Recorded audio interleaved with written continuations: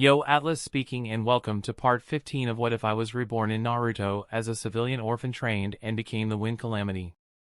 Let the tale begin. Chapter 681, Backup Plan. Hee. What crazy bastards. Fujin exclaimed aloud with blood trickling down his lips. He thought, to think that Darui would resort to such tactics. I didn't expect that. What a grave miscalculation. Even though Fujin was in a disadvantageous position, he never expected to get injured. While it could be said that he was arrogant to think so, he had a very good reason for thinking so, which was his cloak. It was so densely covered with seals that even Raikage wouldn't make it through unless he was continuously bombarded. As long as he stayed quick on his feet, injuring him was extremely difficult. The only ones who could injure him were Darui and Yujito. Darui's lightning wasn't very difficult to handle, but Fujin knew that he couldn't take Yujito lightly. He was completely on guard against her. However, their tactics completely caught him off guard. Had her attack been any stronger, Fujin could have been forced to use the Flying Thunder God to dodge. Of course, the Kumo ninjas weren't happy either. In spite of their resolve, backstabbing their own comrades didn't feel good. In fact, it was just the opposite, as they felt contempt for their own download app actions and blamed themselves for being weak. What made it worse was the fact that this tactic couldn't finish Fujin off. They could still feel an intense chakra from him. Needless to say, the ones who had it the worst were the ninjas from the group Fujin targeted. 4 of them were still alive. Their faces had become pale in horror seeing their leaders kill their comrades. None of them ever anticipated it and were scared for their own lives. Yujito began preparing a follow-up attack right after her attack landed on Fujin. She thought, we underestimated his cloak. To think that it'd be so sturdy that it would protect him from my full power attack. And now he is no longer surrounded by us. I have to get him with this attack. She fired a massive ball of fire towards Fujin. Fujin immediately sensed a massive amount of chakra at its center. The Vajra-shaped hilt of the blade of the Thunder Spirit appeared in his right hand as he wondered, a disguised tailed beast bomb? No, the chakra is too little. It's more similar to Scorch Release somehow. Fujin immediately realized that dodging wouldn't be the best idea if the jutsu could spread like Scorch Release. He shot a lightning beam straight through the hilt at the incoming ball of fire. Due to being lightning, Fujin's jutsu traveled much quicker and they collided right around the halfway point between him and Yujito. Fujin's lightning beam easily ripped through the flames and hit the chakra concentrated at the center. As soon as the lightning touched the inner core, both jutsus exploded. Fujin's eyes immediately widened while Yujito cursed, "Fuck." She immediately retreated and used her chakra to cover her allies. As for Fujin, he directly escaped underground. The reason for such drastic reactions was that an intense heat wave spread in all directions from the explosion. The heat was so intense that Fujin felt that he might lose a layer of his skin even despite the defenses of his cloak. Every Kumo ninja in the area turned their heads and looked in the direction of the explosion. As soon as they did, they instinctively felt danger. Luckily, the ones who were close by could see Manatabi's form and immediately realized what was happening.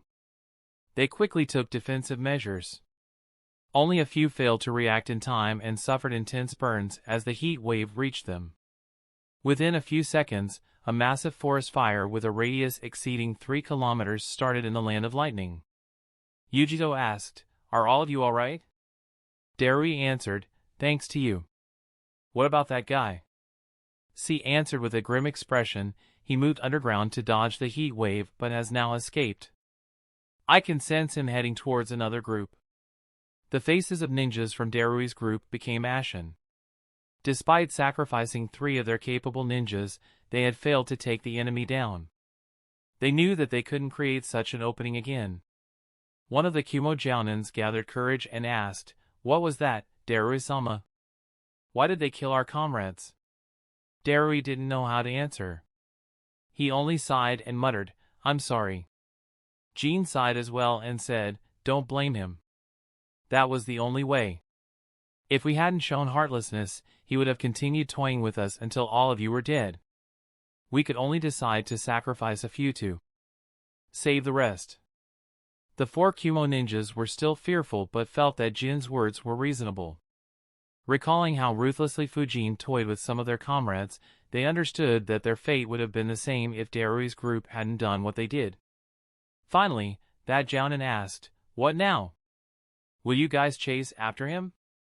Darui shook his head and said, "No. Implement the second plan." The 2 elite Jounins nodded and immediately flickered backwards. Samui asked worriedly, "Are you sure that this plan would work?" With his speed, he could easily kill over 100 of our ninjas. Darui replied, "I wasn't too sure earlier. However, after this clash, I'm completely sure." Fujin moved towards the next group of Kumo ninjas. Inside his cloak, a green glow surrounded his body as he healed himself while on the move. However, he wasn't moving at his full speed. In fact, he was moving at less than half his normal speed. He turned around and wondered, "Why aren't they chasing me?" Fujin expected the Kumo group to chase after him once again. After all, they had managed to injure him. He was even moving slowly to tempt them into another round of a complex spar. Contrary to his expectations, no one chased after him. It almost felt like they had given up. Fujin thought, even though they sacrificed those 3 ninjas, I could see that neither of them liked doing it. So, I don't think they'd let me slaughter everyone else without any obstacles. What are they plotting now? Fujin noticed 2 blue signals being fired in the sky. Every Kumo ninja saw it as well. They immediately began running towards the signals. Fujin immediately sensed this change and stopped. He looked in that direction puzzled and wondered, they are summoning everyone there? But why? If too many people are gathered together, Yujito will be restrained. Not to mention, I could easily kill over 100 ninjas before they reach that place. Fujin couldn't understand Darui's thoughts. No matter how he analyzed it, he could only reach one conclusion. He thought, do they have a trap set for me there? Is this movement just to lure me there? However, what trap would work against me without the presence of the likes of I and B here? What do you mean by you're completely sure? Samui asked in confusion. Others looked at Darui curiously as well. Darui answered, it's the way he battled. I have a feeling that he has no interest in killing any of us. What? Several Kumo ninjas exclaimed loudly in unison. Fujin had cut down Kumo ninjas like crops without a shred of mercy. He also toyed with several of them. Yet, Darui claimed something so absurd. Darui explained, the feeling I get from him is how the boss felt about the 4th Hokage. He just wanted a good fight and compete with him in terms of speed. This guy too is fighting like he's sparring. Since he can't take on all of us at the same time, he resorted to such tactics to restrain us so that he can battle to his heart's content. The eyes of other Kumo ninjas widened. They still couldn't believe Darui's words. Yujito muttered, why would he seek out such a spar? Hell, didn't he claim that he had no interest in fighting us? C immediately recalled all the events up to that point. Shock appeared on his face as he exclaimed, do you mean to say that his words are true? Darui nodded and answered, yes, that's the only explanation. If he is indeed an ancient expert who somehow lived until now and hasn't recovered his real strength, then he is likely treating this battle as a spar to get back in shape. That is why he hasn't used his full speed to eliminate the weaker ones. Otherwise, our death toll would have been much higher. As everyone analyzed Darui's words, they felt like his words made more and more sense. Suddenly, C said, you might be right. He hasn't killed any more of our comrades. Fujin became curious about what Kumo was planning. He didn't see much point in killing as much as he could as there wasn't much to gain. He decided, I'll leave them alive for now. Perhaps they might be able to put up a fight the next time. Anyway, let me see what they are planning. Every Kumo ninja, including the injured ones, rushed towards the signal sent by the elite Jounins. Within a couple of minutes, 381 Kumo ninjas gathered at that spot. The only ones who were slightly away were Darui, C, Yujito, Samui, and Genin. To Fujin's surprise, a barrier formed around the 381 Kumo ninjas. Fujin's left eye twitched at that sight as he wondered, are they tempting me to kill them all? Chapter 682, Wild and Unpredictable. When he left Kumogakure, Darui led an army of 500 ninjas along with C, Samui, Yujito, and Genin. Due to Fujin's trap and the battle, 119 ninjas had already died. The remaining 381 gathered together and hid behind a dome-shaped barrier. Needless to say, the barrier was very strong. It could even stop Yujito. C sighed in relief and muttered, "Luckily your speculations were on point. He didn't kill anyone. We can finally take him on without any worry." What Darui and the rest couldn't calculate was that Fujin was almost tempted to kill all 381 ninjas within the barrier. Since he had been waiting here for Darui and his army, he had long left countless flying thunder god marks around. While few Injutsu grandmasters could sense his other seals, they couldn't spot the flying thunder god marks. If they could, then Hiruzen and Danzo would have long suffered a deadly heart attack and rested in peace and left poor Orochimaru without any targets. So, Fujin wasn't conservative in marking the area. Needless to say, there were several marks within the barrier. Fujin could just teleport inside and kill everyone with his wind domain before the Kumo ninjas could even deactivate the barrier. Due to how close they were standing to each other, doing so was considerably easier than killing everyone in the bases. Fujin muttered to himself, "They're lucky that killing others doesn't increase a person's strength in any way. Otherwise, I might have had a mental breakdown. Anyway, with all of them sealed within the barrier, I won't face any sneak attacks while fighting them. However, taking on both Darui and Yujito with just lightning release is still too tough for me. I guess I'll have a final round before leaving my name behind and setting up conditions for more such battles in the future." With the army safe, Darui's group quickly moved towards Fujin. They promptly reached Fujin, who was casually standing while resting his back against a burning tree patiently waiting for them. Darui said, "I didn't expect you to be waiting for us."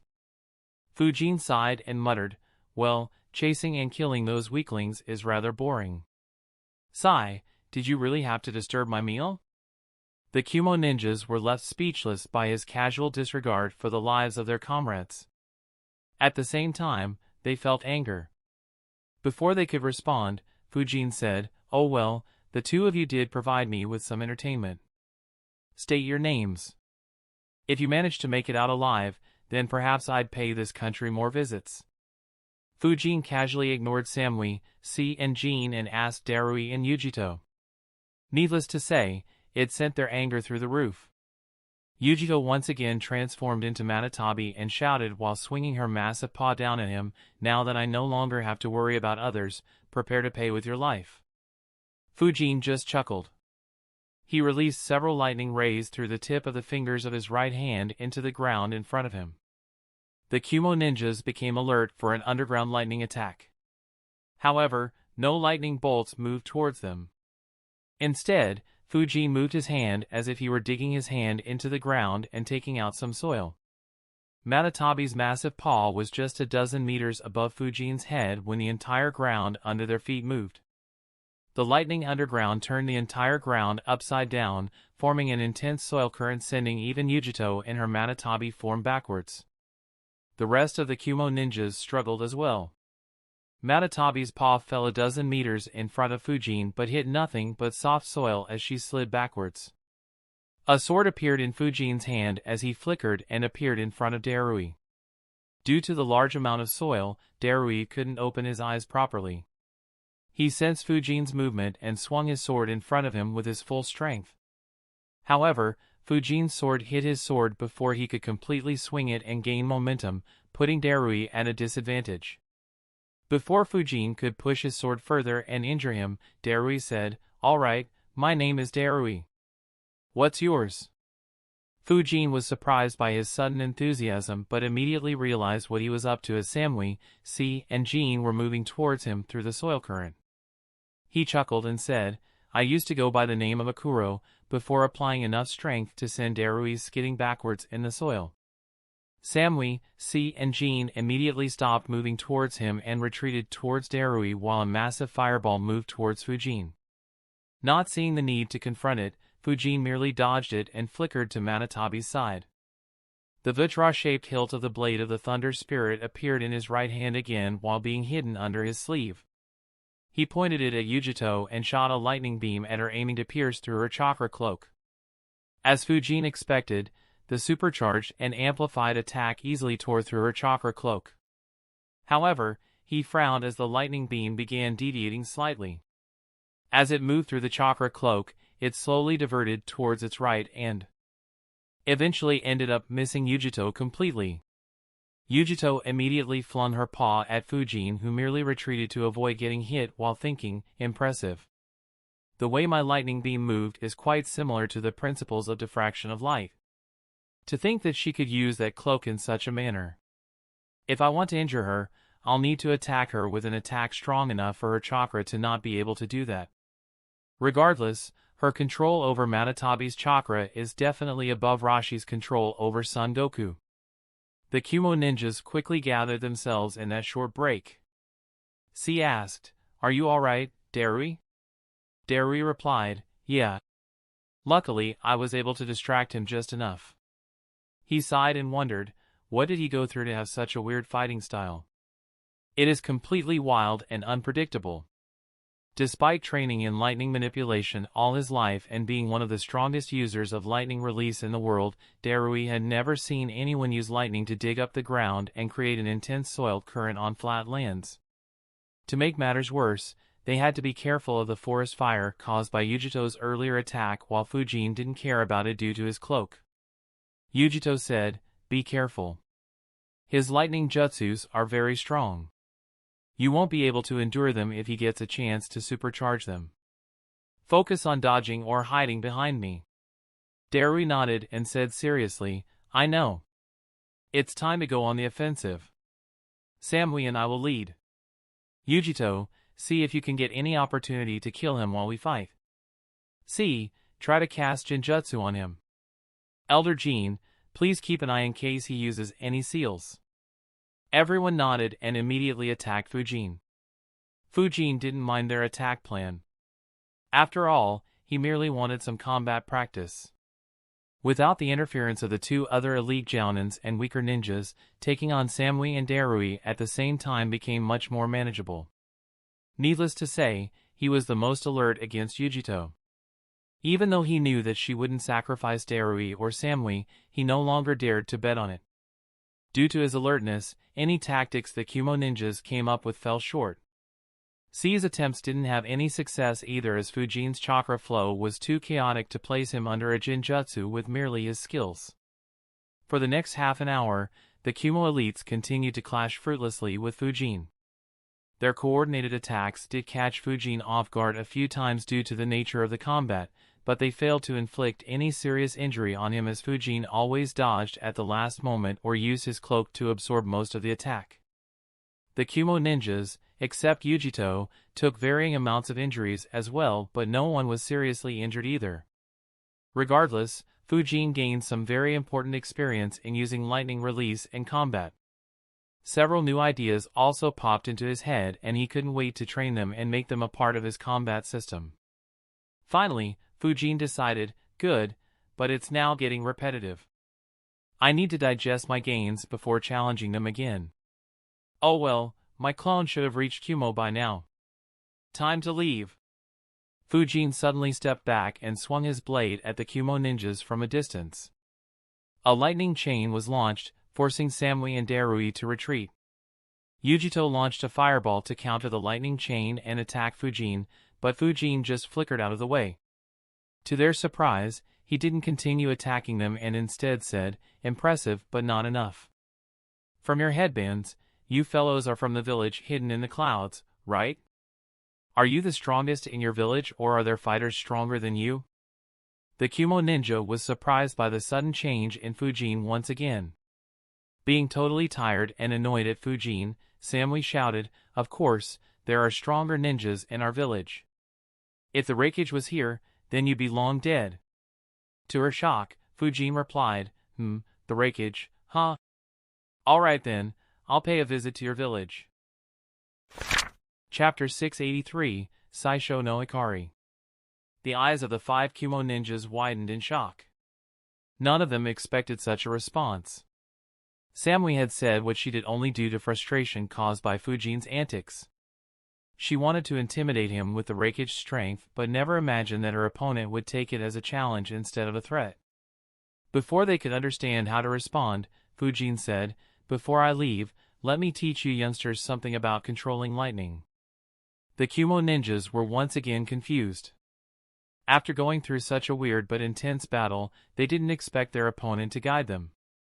Darui wondered, what the hell is up with this guy? First, he kills dozens of our ninjas and creates an irreconcilable enmity with our village, and then he wants to guide us and give us tips to become stronger? Once again, the possibility of Fujin being an ancient expert solidified in the hearts of the Kumo elites. As much as they hated him and wanted to see him die, they were looking forward to his guidance. Fortunately, they didn't know that the one they considered an ancient expert was actually younger than any of them, had far less experience with the lightning release than them, and loved to confuse the hell out of his opponents. Heck, even most of the ninjas hiding inside the barrier had a greater experience than Fujin in this regard. If they did, their expressions would have been a sight to watch. Fujin continued, "No matter how good your control over lightning is, there are only 2 factors that matter when using lightning. How effective you are depends on how wild and unpredictable your lightning is. If you lack in either of these 2 aspects, then it doesn't matter how strong you are. You'll never be able to use lightning as it should be." Suddenly, a lightning charge appeared around Fujin and he disappeared. Samui raised her guard and asked while looking around, "Where is he?" C looked up in the sky and shouted, "Above us." Everyone looked above and saw Fujin nearly a couple hundred meters in the sky. Their eyes widened in horror as they saw a sight too familiar to them. "Impossible! There's no way! How can he use that technique?" Even the elites of one of the strongest hidden villages couldn't keep their cool. However, they couldn't really be blamed, as what they were seeing was truly shocking. In the sky, Fujin's body was covered in armor made of lightning. For the first time, both Yujito and Darui were scared. As strong as they were, they had no confidence in facing someone who might be at the same level as their leader. Needless to say, what Fujin was using wasn't the Raikage's lightning chakra mode. Instead, it was Raiga's thunder armor. The difference between the 2 techniques was like heaven and earth, but they were very similar in appearance. Hence, just like Fujin, the Kumo ninjas also mistook it for the Raikage's technique. Floating 200 meters up in the sky, Fujin brought his 2 hands together, quite similar to how Inoki did when he prepared his atomic dismantling jutsu. In between his hands, a dense chakra began rotating rapidly, looking like a deformed sphere. Before it could stabilize, the armor around Fujin's body began infusing lightning into that deformed chakra construct as it slowly began stabilizing. In a few seconds, the lightning armor disappeared and all the lightning merged perfectly with the dense chakra and formed a perfect sphere. If one were to take a glance at it, they'd see merely a sphere of light, which was what the Kumo ninjas saw from the ground. However, if one were to take a closer look, they'd notice small lightning sparks occasionally escaping the sphere. Even though those charges didn't look very threatening, in reality, they contained horrible destructive power and could annihilate anyone who dared to touch it. On the ground, the Kumo ninjas became very tense. Even though all they could see was a sphere of light, the intense chakra emitted from the sphere made them nervous. Their instincts were screaming to stay away from that sphere. C wondered aloud, what is that white sphere in his hands? Nervousness could be heard in his voice. Jean answered, I don't know, but whatever it is, we can't let it hit us. Darui said, he was talking about how lightning needs to be wild and unpredictable. This is likely a demonstration, however, a very dangerous one. Keep your guard up, everyone. Yujito, be careful. Sensing the intense chakra fluctuations, Yujito began preparing her own attack. A massive fireball began forming in front of her. She thought, whatever his attack is, I'll hit it with my attack and force it to explode high up in the air. Fujin looked at the sphere in front of his chest with a smile on his face. Even though the Kumo ninjas couldn't see it, excitement was visible in his eyes. Even though jutsu hadn't been perfected and had several flaws, he couldn't wait to introduce his jutsu to the world. Saisho no Hikari Fujin finally launched the lightning sphere at the Kumo ninjas. The Kumo ninjas immediately became very tense and raised their guards to the maximum. However, their expressions immediately became very peculiar. Samui thought, that is indeed very unpredictable. What is he scheming? Even though the sphere was radiating intense chakra fluctuations, it moved too slowly. It took a couple of seconds to descend merely 3 meters. Yujito decided to take advantage of the slowness of the attack and launched a massive fireball at the lightning sphere, aiming to explode it close to Fujin. However, the expressions on the faces of all Kumo ninjas froze. The lightning sphere suddenly disappeared from the sky. Their eyes moved in terror as they sensed the same intense fluctuations just a few meters from them. From the corner of their eyes, they saw the dreadful sphere floating just a few inches off the ground a few meters in front of them. At that very instant, the sphere exploded. An intense light was emitted in every direction from the explosion. Even the ninjas hiding inside the barrier noticed it despite the distance and the forest fire, making them wonder what was happening. While a few of them had colorful imaginations, none of them could imagine the horror their leaders were facing. The light, which looked harmless from far away, was nothing but lightning which had been strengthened several times due to the process of infusing it into a Rasengan. The Kumo elites immediately understood that none of them could survive the attack with just their bodies. Except for Yujito, all 4 flickered without leaving any hand seals to take cover behind Manatabi's chakra. Unfortunately, even the body flicker jutsu was simply too slow in this critical situation. Luckily, Yujito acted solely by her instincts and sent a large portion of Manatabi's chakra to act as a shield for her comrades. Due to how concentrated it was, the lightning still pierced through Manatabi's chakra and hit the Kumo elites. Even Yujito wasn't spared. Fortunately, Manatabi's chakra weakened the lightning considerably. Darui, Samui and Jean were in the middle of body flicker when they were hit by the lightning. They instantly lost control of their jutsus as well as their bodies. They fell to the ground and rolled for several dozen meters due to their momentum. Each of them had varying degrees of injuries on their bodies. Among the 4 of them, the one who was the least hurt was C, as he had been the first to retreat. His left cheek, chest and abdomen had some burns caused by the lightning. His internal organs were injured as well due to the lightning shock. He bit his tongue and thought, I have to control myself. Who will heal everyone if I can't? Through amazing grit and determination, he managed to get up to his knees. Darui and Samui barely managed to do it as well. They didn't dare to lie down when the enemy could close in for a kill at any moment. On the other hand, Jean was the one who had it the worst among the 4 of them. His left arm had been completely burned by the lightning and so was the lower half of his left leg. His chest and abdomen both were covered in blood. He was the only one who continued lying on the ground as his body uncontrollably spasmed. Yujito wasn't spared either. Since she went all out to save her comrades, her defenses fell short. The lightning ripped through her cloak, tearing it down in several places before hitting her body. Despite being weakened considerably, the lightning ripped through her body and covered her in blood as she fell to her knees and vomited some more blood. Even then, she continued looking at the sky to see what had happened to Fujin. She desperately hoped that her attack got him. Chapter 684, Disastrous Injuries. A few hundred kilometers to the east of the village hidden in the clouds, a huge forest fire was spreading in the land of lightning. In one part of this forest fire was a large dome-shaped barrier containing nearly 400 ninjas, who were anxiously waiting. In another part was what looked like a gigantic blue cat who seemed to have been brutally tortured. Next to it were 4 injured ninjas. Yujito looked carefully at the flames burning in the skies, attempting to look for their opponent. C approached Jean and began healing him.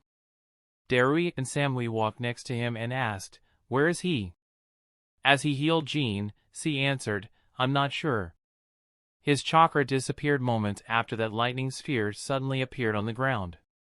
Darui and Samui frowned. Genin finally stopped spasming. Using all his strength, he said, I saw him using the reverse summoning jutsu just when that sphere exploded. He escaped. The reason why Genin had been slower was because he kept an eye on Fujin. Among the 5 Kumo ninjas, he had been the only one to do so. Samui, Darui, and C had complicated expressions. On one hand, they were upset that the murderer of their comrades had escaped scot-free. On the other hand, they were relieved that he left. Otherwise, they could have died as well. With them out of the way, the entire army could have been annihilated. Finally, Darui sighed and said, Sorry, old man. You had to suffer due to my incompetence. Genin just chuckled and said, Don't worry. I have to work my old bones occasionally. He thought, besides, I can't really blame you. After all, I should have been the one to spot that deadly trap. Hearing their words, Yujito finally took back Matatabi's chakra and appeared next to them. Just like the rest, her clothes were covered in blood as well. She asked, How did that slow-moving technique suddenly appear on the ground? C replied, I'm not sure. That sphere just disappeared and appeared in front of us almost instantly. I'm not sure how he did it, but the speed of that sphere was definitely greater than Raikage-sama's speed. Darui thoughtfully said, He said that lightning has to be wild and unpredictable to be most effective. That jutsu is the embodiment of his words. It first moved slowly and then surprised us with a speed that we couldn't even track. I haven't seen a more unpredictable jutsu. Samui replied, Even so, there must have been some reason why his jutsu was able to move in such a manner. Darui nodded and replied, Yes, but I suppose it could be explained considering that the jutsu was made of lightning. Real lightning moves at a speed that even boss can't reach. I guess he somehow managed to incorporate that into his jutsu along with a way to hide its chakra signature temporarily. That is probably why we couldn't track it. Samui thought for a bit before sighing. She said, his methods of manipulating lightning were really something else. Though it doesn't make any sense, his words might have been true. An ancient expert who somehow resurfaced in the current times. We need to dig up more information on him. Did you get his name? Darui agreed and said, Yes. He said he used to be called Akuro. Yujito frowned and asked, Akuro? It suits him. However, considering how he put it, this might be a name others gave him. Darui nodded and replied, I have the same opinion. He also gave us some more information while fighting. We'll need to depend on our historians to find out more about him. Yujito and Samui nodded. Suddenly, C exclaimed, What in the hell? Darui and the rest immediately became alert. Darui asked, What happened? C's expression was grim as he answered, It's these wounds. I can't heal them properly. Everyone immediately looked at Jin's wounds. The lightning had burned and destroyed most of the flesh on his left arm. Under normal circumstances, C should have been able to heal it properly and regrow most of the flesh within a few minutes. As he healed Genin, C was easily able to stop the injuries from spreading and getting worse. However, when he tried to heal them, he had an extremely difficult time. Despite trying for several minutes and using up a lot of his chakra, he barely made any progress. Genin asked seriously, What issue are you facing? In a grave tone, C answered, The wounds inflicted by that lightning are too deep. Even though I already stopped them from getting worse, healing them is very difficult. According to my analysis, we'll first need to remove all the flesh that was exposed to lightning and only then could we try to regrow it. However, the lightning has also had a devastating effect on every nerve in your arm. I'm not even sure how we can heal them. Perhaps the only way is to remove all the nerves in your arm and grow new ones. This will be a rather troublesome process and you might need to be admitted for several months or even years. The only good thing is that the lightning didn't damage your bones. If it did... C didn't complete his sentence as everyone understood what the consequences would have been. Genin had an ashen expression. He didn't think that the injuries would be so troublesome. C turned his gaze towards the wounds on his own chest and said, "The injuries on our bodies are similar in nature. We'll need to remove all the affected flesh and nerves before treating them. Since our injuries aren't as bad as Elder Jin's, we may need to spend just a month or two in the hospital for a full recovery." All of them were shocked. None of them expected the injuries to be so serious. Yujito would still be fine due to the tailed beast within her, but the rest of them would require a long rehabilitation process. The 4 Kumo elites looked at Jean with sorrow in their faces and eyes. While they were still young enough to make a complete recovery, Jin's age was very advanced and his wounds were the worst. They weren't sure whether he'd make a full recovery. Even if he did, it was very unlikely for him to ever be able to accompany anyone on missions. Jean noticed their expressions and chuckled. He said, "Don't be so glum. At least the attack wasn't completely aimed at us. If he had managed to get it any closer to us, I doubt any of us, except Yujito, would have survived. I guess this is a drawback of that technique. It is so unpredictable that even he can't entirely control it. Otherwise, he wouldn't have exploded it so far away from us." As sorrowful as he was about the state of his body, Jean couldn't let it affect the future of Kumogakure. His time had long passed and the youngsters in front of him would be the ones to carry Kumogakure on their shoulders for the decades ahead. Jean added, "Even though he might seem very strong, he definitely has several deficiencies. This loss doesn't matter. The only important thing is that you guys take lessons from this loss and get stronger. I don't know what era he was from or how much strength he controls, however, this isn't his era. It is yours. When he visits our village, I don't want to see Raikage-sama killing him. Instead, I want to see you killing him, Darui." Darui and the rest nodded solemnly. C continued healing them to the best of his abilities. A couple of kilometers from Kumogakure, Fujin stood next to a small hill while looking at a massive barrier. He thought, "Saisho no Hikari. It's the result of my attempts to infuse lightning chakra into the Rasengan. Just like the Rasen Shuriken, this jutsu has some devastating effects as well. The Rasen Shuriken consists of countless microscopic wind blades. They're so dense that every cell in the victim's body is pierced several times and destroys their chakra network as a result. Though different, the devastation caused by Saisho no Hikari is just as crazy. When the jutsu explodes, it unleashes a bright light in every direction. This light is nothing but highly concentrated lightning. If it falls on anyone, it'll destroy the flesh and nerves at and around the area of impact, effectively handicapping them. Even though the wounds are treatable, it'll be a long process and the pain will likely stay for decades. Not to mention, if lightning penetrates up to the bone, then that body part will forever be unusable. Therefore, if anyone takes the entire blow of the jutsu, then surviving is pretty much impossible. I believe that even Orochimaru would fall. The only one who might have a good chance of survival is I. However, even if anyone dodges the jutsu, completely avoiding it is extremely difficult as lightning is discharged in every direction. This is an edge this jutsu has over Rasen Shuriken. Kakuzu wouldn't be able to interfere with it like he did against Naruto, and Pain's bodies wouldn't be able to dodge it entirely. However, a wry smile appeared behind Fujin's mask.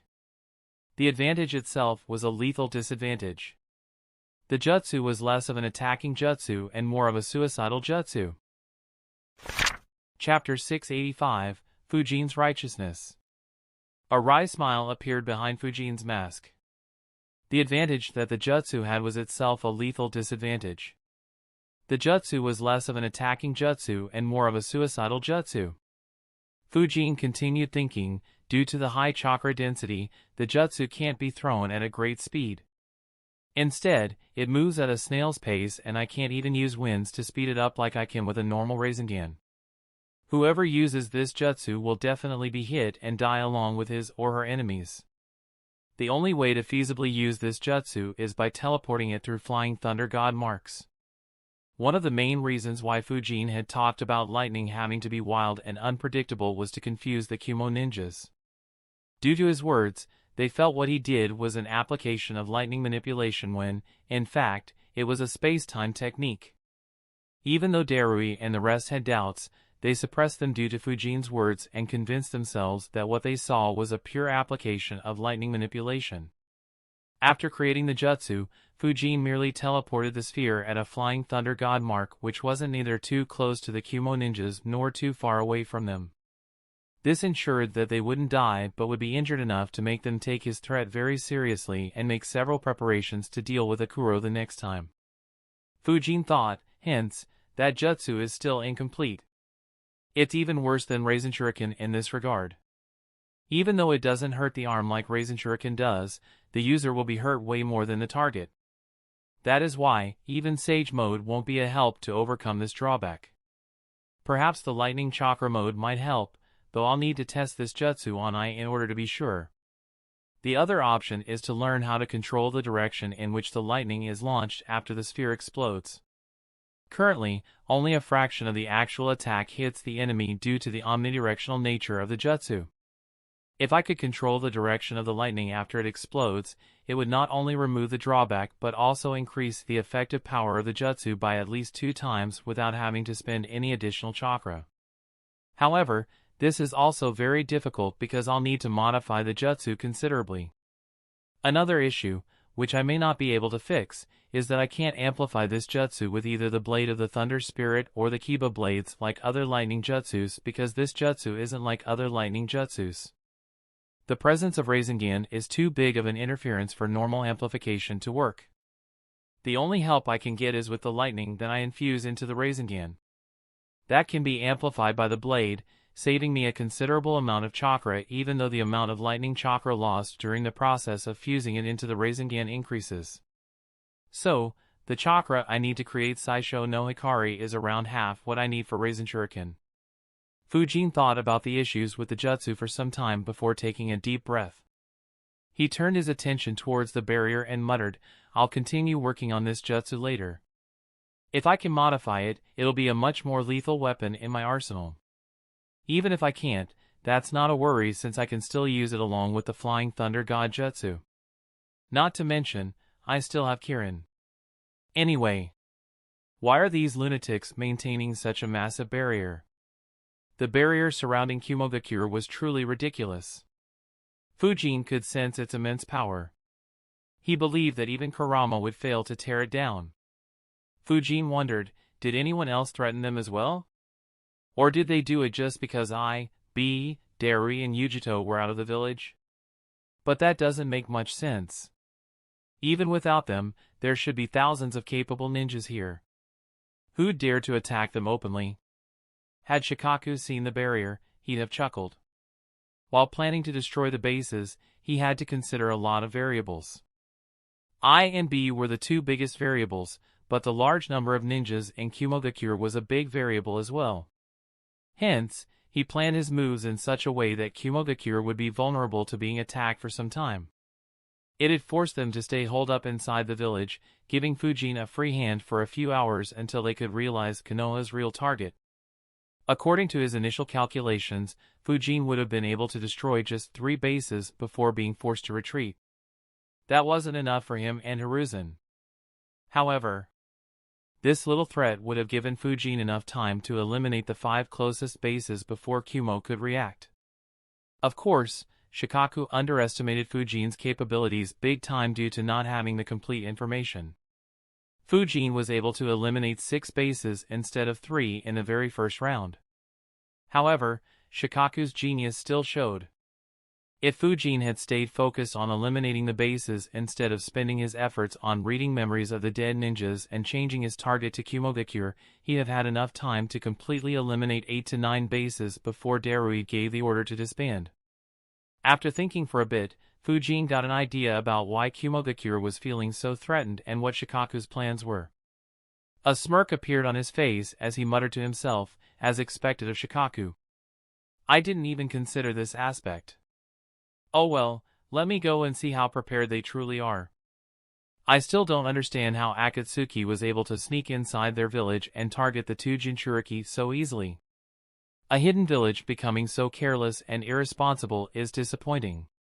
Even more so considering that this is the village that has given the highest priority to its military when compared to other major villages the three former Raikage might have rolled in their grave in the future. Even though Kumo is an enemy, for the time being, that is still too painful for me to see. To ensure that the dead can continue resting peacefully, I can only act now and get them on the right path. With such righteousness in his heart, Fujin moved towards one of the strongest hidden villages by himself despite having just around half of his chakra reserves. He quickly snuck close to the barrier and observed it carefully. He analyzed, yeah, I can't break through as expected. Luckily, the barrier can't stop seals. Fujin placed his hand on the ground and a flying thunder god mark appeared just a few inches away from the barrier. The mark moved by itself inside the barrier. As good as the barrier was, it couldn't sense a space-time seal moving through it. After all, the barrier was specialized to handle powerful beings like the tailed beasts and enemy armies. As soon as that seal was a few inches inside the barrier, Fujin teleported and appeared inside the barrier. He transformed into a random phase and flickered a few times to reach the inner areas of the village while hiding his chakra. The Raikage building finally appeared in his sight. As he looked at it, Fujin observed, the ninjas here are very alert. The normal civilians look on edge too. I suppose that's to be expected considering the barrier. Oh well. With a chuckle, he casually strolled down the streets of Kumo. As he observed, Fujin thought, now that I think about it, this is the first time I'm visiting any other major hidden village. I heard that oyaki here is especially delicious. Unfortunately, all the restaurants are closed. What a shame. I wanted to take a few parcels to eat later. Oh well, I suppose there's always a next time. Fujin continued strolling until he reached the Raikage building. Initially, no one found him suspicious as there were a few civilians moving around. However, seeing a civilian approach the Raikage building, a few ninjas immediately approached him. One of them shouted, "Hey you! What are you doing here?" His and the eyes of other Kumo ninjas widened as the civilian disappeared in front of their eyes. Not one of them saw his movements. They couldn't help but exclaim, "What was that?" More importantly, who was that? And where did he go? Shit, we need to inform Lady Mabui. Hurry! He might be an enemy. We need to take care of him immediately. That small group of ninjas immediately rushed inside the building and reported to their superior, who immediately rushed to report to Mabui. Chapter 686, Uninvited Guest. In Kumo, two Jounins rushed into the Raikage's office at their full speed and saw Mabui and Elder Inazuma. Seeing the panic on their faces, both Mabui and Inazuma became serious and asked, "What's the matter?" One of the Jounins answered, "Some of my subordinates spotted a civilian walking towards here. However, when they tried to stop him, he disappeared.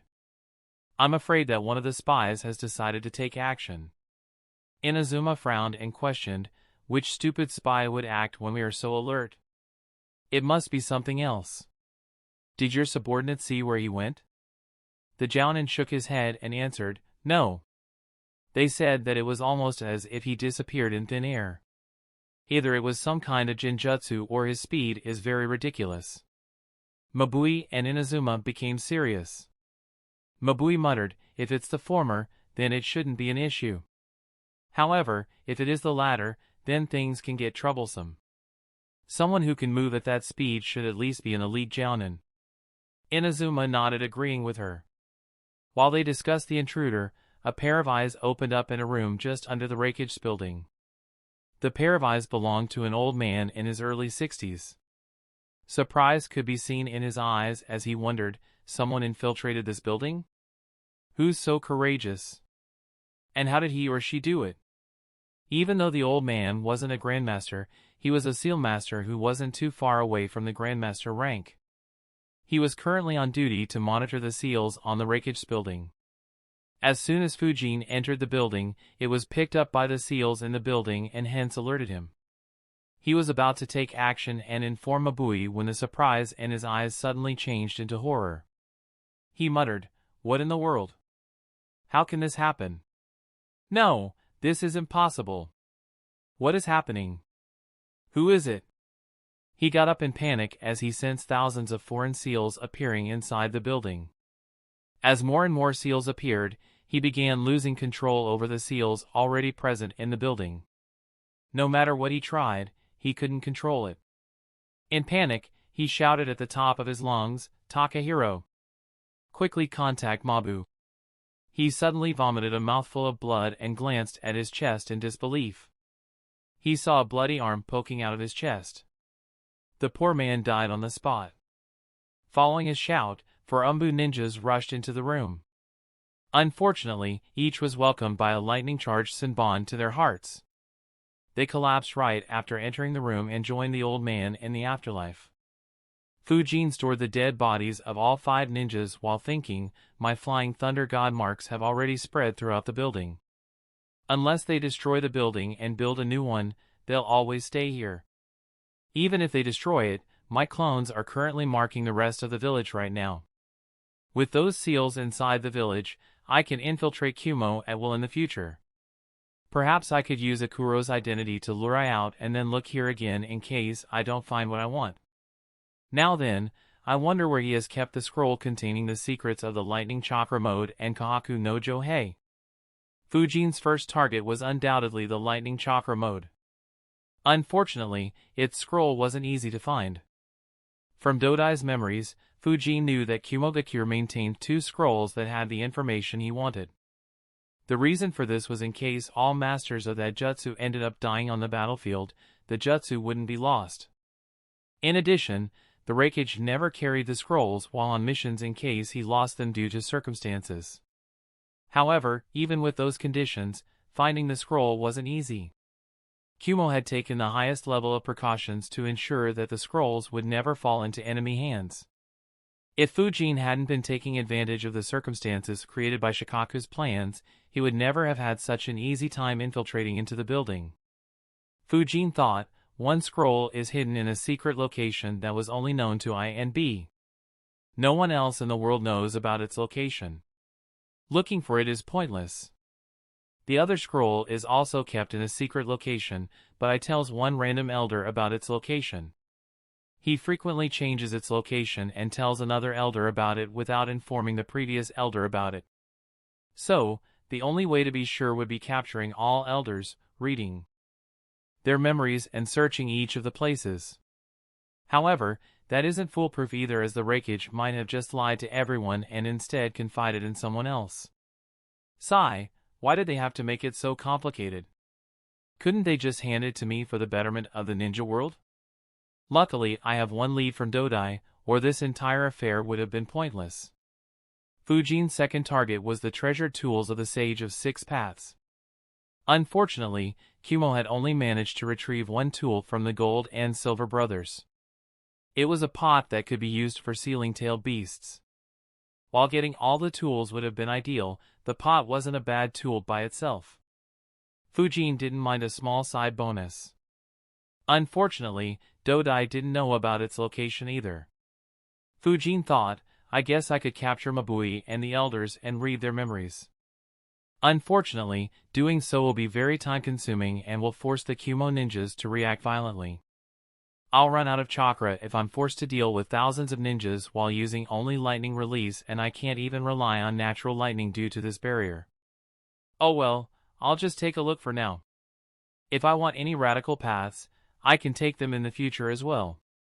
While Fujin was eliminating the old man, Mabui's eyes widened in shock.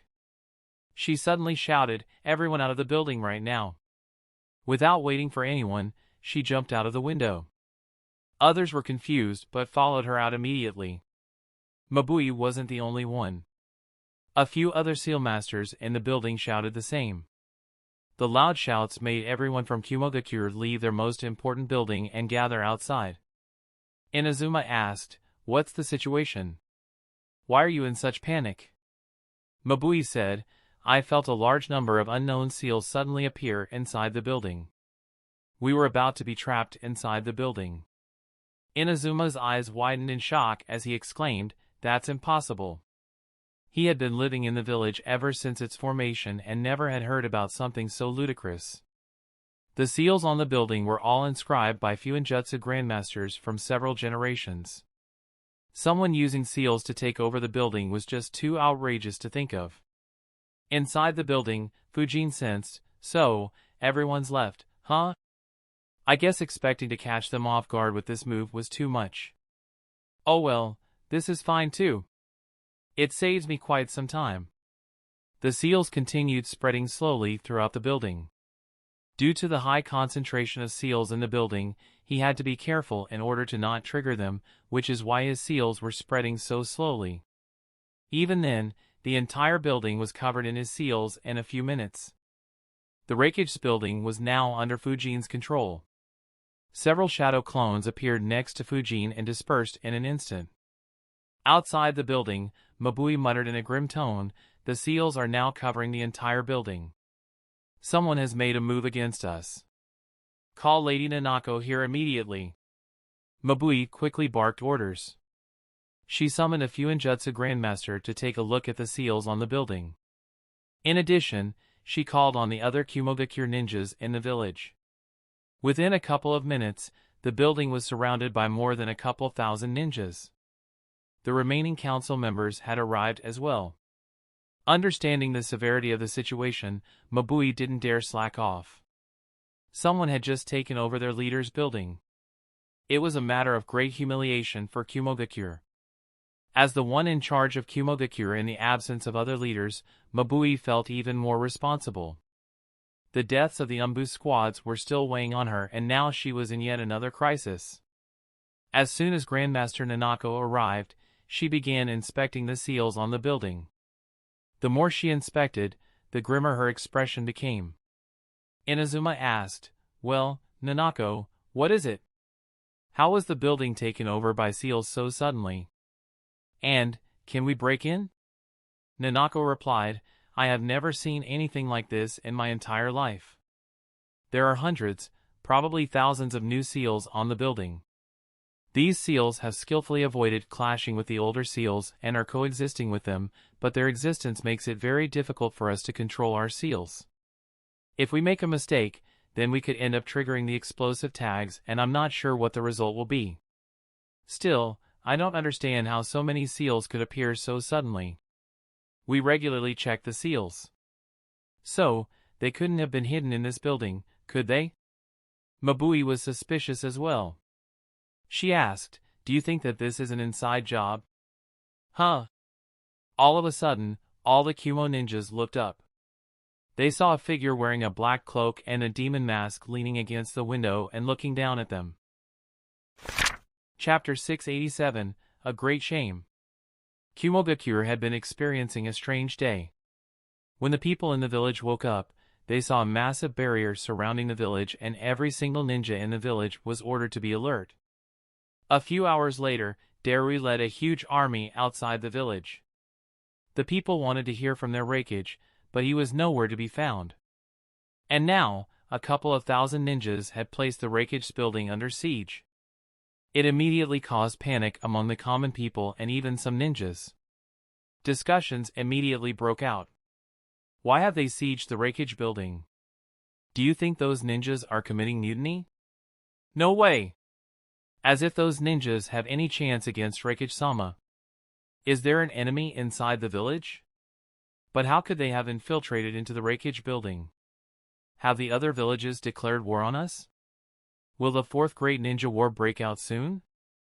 The people in Kumogakure immediately started making conspiracy theories. After all, there was nothing people loved more than gossiping. Of course, the spies in the village also took note of it. They were very curious about what was happening. They wanted to go closer to take a better look, but didn't dare to do so in case it was a trap. Around the Raikage building, hundreds of Kumo ninjas, along with people in power like Mabui, Inazuma, Nanako, and the council members, looked at the building to see an unfamiliar figure casually leaning against the window and looking down at them. Immediately several discussions broke out, wondering what the identity of that person was. Mabui and the rest frowned as well. They had never seen or heard about anyone using such a disguise. Inazuma asked loudly, "Who are you? And how did you inscribe so many seals on the building?" As he spoke, he unleashed his bloodlust, displaying his seriousness.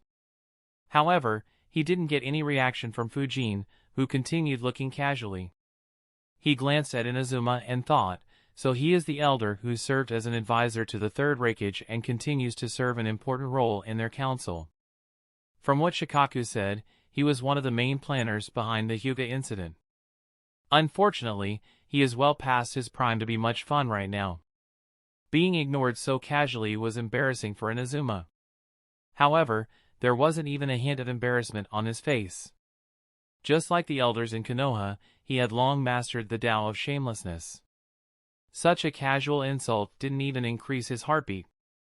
Mabui followed up, "Who are you? And, what do you want?" Finally, Fujin sighed and asked softly, "What are you doing? Your headquarters is taken over by someone and you are just standing outside obediently?" He let out another long sigh and muttered, "Those brats scammed me."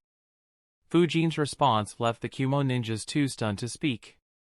Their eyes twitched as they wondered, "What the hell? You've taken over our most important building and are disappointed that we haven't attacked yet? And then you complain about being scammed? What the fuck is he talking about?" Even the experienced council members didn't know how to reply.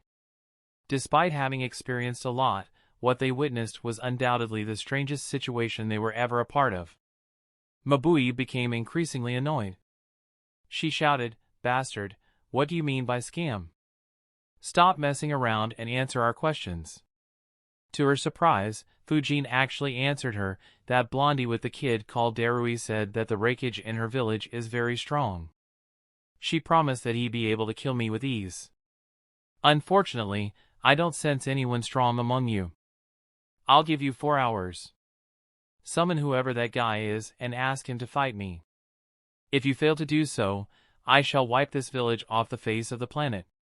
Of course, if you want to try and enter this building, be my guest. However, seeing your pitiful strength, I'd advise against doing so." With those words, Fujin left the window and walked inside, leaving a bunch of confused Kumo ninjas. The council members questioned in disbelief, did he just call Darui a kid? What does he mean by whoever that is? Does this lunatic not know who Raikage-sama is? Does he have a death wish? Why doesn't he just commit suicide instead of bothering us? He mentioned a blonde girl. Was he mentioning Yujito or Samui? Inazuma said, "That isn't important. What's important is that he mentioned Darui. Contact Darui immediately and get this guy's information. Then contact Raikage-sama and inform him of this situation. Nanako, continue inspecting the seals on the building and check whether it's safe to enter inside." Another council member said, "Even though this situation is terrible, there is one silver lining." He said that he didn't intend to attack for 4 hours. "We can take this time to evaluate our options. We could even wait for Darui's group to return. We still don't know where Raikage-sama is, but he could return." He was harshly cut off by Inazuma, who shouted, "Don't forget what this building is. All our documents are inside the building. There is no way we can wait for hours without doing anything." His words might just be a ruse to scare us and buy him some time to do what he wants. So, don't lower your guard. Not to mention, our reputation will be dragged through the mud once this matter leaks. Imagine what every other village would think if they knew that 2,000 Kumogakure ninjas waited outside for hours while a single ninja took control of the Raikage building. The expressions of everyone nearby became ugly. Nanako quickly got to work while Mabui reorganized the communication team and contacted Darui's group. In the middle of a forest fire, close to 400 ninjas were waiting anxiously for the return of their leaders. Suddenly, one of the ninjas, tasked with communication, began receiving a message.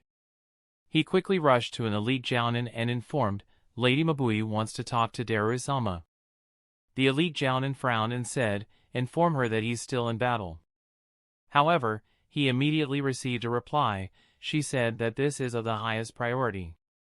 The village is facing grave danger. The elite jounin frowned. He was one of the two who fought against Fujin. He didn't want to leave the barrier until Darui and the rest returned. The elite Jounin next to him said, "Our sensors said that the fighting stopped a few minutes ago. So, either that freak is dead or he's planning another fucked up move. Regardless, it should be safe temporarily. I'll take him along with me and meet up with them. You stay back in the barrier and ensure that it stays safe." The other guy nodded and said, "Be careful." The elite Jounin and the communication ninja left the barrier and rushed towards Darui's group. Inside the Raikage building, Fujin's shadow clones were working at full speed. Dozens of shadow clones rummaged through the scrolls and files inside the building. They intended to look through as many scrolls as they could. Of course, many scrolls in the building were traps set for anyone attempting to steal them. Fujin knew that from Dodai's memories, which is why he didn't look personally for them and instead left everything to his clones. In addition, even though Dodai didn't know the most important things like the location of the scroll containing the secrets of the lightning chakra mode and the location of Kahaku no Johei, he knew some other important things. The first shadow clone that Fujin created inside the building flickered to one important scroll from Dodai's memories. He quickly found it and opened it. As he read through the contents, a smile appeared behind his mask. The clone thought, even though this isn't the real lightning chakra mode, this scroll contains the third Raikage notes from when he was creating this jutsu. It also contains the basics of black lightning. With these, I might be able to replicate those techniques by myself even if I don't find the final scrolls. The only drawback is that I need to spend several months, or perhaps even a few years to replicate them. Then again, it isn't entirely bad. After all, the process of creating a new jutsu is extremely beneficial for any ninja. During that period, a ninja's creativity is at its peak. Just like how I got the ideas for this battlefield while I was working on the Fuin battlefield, I wonder if the Kumo ninjas will step into this building. At the same time, another clone went into the underground. Just like Konoha, Kumogakure's Umbu headquarters was just under their Kage's building. They had emptied the base since the seals had spread through it as well. However, Fujin's clone had no interest in the Umbu ninjas. Instead, he moved towards some storage rooms, removed the seals on them and opened them. A wide smile appeared on his face. Had Hiruzen seen that smile, he'd definitely recall a few unpleasant memories. Chapter 688, The Most Generous Village. After opening the storage room underneath the Raikage building, a wide smile appeared on Fujin's clone's face. Had Hiruzen seen that smile, he'd shiver and recall a few unpleasant memories. It was the smile Fujin had whenever he extorted elemental crystals from him. In front of the clone's eyes was a storage room filled with lightning crystals. In a matter of seconds, the entire room became empty as all the crystals went into the storage scrolls Fujin's main body had arranged. Of course, it wasn't the only storage room. There were 4 more storage rooms. 2 of them were filled with lightning crystals just like the one which the clone had just plundered. The last 2 had the remaining 4 elemental crystals. Fujin's clone emptied all 5 storage rooms. He calculated that he had taken 4,369 lightning crystals, 822 fire crystals, 764 water crystals, 712 wind crystals and 484 earth crystals. It was a massive loot. Fujin never expected Kumogakure and I to be so generous. Fujin's clone thought, I have to admit, the people in Kumo are undoubtedly the most generous folks. As soon as I arrived, all of them obediently left the building and let me take whatever I wanted in any quantity. Even Konoha has never been so generous towards me. Jokes aside, these shouldn't be all elemental crystals Kumo has. I should still have quite a few stored in storage scrolls while other factions in Kumo should have some too. Regardless, this will be a big loss. According to my calculations, these should be over half of the elemental crystals Kumo has. I wish I could see Ice's reaction when he realizes that these storage rooms are empty, Meanwhile, his remaining clones were going through the remaining scrolls, looking for any techniques available in the building. They also came across several trap scrolls, but it wasn't too difficult for Fujin's clones to identify the traps before they opened the scrolls.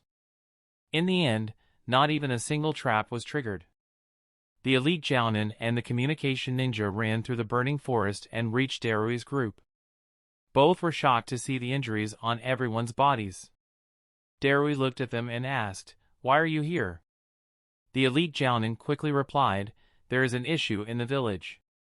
Mabui wants to talk with you immediately." The other ninja quickly handed the chakra transmission communication device to Darui. He put it on and asked, "Mabui, can you hear me?" His eyes widened and his pupils dilated as he heard Mabui's question, "Darui, do you know any ninja who wears a long black cloak and a demon mask?" He asked in disbelief, "How did you know?" Mabui replied, "So, you know who he is. Quickly give me all the information regarding him. We're in a mess." Darui quickly said, "Hold up, Mabui. Please tell me how you know about him. What's the situation in the village?" Mabui answered, "He showed up a few minutes ago and has taken over the Raikage building. Somehow, he managed to place thousands of seals on the buildings under our noses and is keeping all of us out. He said that a blonde girl with you told him that Raikage-sama could kill him and has given us 4 hours to summon him. Otherwise, he threatened to destroy our village." To say Darui was shocked was an understatement. He couldn't understand how Fujin could make a move against their village so quickly, as it had only been a few minutes since their fight ended. All the ninjas around him noticed his expression and promptly inquired what was happening. Darui barely managed to reply, "Akuro. He has attacked our village and has occupied the Raikage building." The eyes of C, Samui, Yujito, and Jean widened in shock. All of them were stunned. Jean was the one to recover his thoughts quickest and said, "The place he reverse summoned to must be closer to our village." "No! The village is protected by a barrier. It means that he had a way to reverse summon himself inside the village. He must have an accomplice inside the village." Everyone nodded. Mabui shouted in frustration, "Stop discussing among yourself and tell us who this lunatic is. We're planning to make a move against him soon." Darui immediately shouted back, "No, wait. Don't act rashly." He quickly informed Mabui about their encounter with Fujin and reported everything that had happened. As she heard, Mabui's eyes kept widening and her expression kept becoming grimmer. It was noticed by everyone around her. She muttered in disbelief, "He took on the entire army by himself, killed dozens of our ninjas, and injured all 5 of you before coming here. Within a few minutes?" Mabui had a hard time believing what she heard. However, she knew Darui wouldn't joke at such a critical time. The ones around her were equally shocked. The one who had the ugliest expression was none other than Inazuma. Due to his experience, he could see the larger picture and immediately understood how terrible the situation was for them. Darui said, "We'll make our way back to the village immediately. Even though we're injured, Yujito, C, Samui and I can still fight. We can reach the village within 3 hours, faster if we travel on 2 tails and then fight him." Even though he said those words, Darui didn't have much confidence. Their wounds would worsen if left untreated. He couldn't be sure how much fighting capabilities he'd have after such a long trip. The only one who might be able to fight was Yujito. However, he had seen how terrible the enemy's battle tactics were. He knew that hundreds, possibly thousands, of Kumo ninjas could end up losing their lives if he repeated the same tactics inside the village. As for the civilian casualty, he didn't even dare to estimate it. Mabui replied, "No, take care of your wounds first. I'll contact Raikage-sama and check where he has reached." Darui replied, "All right. Keep me updated." Mabui quickly contacted Ice Group and asked for the chakra transmission communication device to be given to Ai. She quickly informed him about the events related to Akuro. Ice's expression was a sight to see. When he left the village to hunt Fujin down, he never imagined that the village would become such a mess. Despite his stubborn nature, he couldn't help but regret his decision to go after Fujin even after knowing that it could be a trap. He said, even though Darui said that his chakra reserves must have fallen low and that he retreated, Akuro must have confidence in himself to openly attack us. Be careful and don't do anything hastily. I'll make my way to the village within 4 hours. Tell Darui to stay put. With those injuries, he'll just be in the way. Mabui sighed in relief and replied, all right, Raikage-sama. Seeing that I had stopped speaking and his grim face, B asked, what do you mean return within 4 hours? We're at least 10 hours from the village if we continue moving at this speed. A lightning cloak suddenly appeared around I as he said, the village is a mess. I'm heading ahead.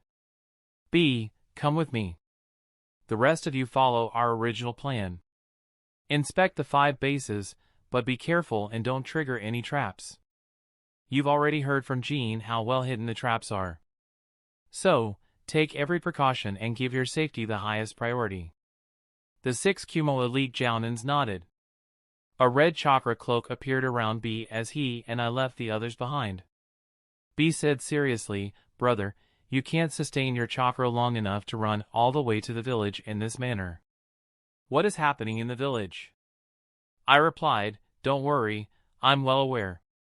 I'll slow down at times to conserve my chakra. As for the village, I informed him about Akuro's actions. In the village, Mabui said, Raikage-sama said that he'll return to the village within 4 hours. We'll be safe. Everyone around her sighed in relief.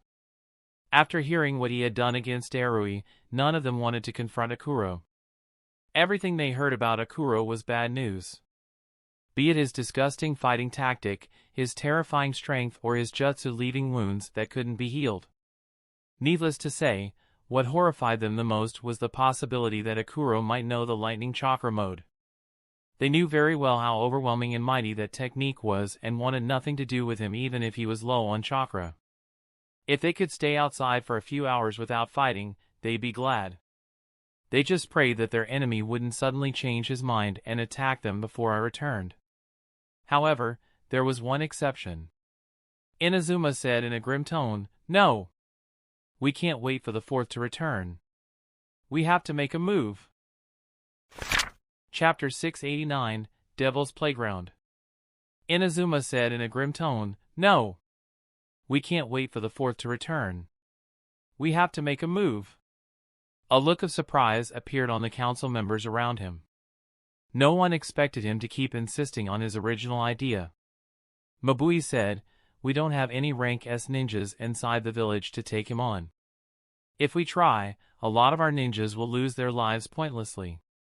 Not to mention, we could even irk him and change his mind about waiting for 4 hours. Inazuma shook his head and replied, death is better than living without any dignity.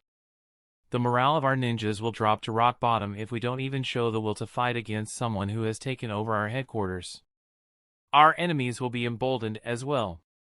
Once the next Great War breaks out, we'll suffer heavily due to this. Even though he said so, others weren't convinced.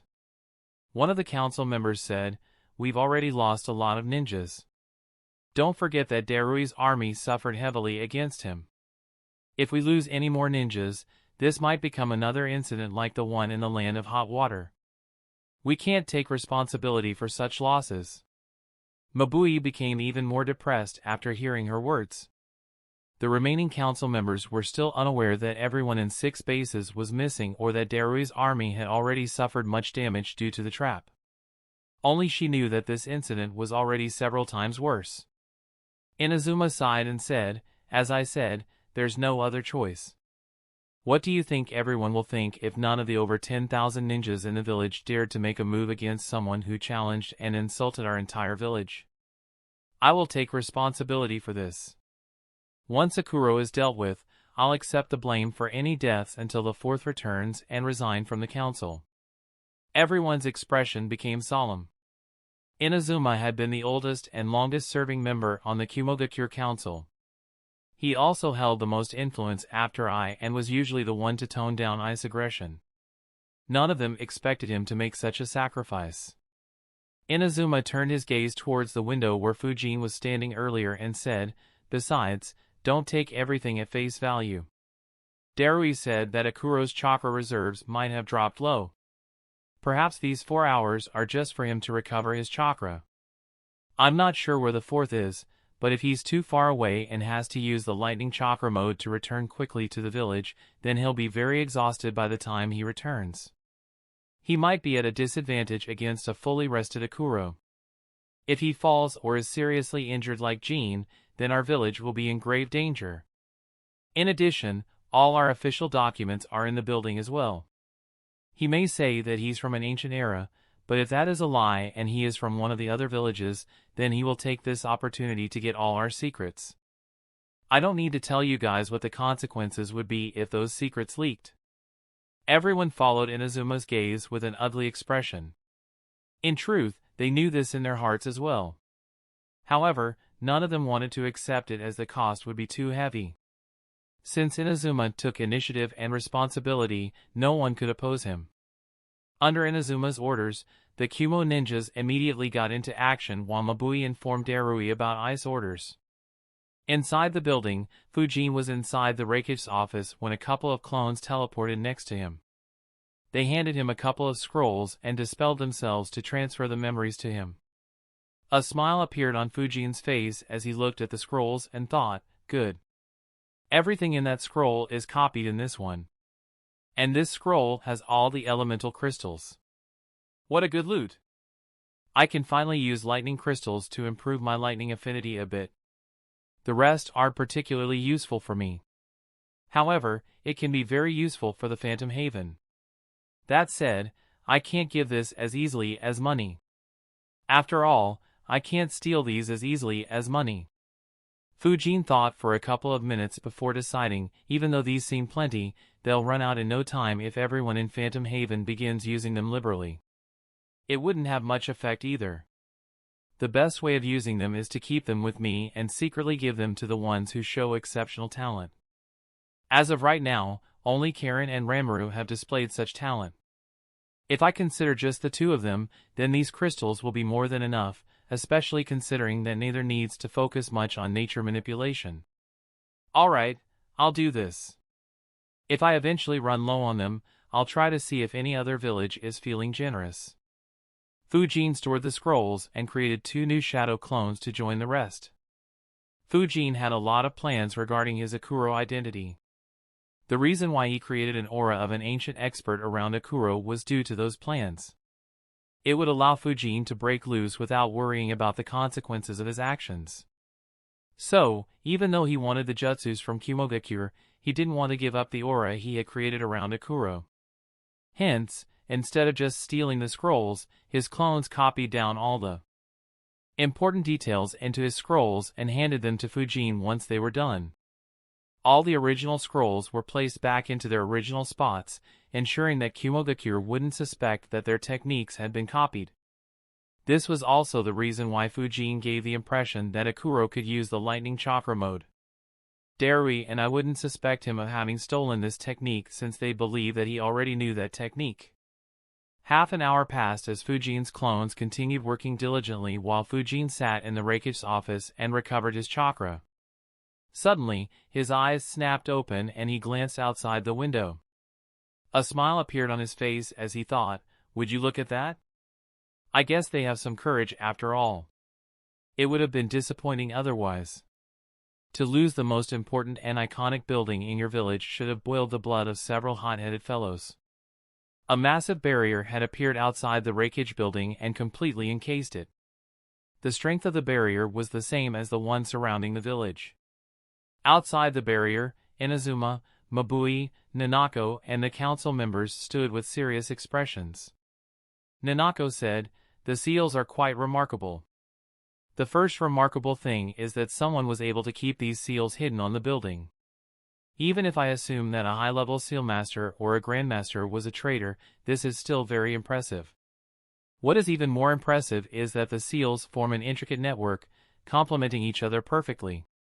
It's almost like the battlefields the Uchiha and Uzumaki clans could construct, but this is far more sophisticated. Are you sure you still want to proceed? I have a bad feeling about this." Inazuma nodded and said, "I am. However, it depends on whether you can find any vulnerabilities in the seal network or not." "So, did you?" Nanako answered, I'm not sure if it is a vulnerability, but I found 8 pathways into the building. Unlike the battlefields, which were completely closed off, this seems more like a lair to lure prey inside. I believe that he has traps inside to deal with the intruders. Inazuma frowned and asked, what if we don't take the pathways and create a new opening? Nanako answered, as I said earlier, the seals are interconnected. Any attack will be distributed along the entire network. We could destroy it with enough attacks, but that would cause the building to collapse as well. In addition, there are several explosive seals in the seal network. They'll be triggered and everything inside the building will be destroyed, except Akuro, of course. I doubt he'd be foolish enough to leave himself vulnerable. Inazuma immediately rejected that option. Ever since Kumogakure was established, there had never been an instance where the Raikage building had fallen. He didn't intend to be the one to do it. Not to mention, the loss of all the important documents would create a lot of work, and he knew that I would give that task to him since he'd take the responsibility. Inazuma sighed and said, this is even more dangerous than I imagined. Summon the ninjas who can use elemental clones. Send 8 clones through each pathway. Nanako, you send a couple as well. Keep a close eye on the seals inside the building and improve your understanding of this seal network. Mabui, instruct the sensors to begin their task. Nanako and Mabui nodded. Within a few minutes, a few gaps opened up in the barrier as 64 clones entered inside. At the same time, several sensors activated their chakra field, covering the entire village. Fujin realized Kumogakure's intentions but didn't even pay any attention to it. Instead, a wide smile appeared behind his mask as he thought, good. Let me see how good my third battlefield technique is. Welcome to the Devil's Playground. Chapter 690, Flaws? As the 64 clones rushed into the 8 pathways, Mabui became tense. She thought, if he is low on chakra, he could use the reverse summoning again. He must have someone inside the village helping him. Once he uses it, our sensors will find him and the one helping him. However, this will likely result in a heavy loss of civilian lives. All 64 clones entered the building while everyone outside the building paid close attention. Suddenly, their eyes widened. Nanako stuttered, this. How are we supposed to know what is happening inside? When Fujin decided to create the Fuin battlefield, his goal was to create a battlefield that would trap anyone who was already inside the battlefield and kill them before they could get or even ask for any reinforcements. However, while he was creating it, one of his shadow clones had a different idea. If the Fuin battlefield was similar to an invisible fort, his clone wanted to create a battlefield similar to a labyrinth. Instead of trapping the ones inside, it would be laid at a location the enemy wanted to attack or pass through. Entering inside it would be easy, however, that was when it would show its fangs. Fujin worked on this idea later and made it a reality. The end result was so devious that Fujin immediately named it the Devil's Playground. As soon as the clones entered the building, a barrier appeared on the entrances to the 8 paths. Neither the sensors nor the seal masters could sense what was happening inside. The only way they could still know what was inside was if the clones came outside. They waited patiently for over 10 minutes, but nothing happened. Finally, there was a change. However, the change left them dumbfounded. The barriers at the entrance of the 8 pathways disappeared. Everything seemed to be just the way it was 10 minutes ago.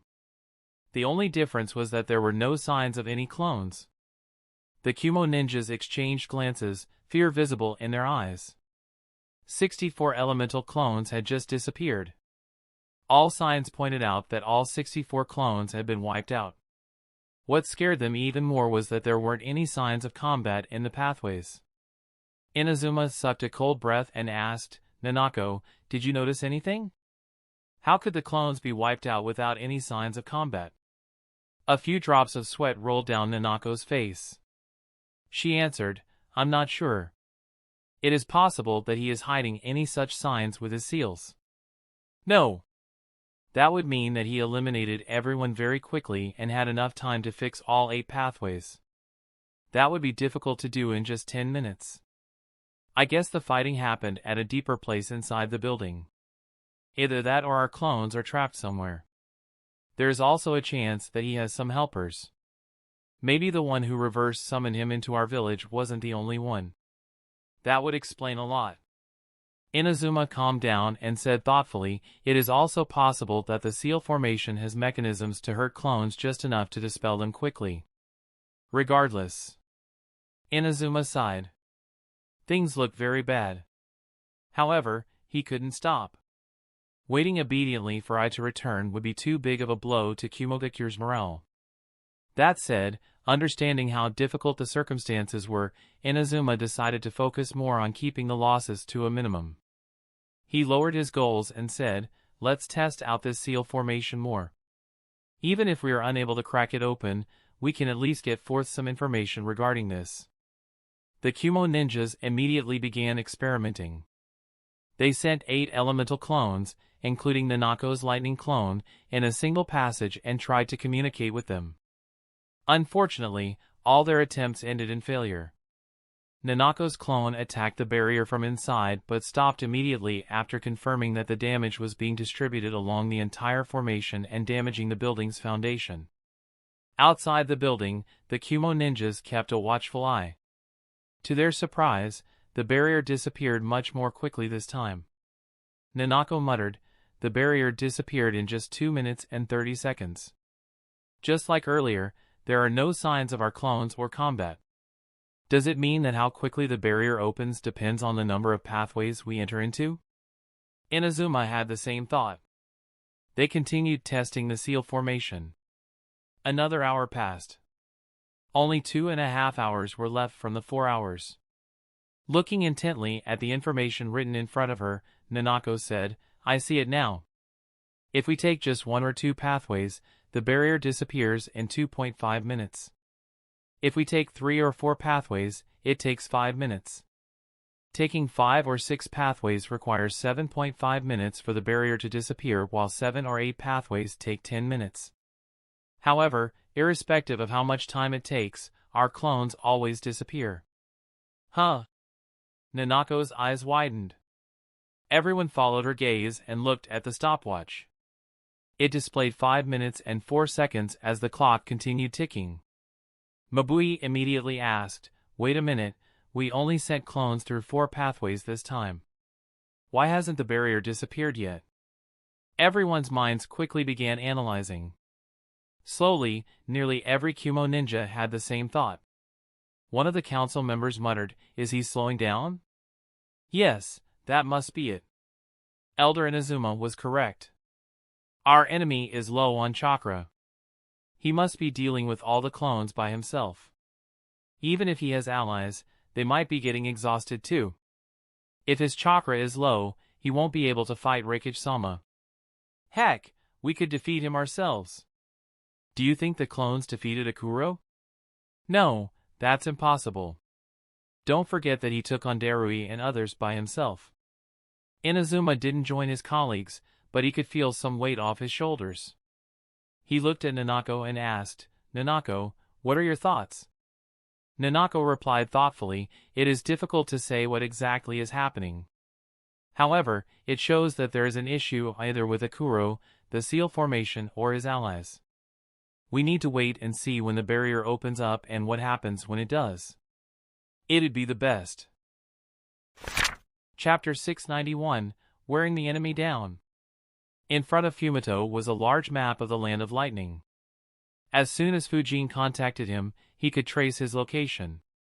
Shikaku observed carefully as he marked the area on the map. A look of surprise appeared on Shikaku and Hiruzen's clone's faces. Hiruzen's clone muttered, he reached that far? The location Fumito marked was the 7th base that Fujin was supposed to hit. Needless to say, the one talking with Shikaku was a shadow clone. Fujin had created him even before intercepting Darui's army and sent him towards the 7th base along with the chakra transmission communication device. This ensured that Konoha couldn't associate his movements with Akuro's. Fujin's clone sighed and replied, I see. Oh well, it doesn't matter much I suppose. Shikaku asked, what do you mean? And, how many bases did you destroy? Fujin's clone answered, I destroyed the first 6 bases as per our plan. I just reached the 7th one a few minutes ago. However, it is empty. They have abandoned the base and the ninjas here seem to have gone into hiding. They haven't left any traces behind for me to track. I guess the situation might be similar in the remaining 3 bases. Surprise flashed in Shikaku's eyes as he thought he destroyed 6 bases so quickly. This is excellent. However, Kumo the Cure acted very quickly. I didn't anticipate that they'd take this step on the very first day. Fujin's clone continued, I left some traps in the bases I destroyed. Some of my tags burned around an hour ago, indicating that nearly all the traps in the 6th base were triggered. Kumo the Cure caught on quickly. Even if the Raikage didn't return, continuing this mission would be pointless. Shikaku replied, that does seem to be the case. Regardless, you've done an excellent job. Return back to the village, but be careful. I'd recommend going around the land of lightning and flying over the seas. If you accidentally fly above the 2 of them and they notice you, they'll attack. In addition, dispose of all the bodies. If they have any means to track them, the bodies could lure Kumo the Cure to us. Fujin's clone replied, all right, I'll take care of it. Shikaku replied, good. Meet us as soon as you return. Fujin's clone replied in affirmative before terminating the connection and putting the device back in the scroll. He thought, I'll wait here until my main body is done. If Shikaku tries to contact me again for some reason, I'll just teleport some distance away to show that I'm on the move. Fujin's clone created a shadow clone and dispersed it to send the message back to Fujin. In Konoha, Hiruzen's clone asked, how many did he get? Shikaku answered, 6. The 7th base disbanded. Hiruzen's clone replied with a smile, good. This is more than what I hoped for. This will cripple Kumo the Cure for quite some time and buy us a sufficient amount of time. Shikaku nodded and added, Fujin also left traps in the bases. So, their losses might increase. Even if they don't, he has done an excellent job. Hiruzen's clone and Shikaku were relieved. The threat of Tsunagakure and Orochimaru had given the 2 of them several headaches and a few sleepless nights. While both were confident in coming out on top, what worried them was what would follow. If Konoha took heavy losses, both knew that Kumo the Cure would jump in and start a new war. If a wounded Konoha got occupied with Kumo the Cure, it would give Iwa the Cure an opening which would force Konoha into a 2-front war. Neither wanted to see Konoha falling in such a situation, as Konoha's losses would be catastrophic.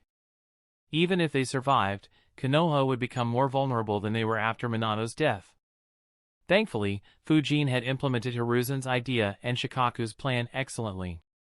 It bought them the time they needed to recover from any losses Konoha might suffer. While the 2 of them rejoiced, Fumito was shocked to his core. He had heard their exchange and glanced at the map. He realized, so Captain's real mission was to wipe those bases of Kumo the Cure out? The reason for luring the Raikage and the perfect Jinchuriki to the land of hot water was to ensure that Kumo the Cure didn't have any ninja strong enough to stop Captain. Still, Fumito swallowed his saliva as he wondered, did Captain wipe out 6 entire bases in a single day? That's more than 600 elite ninjas. This is crazy. In addition, he sounded completely fine. Despite such odds, this is just like the old times. Despite having seen the exploits of the spectral swordsman firsthand, Fumito still had a hard time digesting what he had heard. Hiruzen's clone and Shikaku noticed his expression. Even though several ninjas were involved in this plan, Fumito was only the 5th person to know what their real plan was. He snapped out of his thoughts when Hiruzen's clone called him Fumito. He looked at the clone and immediately said, I understand, Lord Hokage. Hiruzen's clone nodded. The fact that he was the only one other than Inoichi to be given such an important task showed Hiruzen's trust in him. He would never speak a word about this to anyone. In Kumo the Cure, Mabui and the rest were fully concentrated. Just when the timer reached 20 minutes, the barrier disappeared. Once again, there were no signs of the clones or any combat. Even so, the morale of the Kumo ninjas increased. Nanako analyzed, it took 4 times as long. Even though everything is the same, this shows that there's an issue. He can't continue this way. This might be the best time to strike. Everyone looked at Inazuma. Inazuma thought for a while before saying, we still need more information. Send another 8 clones through one pathway.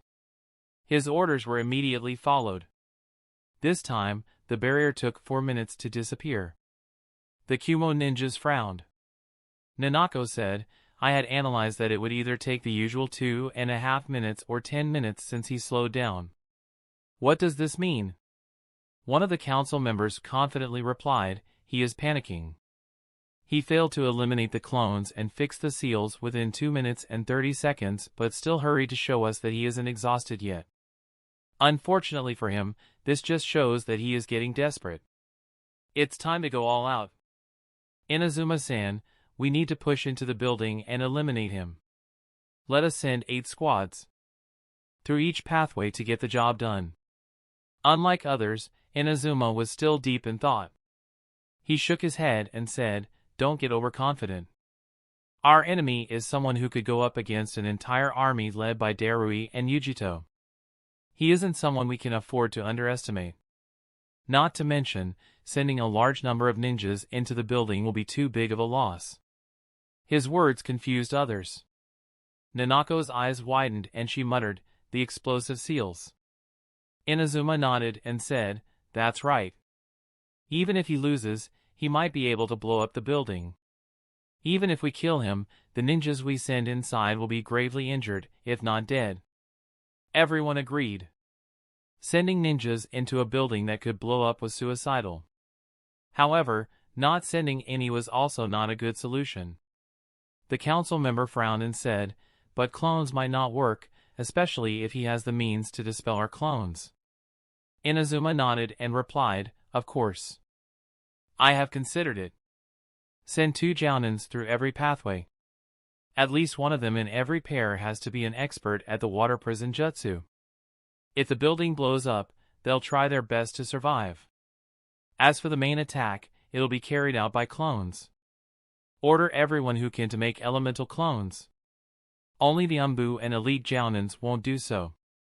We'll attack ceaselessly until the enemy is dead. Nanako, create 8 lightning clones and send 1 to every pathway along with them. It'll be your task to analyze the seals. Mabui, he could use reverse summoning to escape once he is about to lose. Order the sensors to be on a high alert. As soon as we sense his movements, the Umbu will hone in on his new location. Kill whoever is summoning him before attacking Akuro. If he doesn't have a way to reverse summon himself outside our village, then we'll kill him here too. We'll show what happens to the fools who dare to attack Kumogakure. His speech immediately raised the morale of the Kumogakure ninjas. They couldn't wait to see the death of the one who dared to humiliate their great village. The Kumogakure ninjas began preparing with full force. Within a few minutes, everyone was prepared. The barrier around the building opened up as 16 Jounins and thousands of elemental clones entered. They divided into 8 groups and dived towards the Raikage building. Even though the Raikage building was quite huge, it wasn't large enough to house thousands of elemental clones. To complicate matters further, the pathways inside the Devil's Playground were quite narrow since Fujin wanted to limit the movements of his enemies. As such, there was no way they could handle such huge numbers. Thousands of clones gathered at the entrance to the pathways while around a dozen entered the building every second. Chapter 692, Kumogakure's Massive Attack. Watching from outside, the morale of the Kumogakure ninjas soared ceaselessly. The sight of thousands of clones rushing into the building was just too powerful. It displayed Kumogakure's indomitable strength. Smiles appeared on the faces of the council members as well.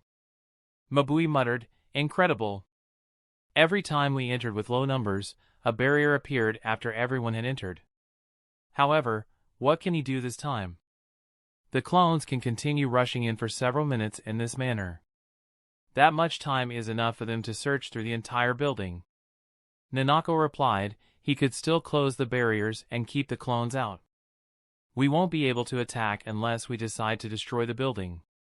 Not to mention, my clones will need some time to analyze the seals. To her surprise, Inazuma said, "No, it is very unlikely for him to do that. Don't forget that he is attacking an entire hidden village by himself. And, just a couple of hours ago, he looked down on us. His pride won't allow him to back down from a challenge.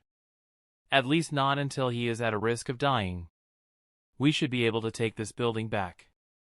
I just pray that he doesn't blow it up." As they entered, the Jounins asked Nanako's clone, Lady Nanako, "How do we proceed ahead?" Unlike other elemental clones, who were there as sacrificial pawns, Nanako's clones were protected by the Jounins. They knew that she was critical to take down the seal formation. Nanako's clone said, "There is no danger here. We'll continue moving forward. Let the clones rush in ahead. It'll let me observe the seals more carefully." Everyone followed her words and continued moving forward. As the clones rushed forward, they met the first obstacle. The path in front of them was blocked by a barrier. Nanako's clones immediately began analyzing the barriers. They wondered, "This is strange. Why would he keep barriers here? What difference would there be from just keeping the entrance closed? This is..." They immediately noticed an anomaly. Her clones realized, "Wait a minute, these barriers are different. Even though seals are complicated, I can crack them without resorting to brute force. Actually, even a seal master might be able to do so." Nanako's clones confirmed whether the entrances to the pathways were still open and ordered a message to be passed outside to inform her main body about their findings. As 8 clones rushed out, Nanako's clones began working on cracking the barrier open.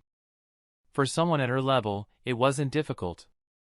All the clones neutralized the seals in half a minute and the barriers blocking them disappeared. Before the Kumo ninjas could rejoice, a look of surprise appeared on their faces. One of the Jounins muttered, "This path separates into 4 different paths. How did this guy even manage to make such a mess of the Raikage building and the Umbu headquarters? Which path do we take now?" Nanako's clones weren't sure either. After thinking for a bit, they said, "Send the clones ahead to inspect. He isn't closing the entrance to the pathways this time. We can take some time to inspe." Each of her clones stopped talking mid-sentence as their eyes widened in horror. Nanako's clones weren't the only ones shocked. Every clone and ninja inside the building saw a blue light with horror on their face. Before even a word could escape their mouths, all of them were engulfed by a massive lightning flood. It didn't matter who was in the way, whether it was a clone or a real ninja, no one stood a chance. In the blink of an eye, the entire building was cleared up. Thousands of clones were still waiting outside the building when they saw the blue light as well. Due to the seals on the battlefield, no one outside could sense the massive jutsu. The lightning flooded out and engulfed all the clones waiting there. All of them, including the clones who had rushed out to pass the message, were dispelled before the lightning continued moving forward and hit the barrier raised by the Kumo ninjas. A horrified expression appeared on the face of every Kumogakure ninja as they could finally sense the horrifying jutsu. Hundreds of ninjas gulped nervously while several others dropped their weapons. The lightning continued bombarding the barrier for a few seconds before dispersing. In the Raikage's office, a helpless smile appeared on Fujin's face. He thought, "I underestimated Kumogakure. Oh well, I should have anticipated this.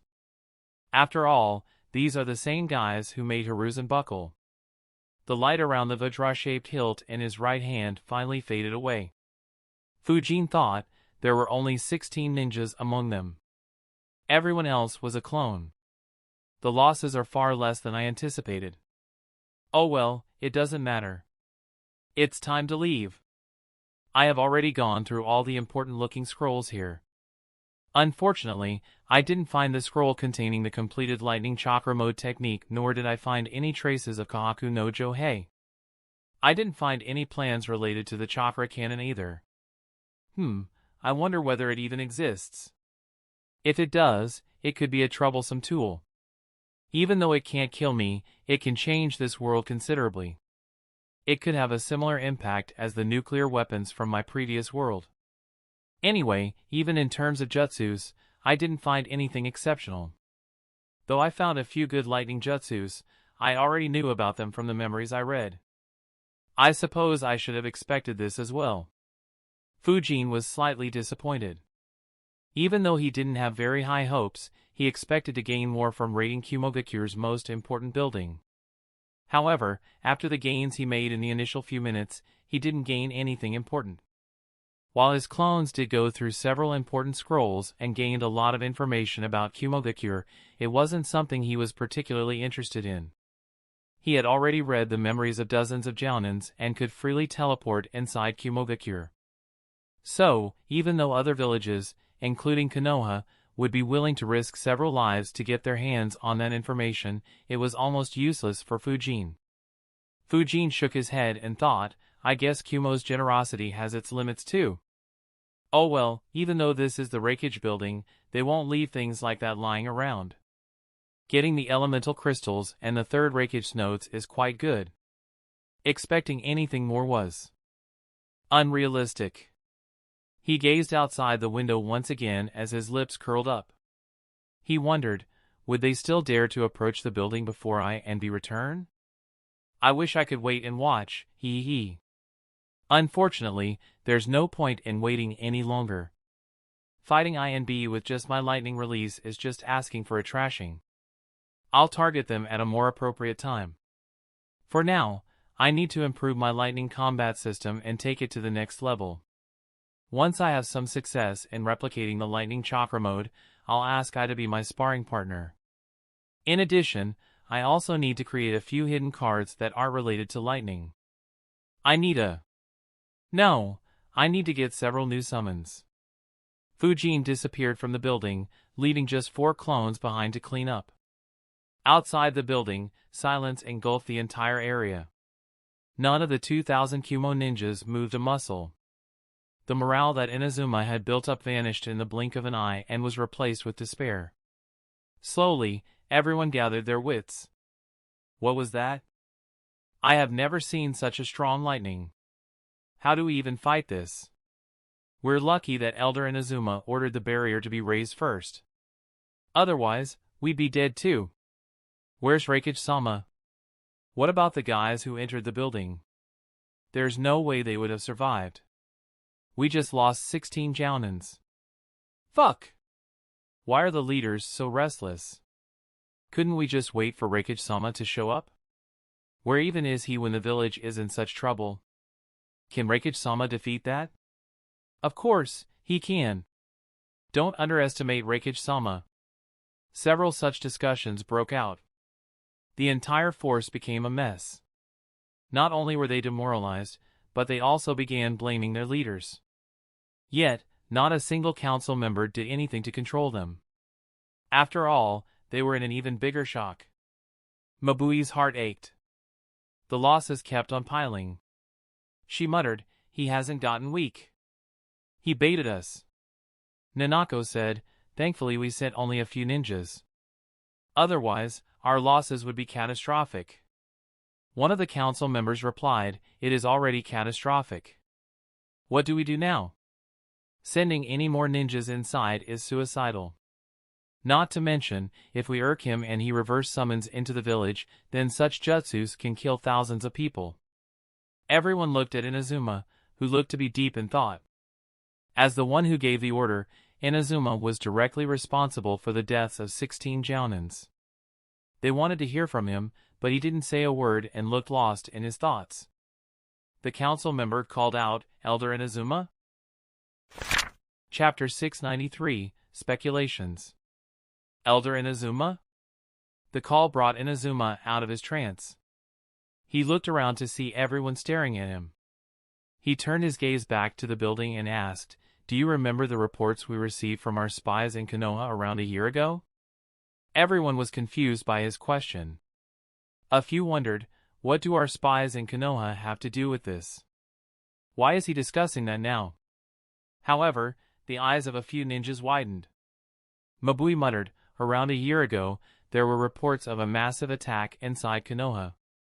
The attack was so strong that several in Konoha feared that the Nine Tails had been set loose once again.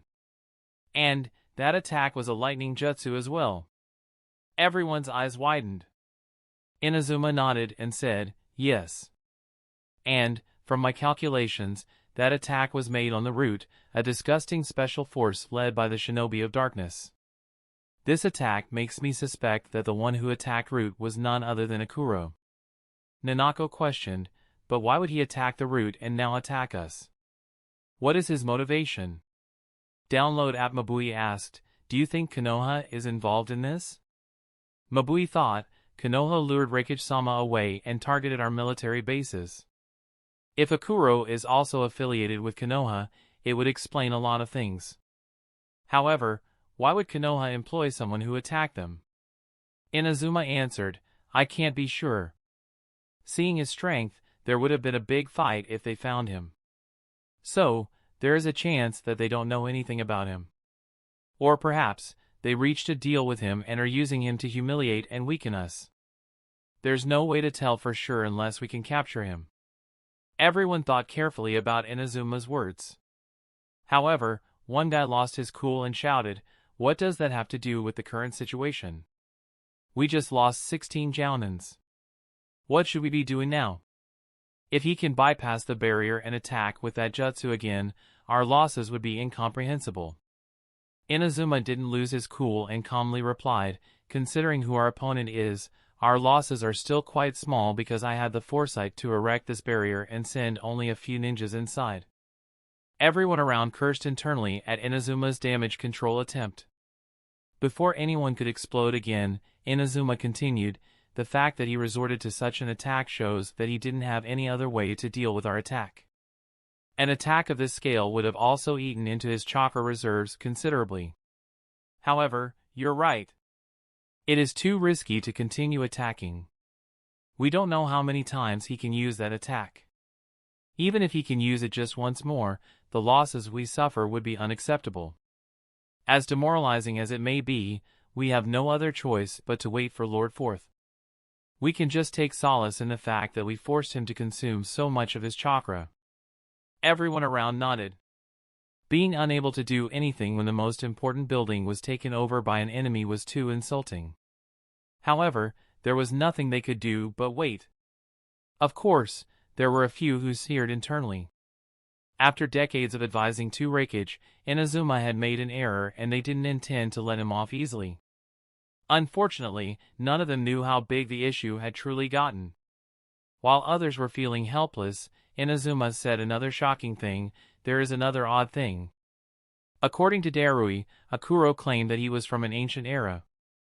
I have never heard of anyone living for centuries, but there is a jutsu that can summon dead people back to life.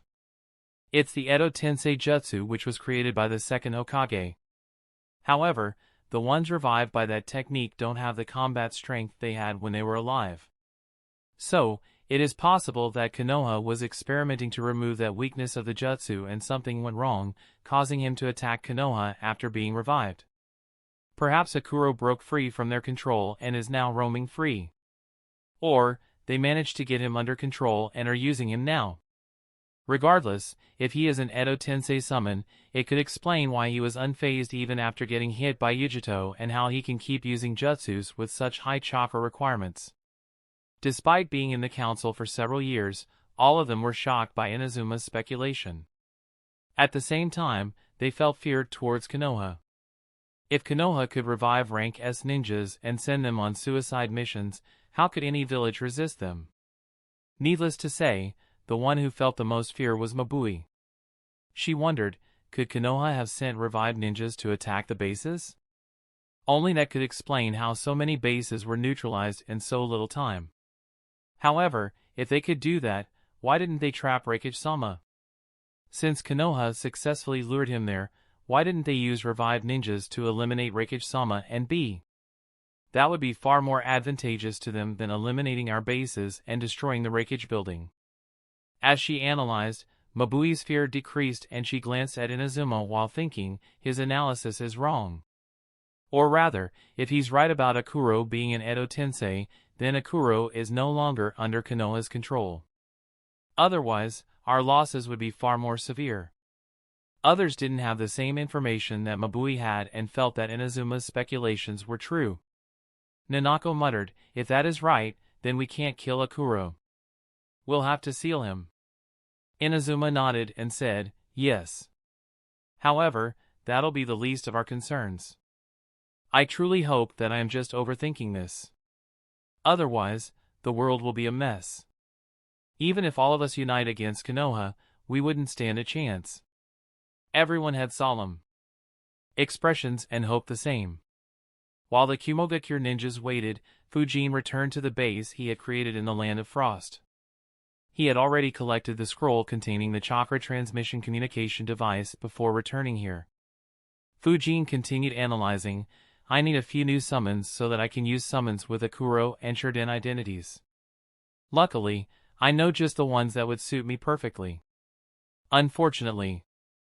A frown appeared on Fujin's face as he changed back to his original appearance.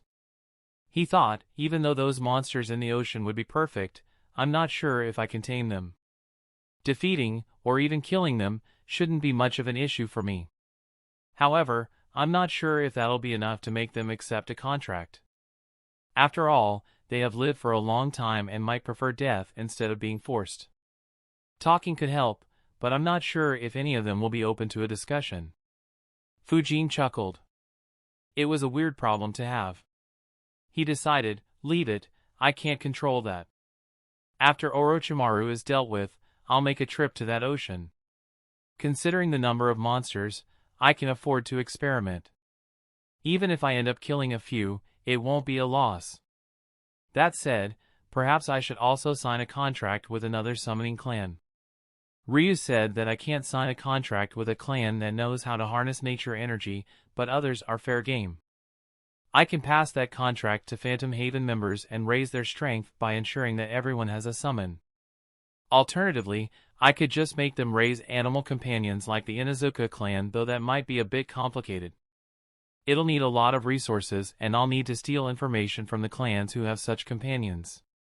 As he was thinking, Fujin destroyed the underground base along with all the corpses. He only kept Dodai's corpse with him as he found his abilities interesting and felt that he might be useful if Fujin got his hands on the Edo Tensei Jutsu. Fujin teleported to the nearest flying thunder god mark and wondered, I still have around half a day before I should be back in the village. What do I do in the meantime? Several ideas flashed in his mind. The first was visiting Phantom Haven Society, but he dropped it since it hadn't been a long time since his previous visit. After thinking for a bit, a mischievous smile appeared on Fujin's face as he decided, since I'm here, I might as well mark the entire Land of Frost and the Land of Hot Water. A couple of hours later, I and B could finally see Kumogakure. Both their breathing was rough. I muttered, just in time. Chapter 694, Walking into the Trap. The two strongest Kumo ninjas had arrived just a few minutes before the 4-hour deadline was reached. As soon as the Kumo ninjas saw them, their morale soared. They opened the barrier to let them in and both rushed straight towards the Raikage building. What is the status here? I asked loudly even before others could register that he was there. They quickly looked in that direction and saw I standing right between them. A second later, B appeared as well. Their expressions bloomed and a huge pressure was relieved from their shoulders. Everyone had been on the edge due to how close they were to the 4-hour deadline. Before anyone could respond, I frowned and asked, why is everyone so gloomy? Tell me everything that has happened here since we last talked. Mabui quickly informed him about their attempts to test the seal formation, the massive lightning jutsu, and the deaths of 16 jounins. I's expression became gloomy. He said, I can understand your thoughts, old man. However, don't risk everyone's lives again. Even if I'm low on chakra, I can handle my battles. Inazuma replied, I'm sure you can, Lord Fourth. However, we gained some critical information. Inazuma informed him about the similarity with the attack en route and the possibility of Akuro being an Edo Tensei. Just like others, I was surprised as well. However, he quickly shook his head and said, that's not possible. Don't underestimate Darui. He would have realized it if his opponent was not alive. Unlike Mabui, who thought rationally, I simply dismissed the idea due to his trust in a ninja's instincts. For him, Darui being unable to realize something so basic was too absurd. Inazuma frowned, but before he could say anything, I asked, Nanako, have you cracked the seal formation? Nanako answered, unfortunately no, Raikage-sama. None of my clones were able to send a message outside to inform me about the structure inside. I frowned and asked, how confident are you of cracking it from the inside? Nanako confidently replied, I'm not sure about cracking the entire formation, but I can definitely make a path for you. However, there are hundreds of explosive seals in the formation. We need to be careful in case he decides to blow up the building. I thought for a bit and said, explosive seals won't have much effect on elite Jounins. Let's head inside. I'll kill that bastard right here. Everyone nodded. Within a couple of minutes, I, B, Nanako and 4 elite Jounins entered the barrier and stepped into the pathway closest to the Raikage's office since Akuro was seen in the window of the highest floor. After they entered, a frown appeared on Nanako's face. She wondered aloud, why hasn't the entrance to the pathway closed this time? One of the elite Jounins asked, do you think that it is because Raikage-sama is with us? Akuro said that he wanted to fight Raikage-sama. Nanako replied, I'm not sure. Wouldn't it be better if he closed the entrance so that no one would interfere in the battle? I said, it's difficult to know what people like him are thinking. Let's continue. Keep an eye on the seals. Nanako nodded as they moved ahead carefully. To Nanako's surprise, there were barely any foreign seals in the building. The ones present didn't hinder them in any way. She wondered, what's happening? This is completely unlike what I observed from the outside. Was it an illusion to bluff us? However, why did it feel so real? A Grandmaster can't be fooled in this manner. To the surprise of the Kumo group, they walked all the way to Ice office without a single obstruction. No seals attacked them, nor were there any enemies. The office was empty. B folded his hands and said, this is strange, really strange, yo. Where's Akuro, the enemy though? Why's the building so empty, hey? Do you think he ran away? I frowned due to the situation as well as B's rapping. Due to the seriousness of the situation, he controlled his temper and asked, what is the meaning of this? Didn't you say that there were thousands of seals inside the building? Why did nothing obstruct us? Where is Akuro? And where are the dead bodies of our Jounins? Nanako had a bad feeling. She answered unsurely, I don't know. This feels too odd. I'm confident in what I saw, but this is almost entirely different. I don't understand how a seal formation could confuse me. I said, don't forget that he claimed to be from the ancient era. The way he uses seals might have been forgotten to time. Some of his seals might have been lost to time as well. Don't underestimate your enemy just because you're a Grandmaster. Nanako frowned but didn't say anything. Even though Ice words hurt her pride, the current circumstances could be seen as her failure. I instructed, there are still several places in the building that can't be sensed. He might be hiding somewhere and planning a sneak attack. It'd suit his fighting style. We'll do a thorough search of the building. Everyone nodded and immediately got to work. Even though they hadn't seen the enemy, none of them dared to drop their guard. They continued looking for the culprit, unaware of the fact that he had not only left the land of lightning but also the land of frost and moved into the land of hot water. Fujin created a new set of shadow clones and all immediately dispersed. He thought, the clones I left in the land of frost should be able to mark the entire country in a few hours. The land of hot water is much larger though. Still, I should be done by morning. Even if I don't, my clones can continue working. Anyway, I wonder if he has told them about me yet. That meeting should be an interesting one. Fujin let out a chuckle. As he suspected, an interesting meeting was taking place thousands of kilometers away. In a dimly lit room, 4 figures stood silently. Outside the window, the scene was bleak. Dark clouds covered the sky, and the rain poured down endlessly, creating a somber atmosphere. Obito asked, "Zetsu, what is the purpose of this meeting?" Black Zetsu answered, "One of my clones saw an interesting sight in the Land of Lightning. It might be helpful for Akatsuki." Nagato, Konan, and Obito became interested in his words. Black Zetsu continued, "A lone ninja confronted a Kumo army led by Darui and Yujito, the Jinchuriki of Two Tails. They fought for around 3/4 of an hour." White Zetsu continued, "The end result was the death of 52 Kumogakure ninjas and serious injuries to the elite Jounins from Kumogakure while he used reverse summoning to leave after injuring them. You guys should have seen him battle. He was unpredictable and relentless, like a force of nature." The trio were surprised. They knew the strength of Darui and Yujito. A ninja taking on the two of them along with an entire army was quite impressive. Konan asked, "Impressive? Who was he? And, do you want to recruit him into the Akatsuki?" Black Zetsu answered, "He wore a mask and I haven't ever seen anyone with his fighting style. So, I'm not sure of his identity. We may need to interrogate some Kumogakure ninjas to gain more information about him. And yes, based on his strength, he'll be a good fit for the Akatsuki. However, we'll first need to find out more about him." Obito muttered, "Interesting. I'll look into him." Zetsu's clones were too good at hiding. Even though Fujin had once sensed and attacked Zetsu, he began taking precautions and improved his stealth by another level. Unfortunately, no matter how stealthy he and the White Zetsus were, they couldn't hide from Fujin's space-time sensing technique.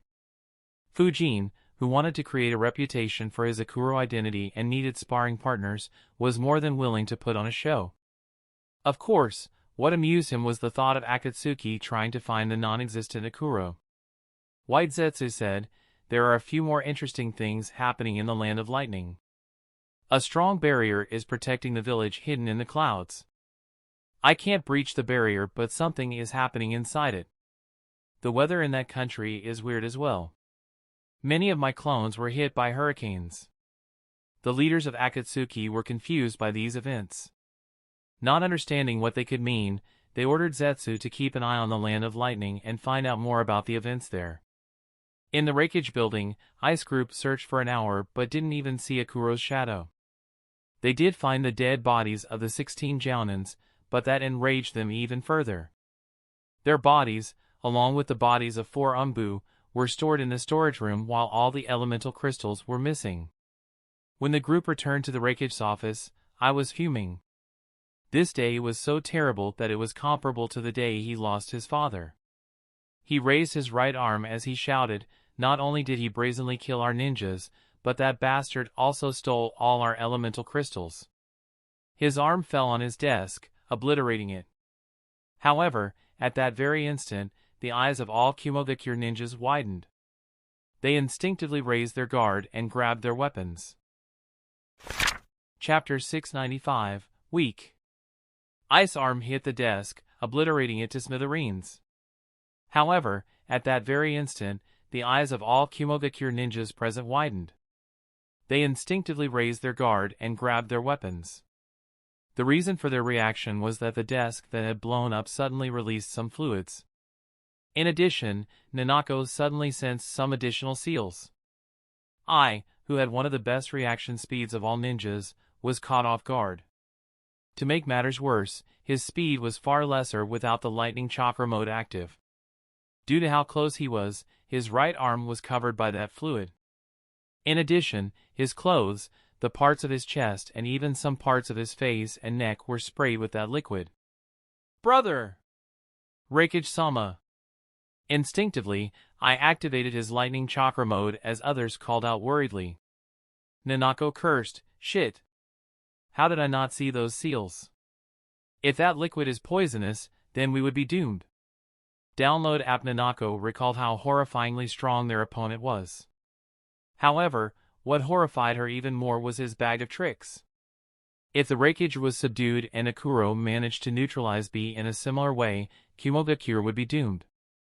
The same thoughts ran through the minds of the 4 elite Jounins. To their relief, I showed no signs of pain and said loudly, "Calm down, I'm fine." He turned his gaze towards the elite Jounin who had some expertise in medical ninjutsu and said, "Check what this liquid is." Even though I didn't feel any pain, I felt a mild burning sensation initially. It might have some other effects or a delayed reaction.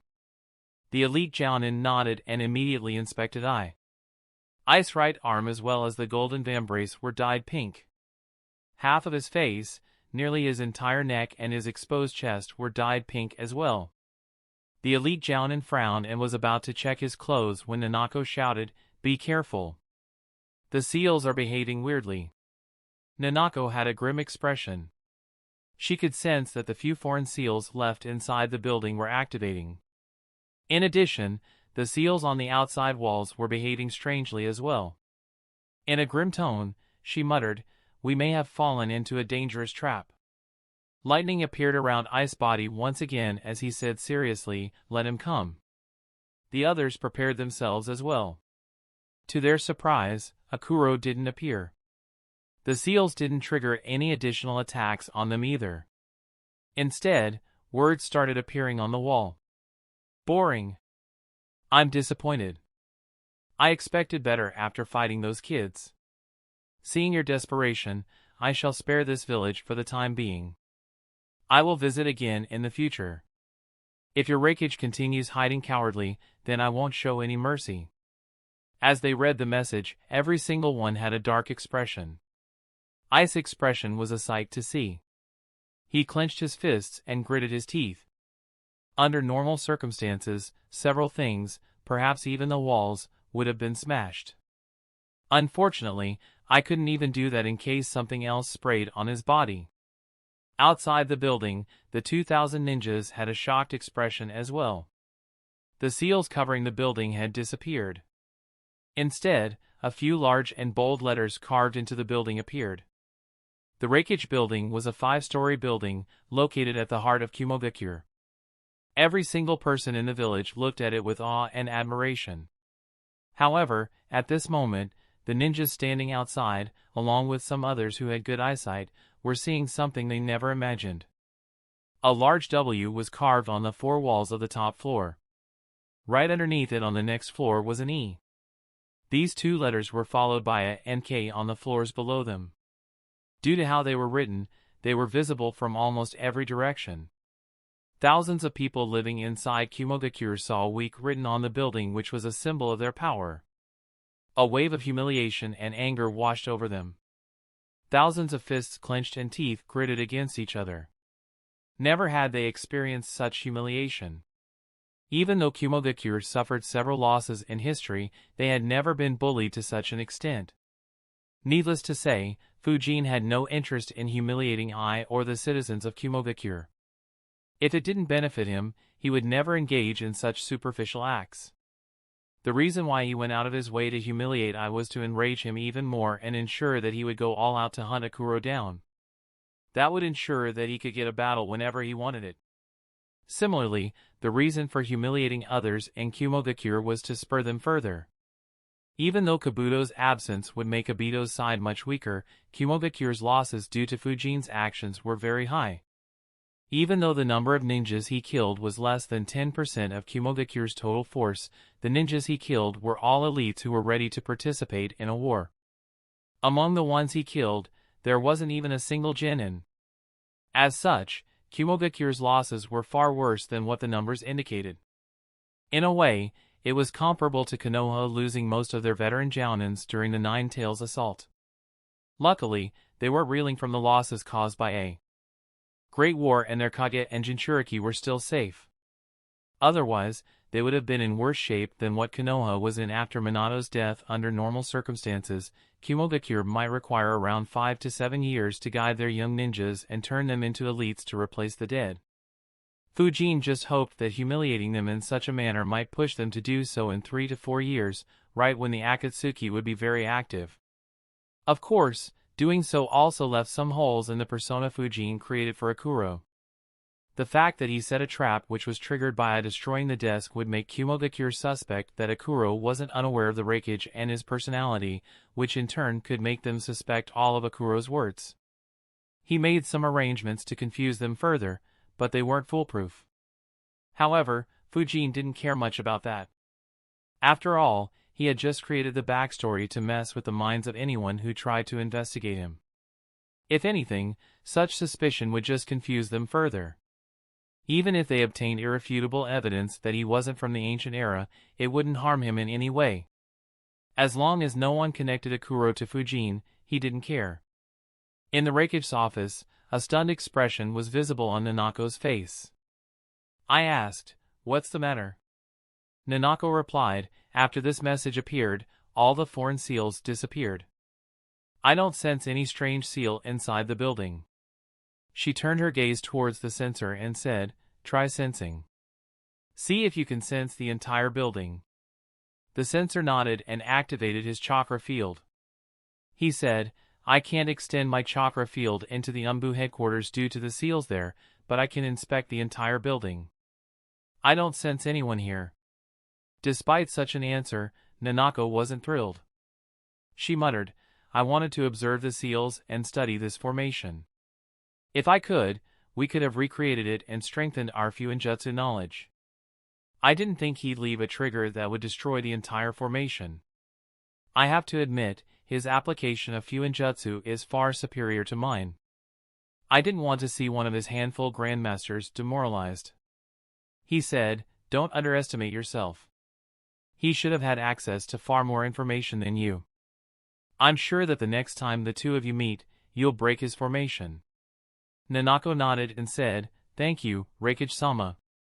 B suddenly asked seriously, "Didn't Darui say that he claimed to be from an ancient era and didn't have an idea about how strong you were? How did he know that you'd smash the desk?" I was puzzled as well.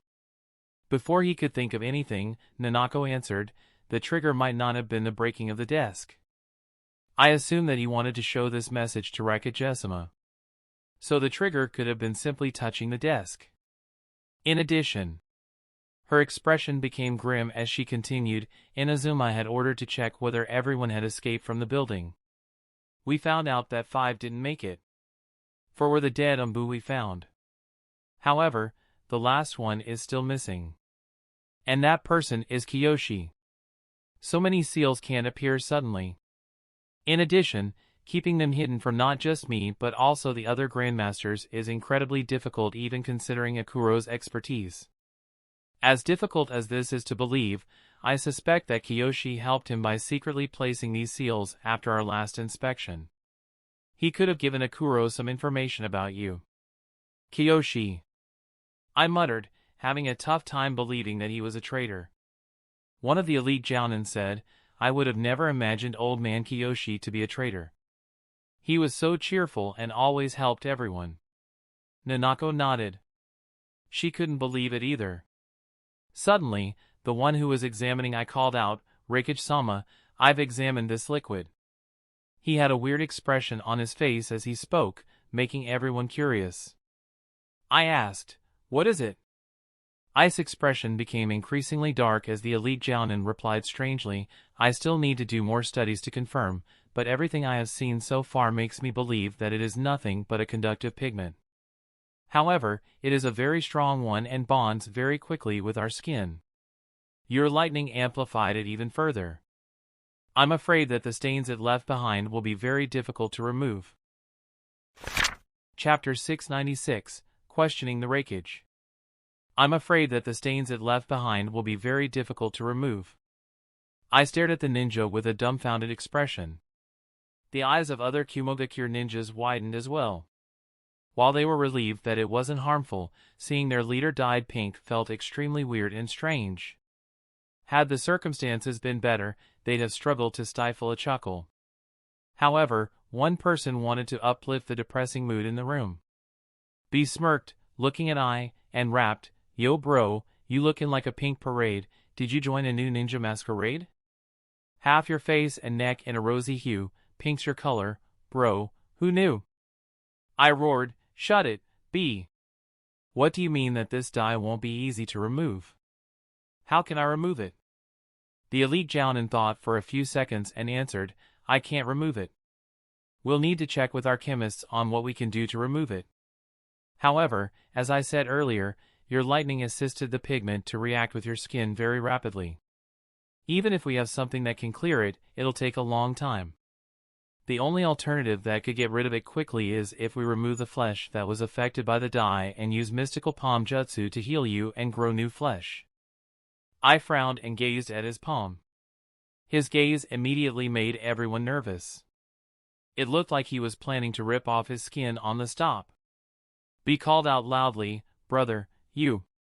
Nanako loudly spoke at the same time, "Raikage-sama, I'd recommend waiting for some time. This Akuro fellow is too devious. I wouldn't be surprised if he did all this to drop our guard and make you inflict injuries on yourself. We should wait until things calm down." I snorted and replied, "Of course, I know. Inspect the building once again and inspect the Umbu headquarters as well. If everything's clear, call Inazuma's group inside and ask others to disperse. No need to maintain the barrier anymore. Nanako, create a few squads of Sealmasters and inspect the building thoroughly. Also, order someone to look into Kiyoshi's friends and family. I want to know why he betrayed us after serving the village for over 5 decades. Nanako nodded and everyone other than B left his office.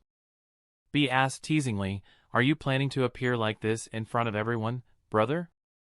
I snorted and a cloud of smoke appeared. As it faded away, I looked to have reverted to his original appearance. He said, "It's a cheap trick just to infuriate me. As if I'll fall for it." Needless to say, he used the transformation jutsu to hide the embarrassment. He stopped thinking about it and instead said, "That said, I won't spare Akuro. I can ignore this prank, but the losses he caused are too high. In addition, the missing ninjas from the camps." I's expression became grim. B became serious as well. Outside the building, one of the Sealmasters said, "Elder Inazuma, the seals have disappeared. Should we enter inside and tell Raikage-sama about these words?"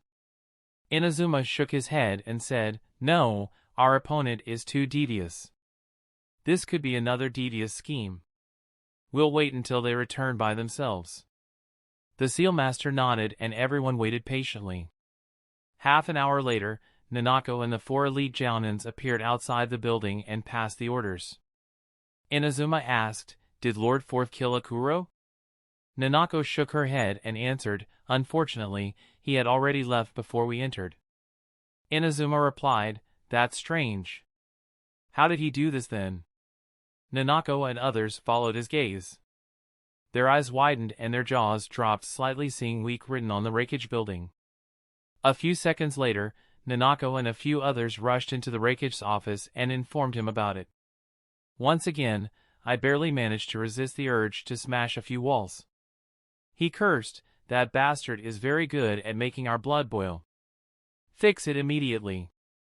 We have been humiliated enough." The elite Jounins nodded and left, leaving just the council members and Nanako inside the office. A strange silence developed in the room. It was broken by Inazuma, who asked, "Lord Fourth, I'm afraid that we need some answers. Today's events were just too bizarre. We can't make any sense of it." He paused for a few seconds before asking, "Why were you outside the village? What was so important that you couldn't be here when the village needed you? Why was a barrier raised to protect the village? Why did Darui lead an army outside and where did he go? Does Akuro have any relation to it?" I took a deep breath. It had been a long and bloody day for him and Kumogakure. The sun had set, covering Kumogakure in darkness and further amplifying the fear in the hearts of the citizens and ninjas in Kumogakure. The building being captured by Akuro for several hours as well as his powerful lightning jutsu was being talked about throughout the village. As the ones who knew the truth, B and Mabui felt coldness in their hearts. Finally, I answered, "This is regarding the recent events in Konoha and the Spectral Swordsman." Everyone in the room became serious upon hearing Fujin's title. While he was already feared, his battle against Orochimaru had made everyone weary of him. Inazuma asked, "What of that kid? How is he related to today's events?" I answered, "He left Konoha openly, giving us an opportunity to eliminate him. Even though we suspected that it was a trap set by Konoha, the opportunity was too good to pass up. That's where B and I were. The eyes of everyone other than Mabui and B widened. Nanako asked, "Did you eliminate him?" I sighed and replied, "Unfortunately, we didn't even see him. It wasn't a trap set by Konoha. Instead, he was the bait to lure me and B there while they targeted something else." Inazuma said, "So that's why so many security measures were taken. However, Konoha didn't attack us. Unless Akuro is affiliated with Konoha." I shook his head and said, "I don't know much about Akuro. We'll wait for Darui's return. He might have more information." As for Konoha's target, it wasn't the village. Instead, they were the military camps we set up to raise elites. As of right now, everyone in 6 camps is missing. Shock and horror appeared in their eyes as they heard I's solemn tone. "That's impossible. Everyone is missing? How? How can they go missing in a single day? No, this can't be. My daughter was in one of the camps too." Which camps were targeted? Even the experienced ninjas panicked. Only Inazuma maintained his cool. He asked, "Only missing and not dead? Do we have any more information or any leads?" Mabui answered, "Yes, they're missing. We haven't found even a single dead body, nor have any idea where they could be. However, things aren't very hopeful." Darui led an army to the base watched over by Dodai. He didn't find anyone there and instead, the entire camp was filled with explosive seals that were hidden so ingeniously that even Elder Jean failed to sense them. They fell into the trap and suffered heavy losses. Darui believes that Suzuki Fujin might have been involved in laying the traps, but we don't have any proof. The leaders of Kumogakure hadn't recovered from the earlier shock when they received even more shocking news. Nanako muttered in disbelief, "Jean was fooled?" Inazuma sighed tiredly and asked, "What are our losses so far? And, what were their ranks?" I glanced at Mabui and everyone followed his gaze. Mabui reported, 658 ninjas are missing from the military camp. They include 3 elite jounins, 111 jounins, and 544 chunins. In the trap, Darui's army lost 67 ninjas, among which 8 were jounins and 59 were chunins. 52 more died when fighting against Akuro. 6 of them were jounins while 46 were chunins. In addition, we have lost 5 Umbu squads and 16 jounins. Old man Kiyoshi is missing as well, though he is suspected of betraying the village. Silence engulfed the room once again as stunned expressions appeared on everyone's faces. Even I, B, and Mabui had ashen expressions. In the span of 24 hours, Kumogakure had lost 814 ninjas. More than a sixth were jounins while the rest were chunins. The loss was just too huge. Not too long ago, the council members were shaken by the deaths of 16 ninjas. When they learnt that the real losses could be more than 50 times that number, they were too stunned to even think. Not a single person in the room even dared to assume the 658 missing ninjas as dead. For several minutes, not a single word escaped anyone's lips. Finally, Inazuma asked softly, his voice quivering, "How could you have fallen into such a trap? Why didn't you consult me before making a move?" Chapter 697, Sacrifice. Inazuma's voice quivered as he questioned I. Others in the room could feel the pain he was feeling due to the losses Kumogakure had just suffered. Everyone else was feeling the same. As the leaders of Kumogakure, most were well connected and had someone close to them in the camps. Even if they didn't, the loss was just too painful for Kumogakure. I didn't reply and just stayed quiet. The opportunity had come suddenly when he least expected it. He didn't have the time to consult others, as any opposition would have resulted in the opportunities slipping away. In addition, the manner in which the military camps were cleared by Fujin meant that even if he had involved others, it wouldn't have made much of a difference. In fact, had Shikaku and Hiruzen known about Fujin's few in battlefield, they would have changed their plans drastically. There was no need to lure I and B out. Fujin could have silently eliminated all 10 bases over a couple of days before Kumogakure realized what was happening, because they wouldn't have been nearly as alert as they were. Their losses would have been even higher in that case. Of course, no one knew how the camps were eliminated. Even if they did, it didn't take the blame away from Ai. After all, he was the leader of Kumogakure. He was the one responsible for the village's protection. And he had failed miserably at his job. One of the council members muttered, "This will cause a great upheaval in the village. The family members of the dead will grieve. The family members of the missing ninjas will be troubled until we can find them. And..." She paused for a moment before continuing grimly, "And, if we can't find them, then this would be one of the greatest tragedies that the village has suffered since the foundation. The longer we go without finding them, the more unstable the village will become." Everyone stared at Ai as the council member shared her thoughts. Even though she painted a solemn picture, there was another hidden message in her words which was caught by everyone. B's expression became serious and Mabui barely managed to restrain herself.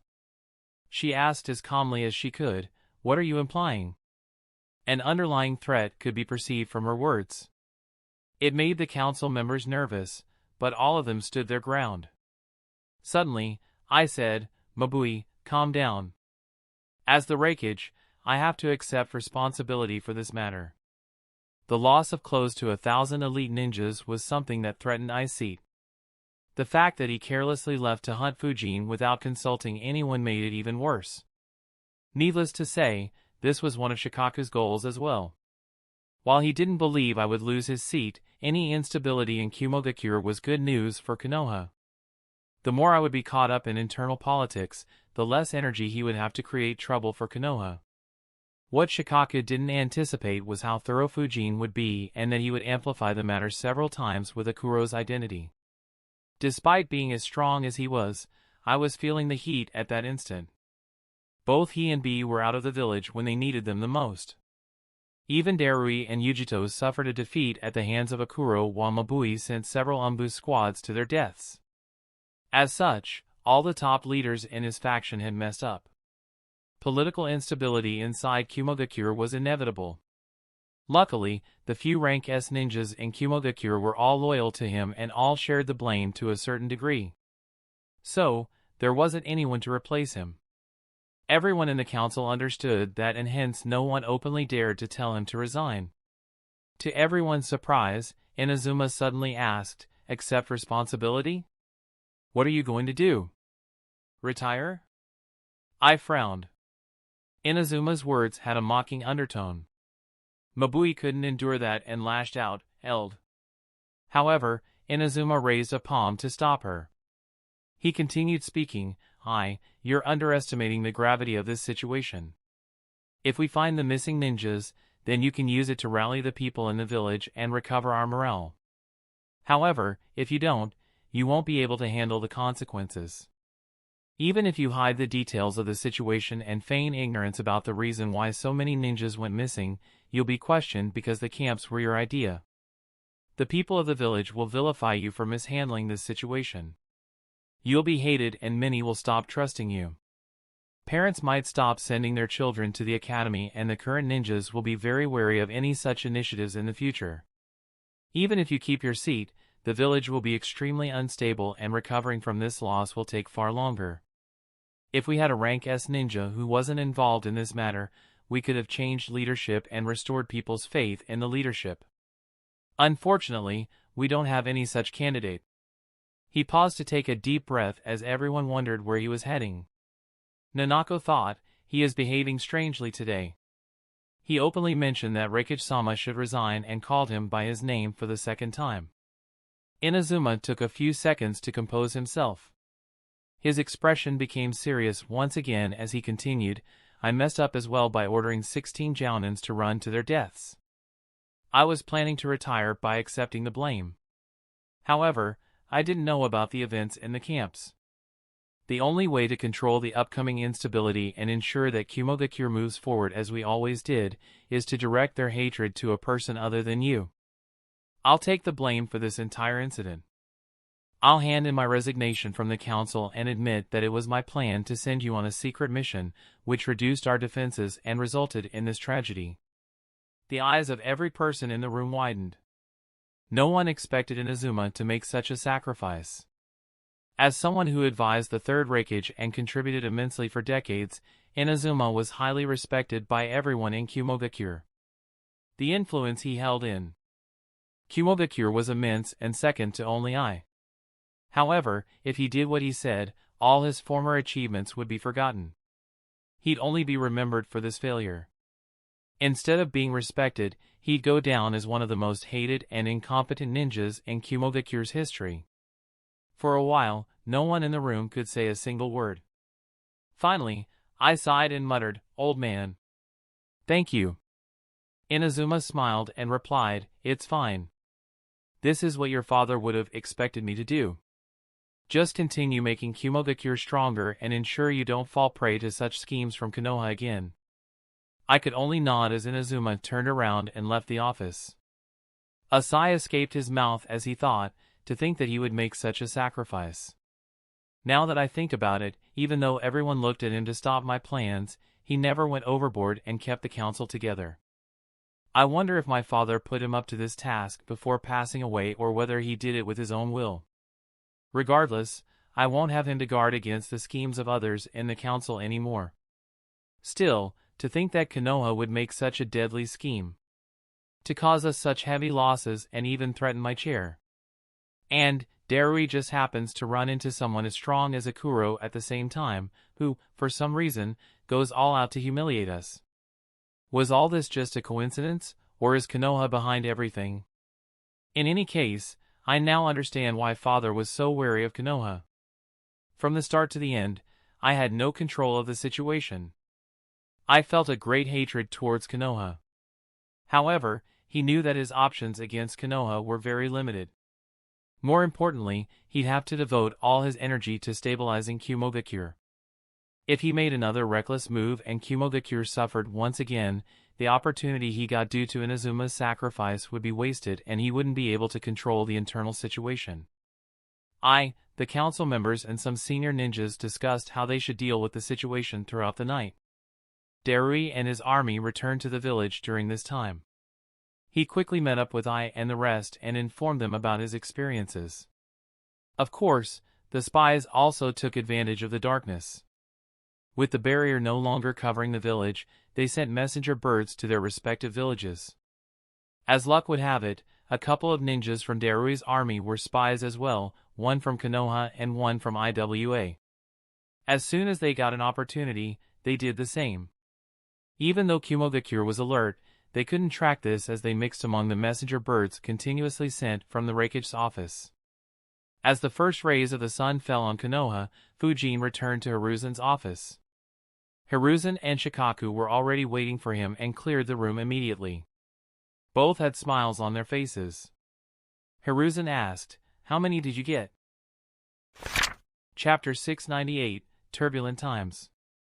Fujin answered nonchalantly, 658, including 3 elite Jounins. Since they already knew that Fujin had eliminated 6 bases, both had expected such an answer. Even so, their smile widened. Hiruzen couldn't help but say, "You've done a great job, Fujin." Fujin nodded and continued, "I'd no idea how many fell to the traps, though I suppose our spies should get that information easily once they arrange the funerals. I also sent a few wind clones around. I didn't task them with killing anyone and just sent them to create some disruptions. They should have started several hurricanes which will disrupt their internal trading for some time." Shikaku said, "That's good. It'll keep them busy with their internal matters for longer." Along with Eagle eliminating their spies, their losses exceed 700 ninjas even without considering the traps. With such heavy blows to their elite ninjas and their intelligence network, Kumo will be unable to start a war for at least 3 to 4 years. The 4th Raikage will have no choice but to tone down his aggression. Ever since Minato's death and Orochimaru's betrayal, Kumogakure had always been on the lookout to find Konoha's weak spots. The Hyuga incident was just the start. They continued poking Konoha continuously since then, but Hiruzen had done an excellent job ensuring that Konoha wasn't caught in another scheme while giving Kumogakure a bloody nose once. Even though Konoha's strength had recovered, Kumogakure always remained a major threat due to its aggressive nature. For the first time in over a decade, Konoha would be able to enjoy some peace. Of course, that was if they fended off Tsunagakure and Orochimaru's scheme. Fujin had the same thought. He nodded in agreement, but asked, while it does cripple their military temporarily, aren't you afraid that the Raikage might do something drastic? He isn't exactly known for his calmness, is he? If Orochimaru extended an olive branch to him and he accepts, we could be in deep trouble. Shikaku chuckled and said, you don't need to worry about that. He'll soon be buried in so much internal work that he wouldn't even be able to glance in our direction. I'm sure he would want revenge on us for this maneuver, but he is on thin ice. If he tries something and Kumogakure suffers once again, he'll have a very difficult time keeping his chair.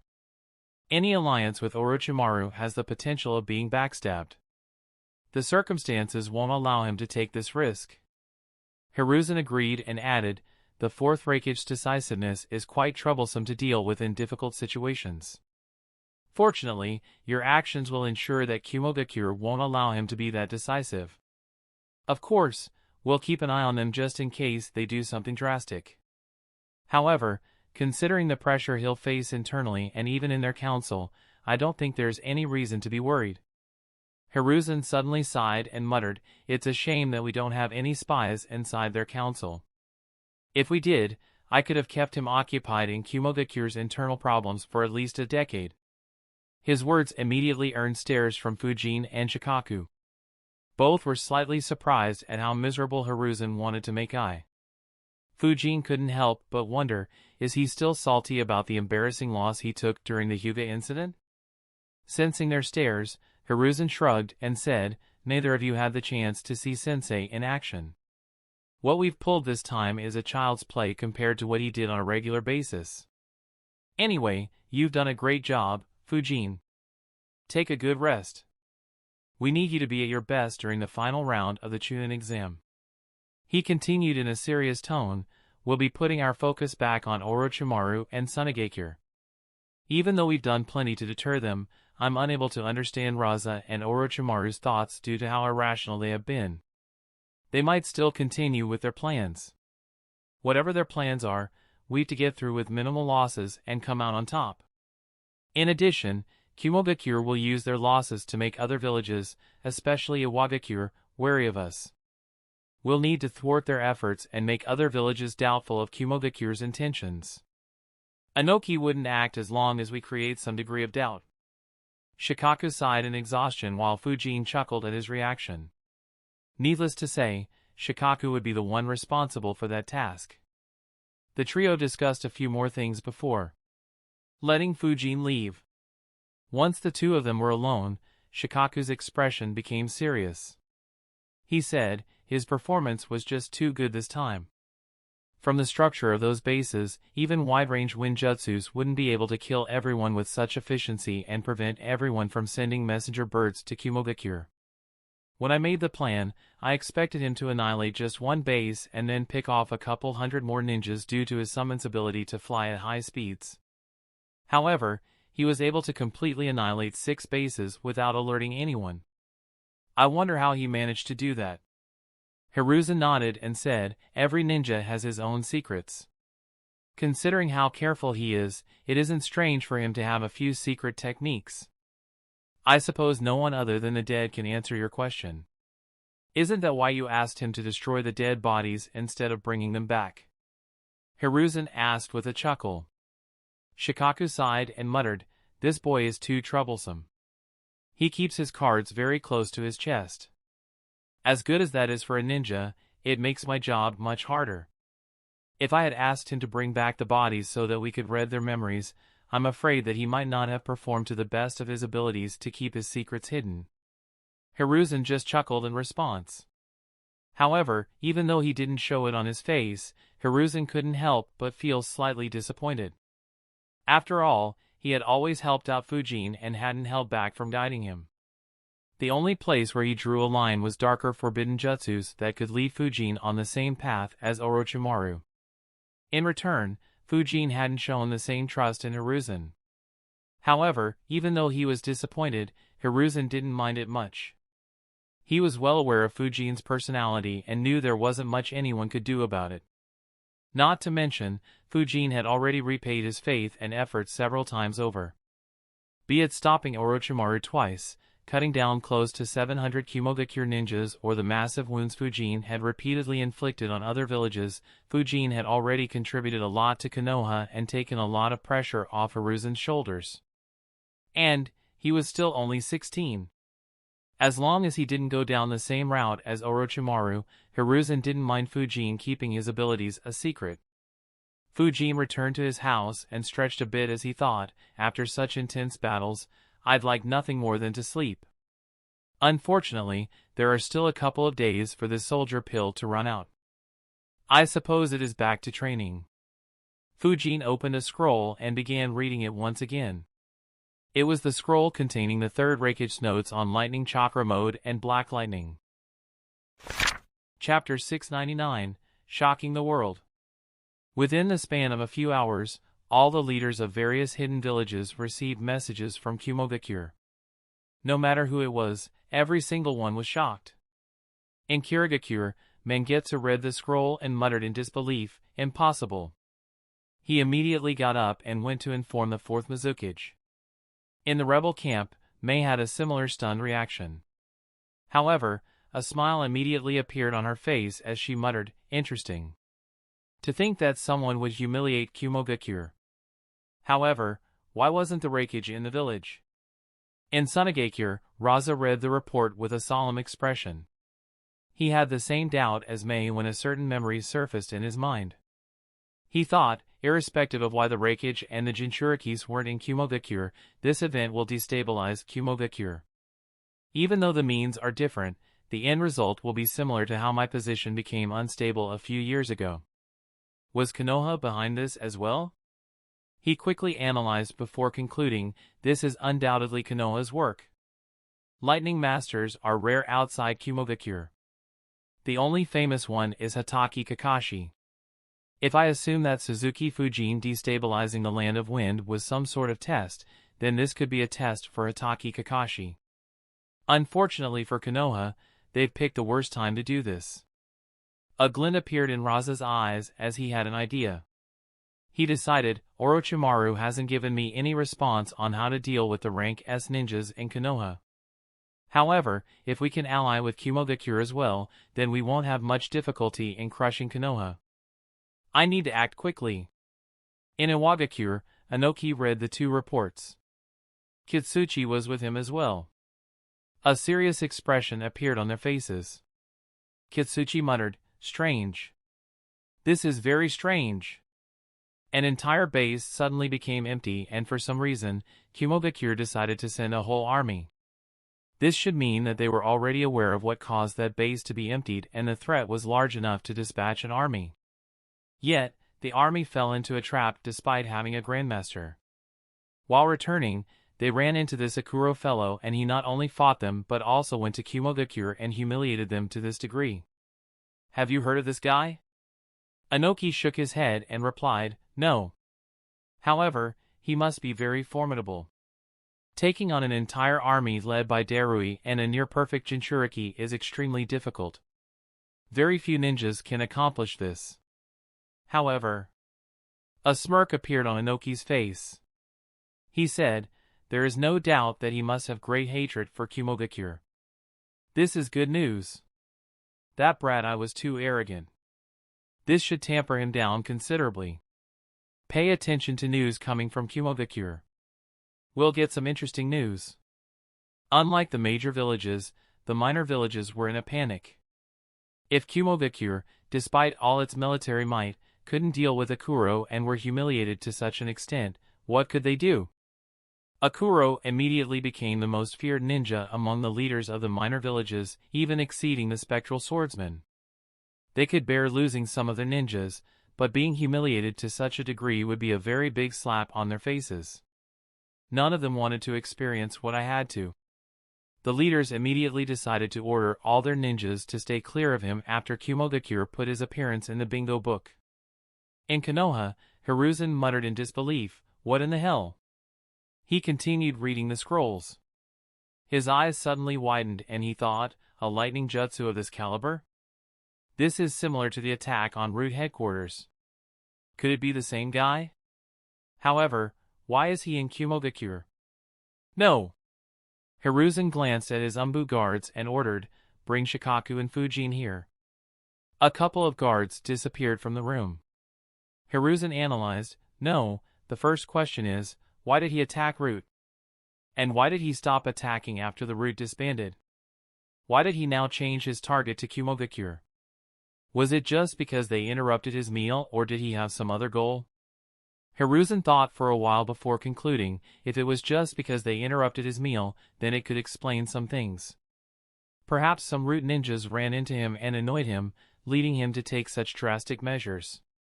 However, this is still too strange. Why would anyone go to this extent to humiliate others for such a small issue? Something about this guy is off. With his decades of experience and sharp instincts, Hiruzen immediately realized that something was odd about Akuro. However, he couldn't put his finger on what it was. After thinking for a minute, he gave up. He glanced at the scroll again and thought, anyway, Fujin's ability to set up traps is quite ridiculous. To think 67 experienced ninjas died to just the traps he set in one base. Then again, Hiruzen let out a chuckle, recalling Fujin's house. He thought, I guess I shouldn't be surprised considering what he has done with his house. In future great wars, we could use this ability of his to slow down all invading forces. After a few successful traps, all enemy forces will have to move very carefully even if they don't find any traps. Several ideas appeared in Hiruzen's mind to properly utilize this ability of Fujin to a devastating effect. As he was thinking, Shikaku and Fujin entered his office. He glanced at his guards, who immediately cleared the room and activated the seal. Shikaku asked in an exhausted voice, "What is it this time?" Hiruzen pushed the scrolls forward and said, "See for yourselves." Shikaku opened the scroll and he and Fujin began reading. Surprise appeared on both their faces as they went through both scrolls. Shikaku sighed and muttered, "Another troublesome fellow." As for Fujin, a slight smirk appeared on his lips. Hiruzen had been paying close attention to Fujin's reaction. He asked, "Did you find anything odd, Fujin?" Fujin just chuckled and replied, "Not really. I just can't help but feel sorry for them. At any other time, the Raikage might have been in the village and fought off this Akuro fellow. Unfortunately, they ran into him right when we targeted them." Shikaku added, "They're indeed unlucky. The timing couldn't be more off. Regardless, I now see why the Raikage and Killer Bee were rushing back at such speeds even after they disbanded their bases." Still, Shikaku's expression became very serious and so did Fujin's. As if reading Shikaku's mind, Fujin said, "That lightning jutsu is suspicious, isn't it? It brings back the memories of that attack on Root." Shikaku nodded and added, "Yes. There aren't many who can use a lightning jutsu of that scale. I don't see Kumo sending Killer Bee inside our village to target the Root. So, it was most likely this guy. Especially if we consider how easily he snuck into and took control of the Raikage building." He sighed again and muttered in annoyance, "What did Elder Danzo do to step on the toes of such a troublesome fellow? It's a good thing that we disbanded Root or we may have suffered quite a bit." Fujin nodded in agreement. He looked at Hiruzen and asked, "Grandpa, did you find out anything about this guy from Elder Danzo?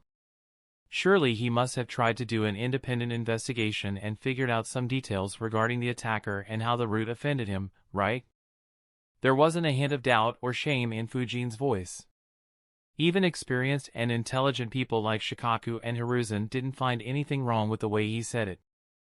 Hiruzen could only shake his head and answer, "No." He always claimed ignorance related to that matter. That said, if this guy is as peculiar as these reports suggest, then it could be something very petty. So, it's not a surprise that Danzo doesn't know about it. Neither Shikaku nor Fujin found anything wrong with Hiruzen's line of thinking. Hiruzen asked, Fujin, did you find anyone suspicious while traveling through the Land of Lightning? Fujin replied, not really. However, from the information in this report, he was very close to the route I had taken. If I had gone on foot instead of flying, I might have run into him. A shame. We may have got some details about what exactly happened on that day. Shikaku immediately replied, what shame? Considering his performance, killing him would be very difficult. Even if you had fought and defeated him, you'd have attracted a lot of trouble for Konoha if you failed to kill him. At this time, it could have put us in a tough spot. So, it was undoubtedly a good thing that you didn't run into him. Lord Hokage, I propose that we avoid offending this guy, at least until we have more information on him. Even though he may have killed a few of our ninjas, we don't know for sure whether it was a Kuro. Even if it was a Kuro, the losses we will suffer to deal with him aren't worth taking his head. It'll be better if we let Kumogakure be occupied in trying to hunt him down. If we're lucky, some other villages might offend him as well. Chapter 700, Our Time Has Passed. Unlike Shikaku, Hiruzen didn't want to ignore the deaths of those root ninjas and the destruction of the root headquarters. However, Shikaku's logic was on point as usual. Under current circumstances, Konoha didn't have any strength to spare to deal with such a troublesome fellow. Hiruzen decided, a shame, but there is indeed nothing we can do right now. Once I've dealt with Orochimaru and Suna, I will ask Jiraiya to find more information on him. Future actions will depend on the information we get. Hiruzen replied, all right. Fujin sighed in relief, internally thinking, good. I was worried he'd send me to hunt myself once again. Shikaku immediately said, you'll also need to ensure that Elder Danzo doesn't do anything. Last time, we were lucky that the enemy decided to only target Root. However, we can't be sure next time. It was Hiruzen's turn to sigh tiredly. He didn't want to deal with Danzo again, especially at a time when he was so busy. Unfortunately, he couldn't say no and agreed. Of course, since Shikaku put him up to such a troublesome task, he'd have to suffer as well. A glint appeared in his eyes as he looked into Shikaku's eyes. A shiver passed down Shikaku's spine as he realized, crap. He is planning to give me a very troublesome task. I need to leave in a hurry. But what excuse do I use? Right, Shikamaru is in the finals. I have to train him. Fujin noticed it as well and became quite intrigued by what Hiruzen would say. Unfortunately for Shikaku, Hiruzen suddenly disappeared from his chair and appeared next to him before he could open his mouth. Hiruzen said, I'll meet Danzo now. Shikaku, start working on a defensive plan in case Tsunagakure and Orochimaru attack us during the final round and complete it within the next 4 days. I'm counting on you. Also, consider whether Akuro's actions could invoke any strange reactions from Kumogakure. Fujin, continue doing what you want to. We'll call you once the plans are made. You'll undoubtedly have a huge role to play. Fujin nodded and replied, all right, Grandpa. He glanced at Shikaku and said, good luck, Shikaku-san. The entire village is counting on you. A tick mark appeared on Shikaku's face as both Fujin and Hiruzen disappeared from the office, leaving him alone. Shikaku cursed, these two troublesome fellows. I swear that the old man has become more troublesome since he began interacting more with that brat.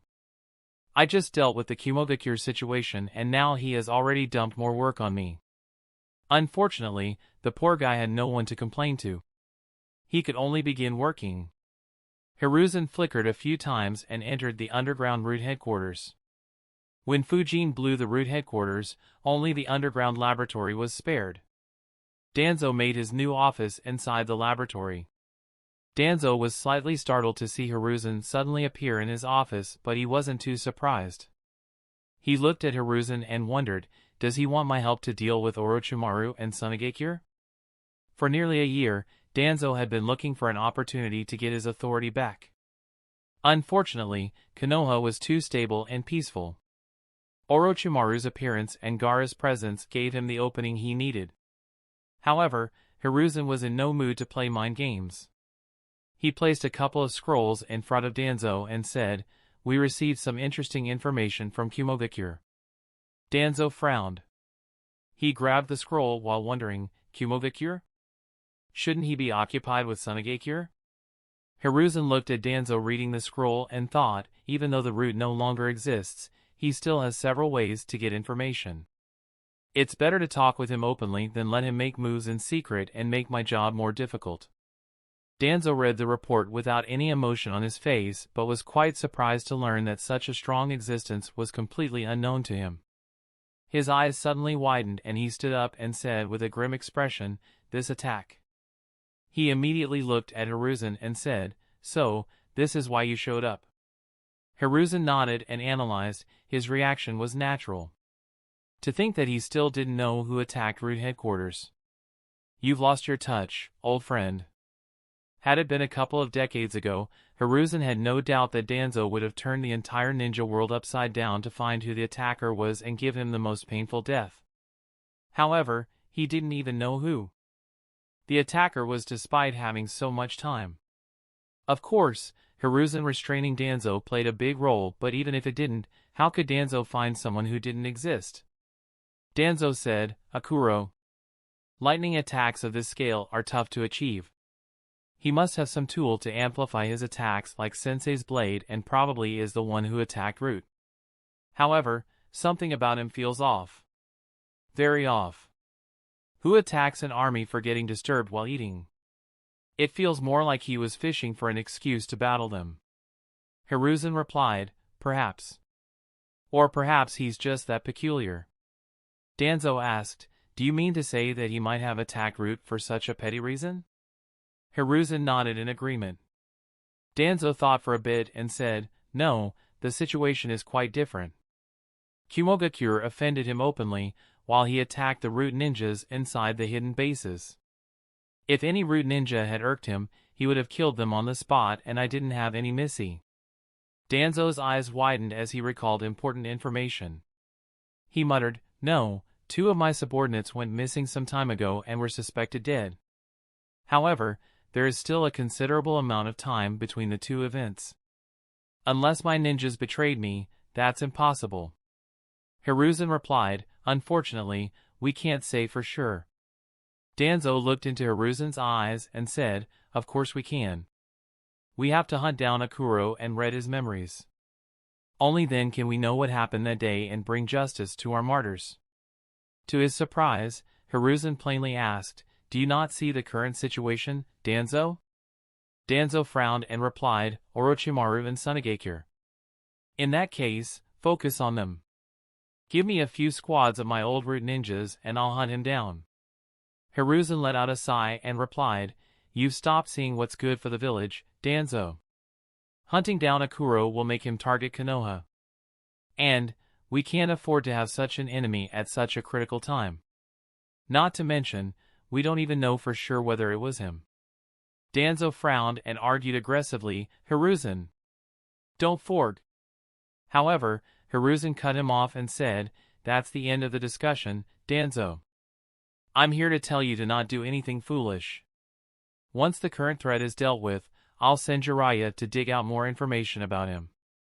If he's truly as reckless as he seems, dealing with him won't be too difficult." However, Hiruzen paused to put more emphasis on his words.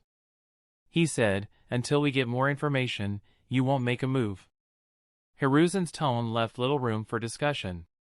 Danzo snorted and sat in his chair while commenting, "You've grown soft, Hiruzen. In the old days, you'd be the first one out to hunt him down for killing our ninjas." Hiruzen sighed. He disappeared from the room, leaving just his words behind, "Our time has long passed, Danzo. Stop clinging on to the past." Even though he seemingly backed down, Danzo had no will to follow Hiruzen's orders. Unfortunately for him, Hiruzen increased the surveillance en route several-fold. The restrictions ensured that neither he nor his few remaining subordinates could set a foot outside the laboratory without Hiruzen knowing about it. Danzo could only do his best to get as much information as he could from Kumogakure so that he wouldn't be completely reliant on Hiruzen for information. the other villages were the same. Akuro's sudden appearance had made them curious about him, and they activated their intelligence network to get as much information about him as they could. At the same time, Akatsuki had begun their search for Akuro. At such a time, in a secret base inside the Land of Rice, Orochimaru weaved a few hand seals. Suddenly, the person in front of him let out a blood-curdling scream. Soon, his appearance changed as Orochimaru revived Kabuto in his body. Surprise could be seen on Orochimaru's face as he muttered, "You really are dead." Kabuto's long absence had been very surprising for Orochimaru. He waited patiently for nearly 3 weeks and yet hadn't heard anything related to Kabuto. In the end, he finally decided to try the Edo Tensei Jutsu to check whether he was dead or if he had betrayed Orochimaru. To his surprise, the Edo Tensei Jutsu worked. Chapter 701, Konoha's Relentless Schemes. Kabuto was slightly startled. It felt like he had gotten up from a long sleep. He saw Orochimaru immediately and was about to speak when he realized that something was off with his body. He glanced down and his eyes widened. He looked at Orochimaru again and asked in shock, "Is this the second Hokage's Edo Tensei?" Orochimaru nodded and said, "It is." "How did you die and who did it?" Kabuto let out a long sigh and said, "I've disappointed you, Orochimaru-sama. It was Hatake Kakashi." Orochimaru asked in surprise, "Kakashi was able to kill you? How? And why did you run into him again?" Orochimaru suspected that Kabuto ran into Hiruzen, Jiraiya, or Fujin. He didn't expect it'd be Kakashi. Kabuto answered, "It was immediately after I escaped. I thought that I had managed to get away successfully. However, he was still somehow able to track me. In addition, he was also able to sneak behind me without alerting me. I had no idea until he stabbed me with his Chidori." Orochimaru frowned. While he knew Kakashi was strong, he didn't think he'd be strong enough to kill Kabuto in such a manner. He wondered, was he putting up an act against my clone? Or did Kabuto lower his guard? Even though assassination is his specialty, he shouldn't have been able to kill Kabuto without any assistance. Kabuto could see Orochimaru's thoughts on his face and said, "I hadn't lowered my guard. On the contrary, I had raised it to the highest level considering the situation. However, he still managed to sneak up on me. I'm afraid that Kakashi has been hiding a considerable amount of his strength until Konoha needs him to show it. If not for the Edo Tensei Jutsu, you wouldn't have found out about it either." Orochimaru's lips curled up as he muttered, "Interesting. I didn't expect him to play such a card. I suppose I shouldn't be too surprised considering the talent he displayed in his younger days. I wonder how much more Sensei is keeping hidden." Kabuto added, "We underestimated Konoha. Be it Fujin or Kakashi, both would be very difficult to deal with. And we don't know how strong my guy truly is. If we don't make any arrangements to restrain him, he could turn the tides of the war single-handedly. Even you might not survive if he can and does open the gate of death. Not to mention, since Kakashi killed me, Konoha must have read my memories. They should know that we have allied with Tsunagakure and plan to attack Konoha during the final rounds. They'll be prepared." Orochimaru replied, "It's fine. I haven't told you about the final plan. Even if they prepare, it won't have much effect on me. As long as I kill Hiruzen, any resistance they put up and losses we take are inconsequential. That said, you're right. We need to make several changes to our plans." Orochimaru weaved a few hand seals as he continued, "Fortunately, I've already made a few. I can't sustain the Edo Tensei for a long time yet. However, you'll play a role in the upcoming war. Even though you won't be at your full strength, you can't be killed in this state and can only be sealed. Make sure to use it to the fullest." Kabuto nodded as Orochimaru sealed him and stepped out of his laboratory. Kimimaro and Sound 4 were waiting patiently for him. He glanced at them and said, "It's time to meet up with the Kazakage. Follow me." The 6 of them immediately left the hidden base and began moving towards the Land of Rivers. In Kumovicure, the council had come together for another meeting. Even Inazuma, who had already resigned and accepted the blame for the missing ninjas, was present.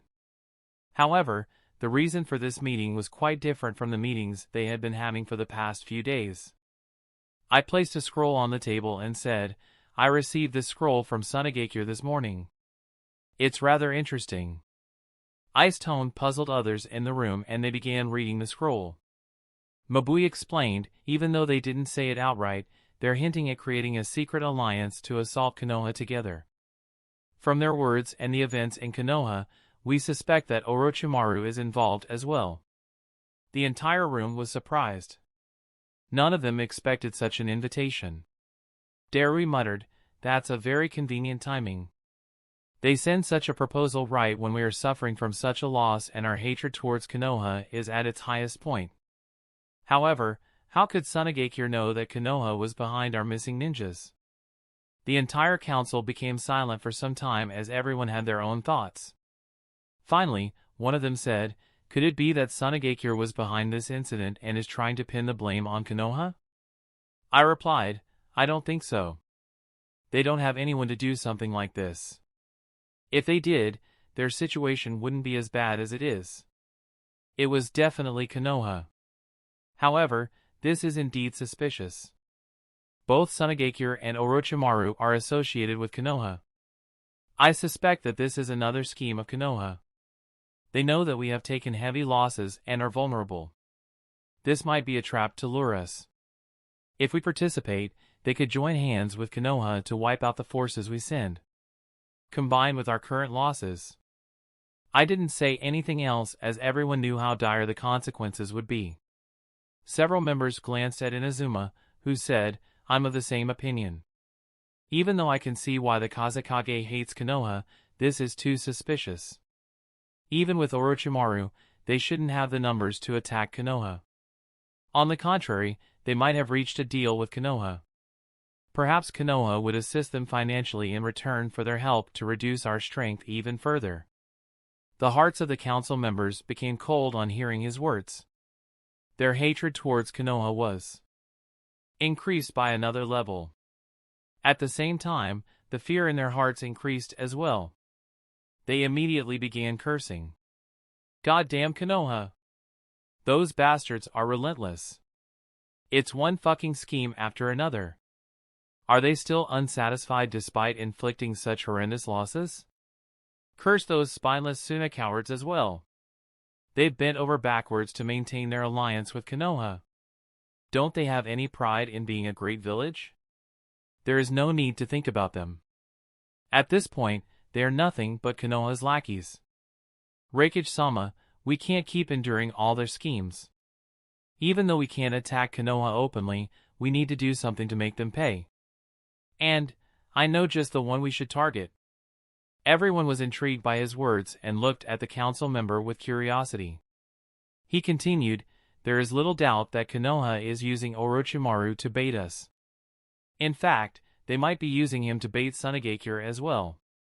It is obvious that he is a rogue only in name. Let us hunt the snake down and make them pay. The loss of a rank S ninja and the Hokage's disciple will hurt them dearly. And, they can't do anything about it openly either since they have declared him a rogue nin." Everyone thought for a bit before agreeing that his words made sense. Even I was pleased. However, Inazuma said, "As good as the idea is, I'll recommend not to go overboard right now. Don't forget Akuro's threat. Hunting Orochimaru won't be easy and you'll have to participate in it, Lord Fourth. However, if Akuro attacks the village when you're away again, it'll cause an even larger turmoil in the village." The faces of the Kumogakure leaders became ugly on hearing Akuro's name. They hated him even more than Konoha. Even though I was cursed for not being in the village and Inazuma took the blame, the people in Kumogakure didn't shy away from calling other leaders incompetent and useless. They did nothing despite facing only one enemy and let him humiliate the village to this extent. The entire Kumogakure Council's reputation was at its lowest point throughout its history. I said, "Don't worry, I'll be careful this time. Even if I move out, B will stay in the village. Even though targeting Orochimaru is a good idea, hunting down Akuro is our priority." Everyone nodded their heads in agreement. The council continued making plans to deal with the situation and also discussed the reports sent by the ninjas to look for the missing ninjas. In Konoha, Hiruzen and Shikaku were in Shikaku's office as he explained the defensive plans to Hiruzen. Unlike what Orochimaru and Kabuto suspected, Konoha had no access to Kabuto's memories. They didn't know how and when they would be attacked. So, Shikaku developed a comprehensive plan covering all aspects. After going through everything, Hiruzen nodded and said, "Great work as usual, Shikaku."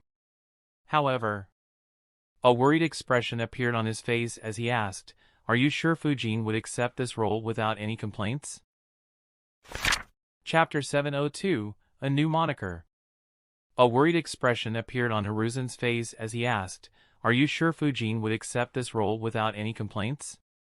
Shikaku replied casually, "As troublesome as that boy is, he doesn't have the ego that most other rank S ninjas have. You can't imagine how thankful I am for that. So, it shouldn't be an issue." Hiruzen didn't reply but complained internally, "Sure, he doesn't have an ego, but he makes me pay for any injustice he suffers, even if that injustice is imaginary. Sigh, I hope Shikaku is correct. I don't want to spend money to craft another sword." Shikaku suddenly said, "That said, this will likely be the first time Fujin will fight in the open in front of everyone. Or rather, it'll be the first time after he became a rank S ninja. Even though he fought Orochimaru twice, that battle wasn't witnessed by many. Considering the role he'll play, it is also a good time to give him an official moniker." Hiruzen snapped out of his thoughts and nodded. He replied, "True. The spectral swordsman can't be used openly. And, even if we deny it, it'll be troublesome if our enemies keep calling him by that name for decades, as it could drive a wedge between us and our allies. Do you have any thoughts on a new moniker for Fujin?" Shikaku smiled and said, "Considering what his missions have been, what his role would be in this battle and his current moniker, it's a rather simple answer. I can't think of a more appropriate moniker than Konoha's sword." Hiruzen chuckled and said, "That's very fitting. Konoha's sword, a sword that cuts through our enemies. It perfectly indicates what he has been doing for the past few years. At the same time, it also carries a word from his current moniker, reminding everyone of the threat he could pose. Alright, propagate this moniker after the situation is dealt with." Shikaku nodded and replied, "Sure. Anyway, who do we call first?" Hiruzen replied, "Well, Jiraiya is busy training Naruto and Kakashi is training Sasuke. Guy is with his disciple as well. The only one who is free right now is Fujin." Shikaku couldn't help but sigh enviously. He thought, when Hokage proposed bringing Fujin into the council, I thought I could finally have some revenge for all the work he put me through. However, why is it that I'm still buried in work while he is on a never-ending vacation? Poor Guy shed a few non-existent tears as Hiruzen sent an Umbu ninja to call for Fujin. In a few minutes, Fujin entered Shikaku's office. He looked at the maps on Shikaku's desk as well as the envy in Shikaku's eyes. With an innocent smile on his face, Fujin said, "Impressive, Shikaku-san. You're already done with the planning." Shikaku's expression became slightly dark, understanding the taunt behind Fujin's words. Hiruzen coughed to distract him and said, "Take a seat, Fujin. Shikaku will explain the plan and your role." Fujin obliged as Shikaku began explaining, "Before I tell you about your role in the war, let us first discuss who our enemies could be."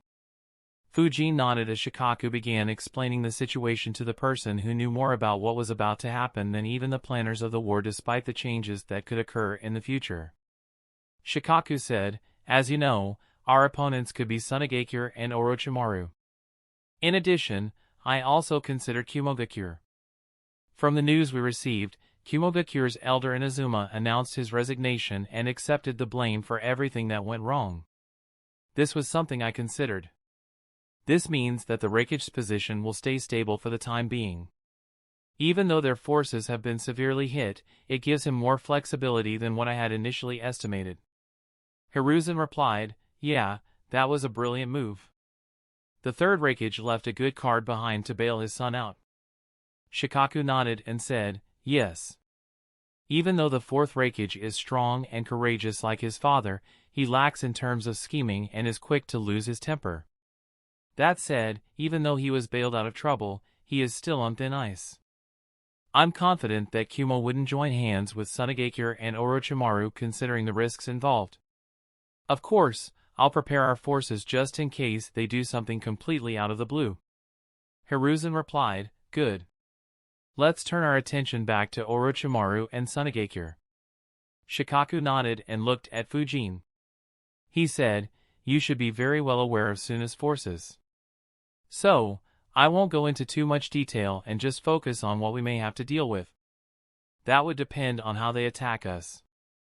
It'll be in one of the two ways we discussed earlier.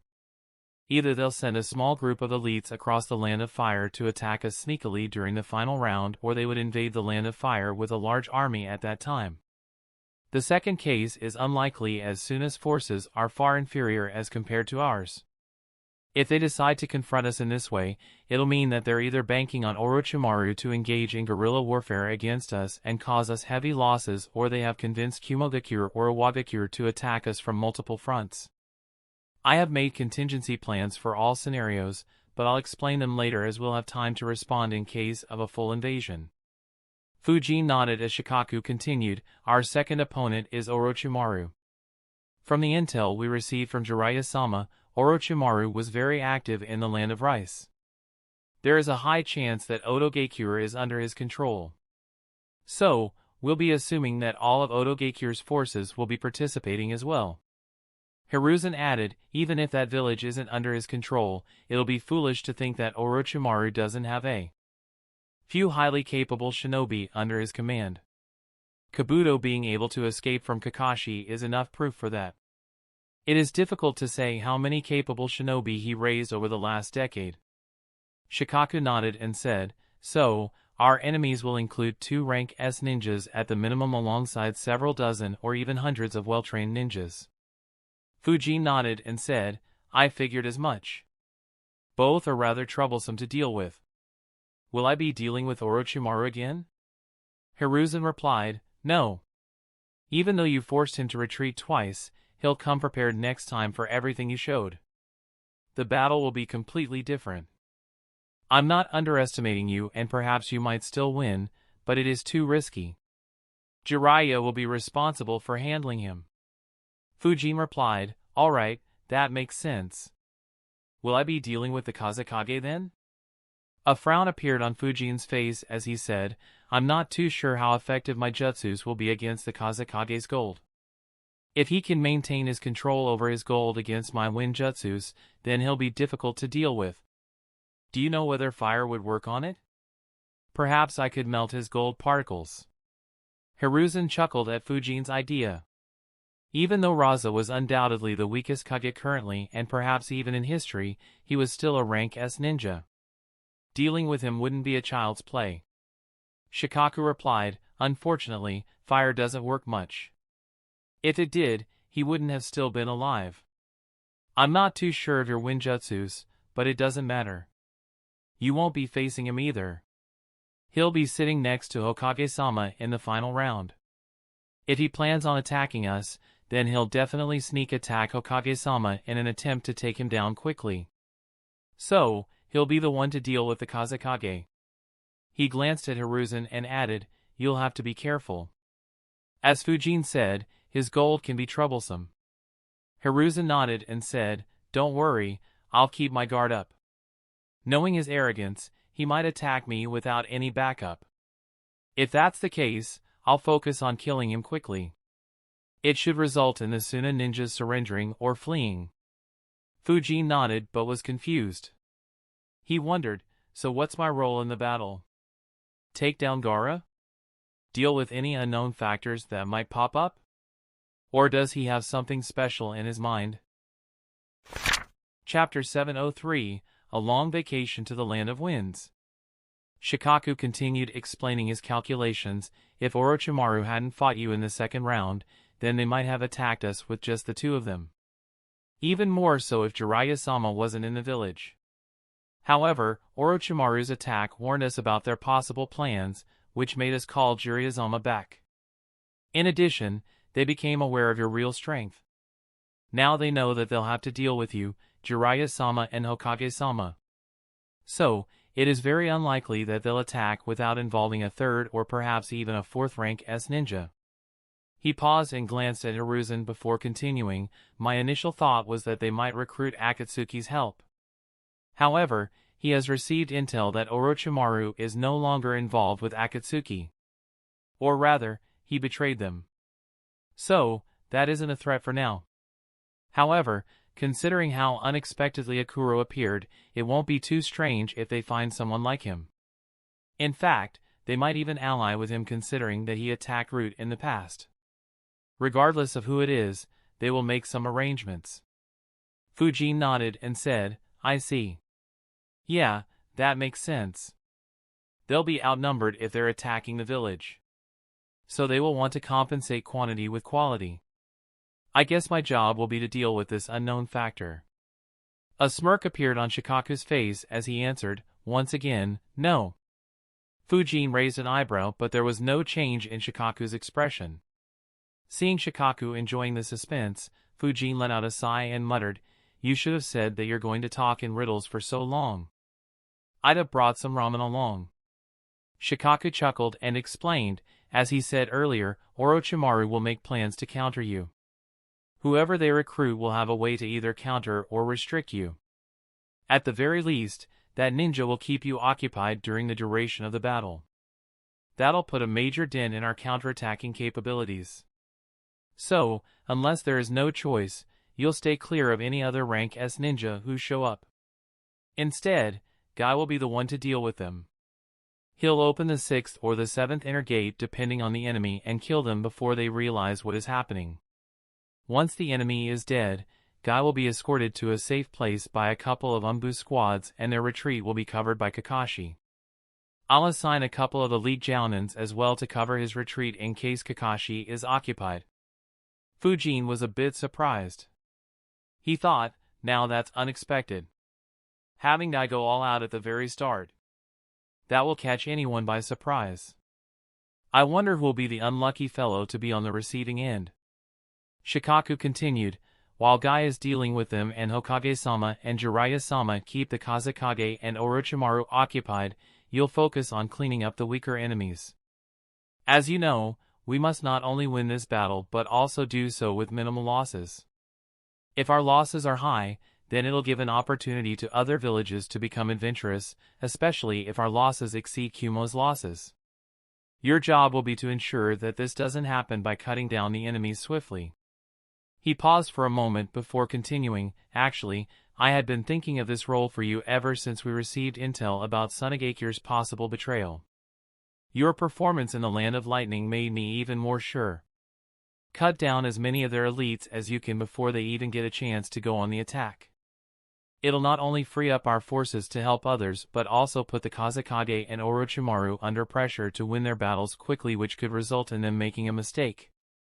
Fujin thought for a bit before replying, that seems easy enough. Alright, I'll focus on killing as many as I can as soon as the battle begins. Hiruzen sighed internally in relief that Fujin hadn't asked to fight against the stronger fighters. As a rank S ninja, he knew very well how rare the opportunity to battle against rank S ninjas was. So, he had expected Fujin to insist on fighting at least one. Shikaku replied, good. Even though your role is to cut down enemy numbers, you'll also have to pay attention to other events. One big variable is Gaara. If they plan to attack us, they'll likely set one tail loose during the final round and use the distraction to attack us. Kakashi will be the one responsible for keeping one tail under control with his Sharingan. However, if he isn't able to control him or is blocked by others, you may have to change your target to restrain Shikaku with the 4 symbols seal. It'll be a similar case with Guy's fights. In case his opponent is able to somehow withstand his 8 inner gates technique and overwhelm him, you'll have to assist him. I won't give any more specific orders, just act depending on what you think will be the best during the battle. Fujin nodded. Shikaku explained a few more things to Fujin, taking his feedback on some to see if he could get more perspectives. They discussed for nearly an hour before Fujin left the office. As he returned to his house, Fujin thought, I didn't expect Shikaku to go with such a plan. Considering our numerical advantage, slowing the enemy down and then overwhelming them with numbers is the most natural strategy. Of course, the enemy would think of that as well and will instead look for a quick victory. However, Shikaku has gone with the opposite strategy. A quick and clean victory. It'll catch the enemy off guard.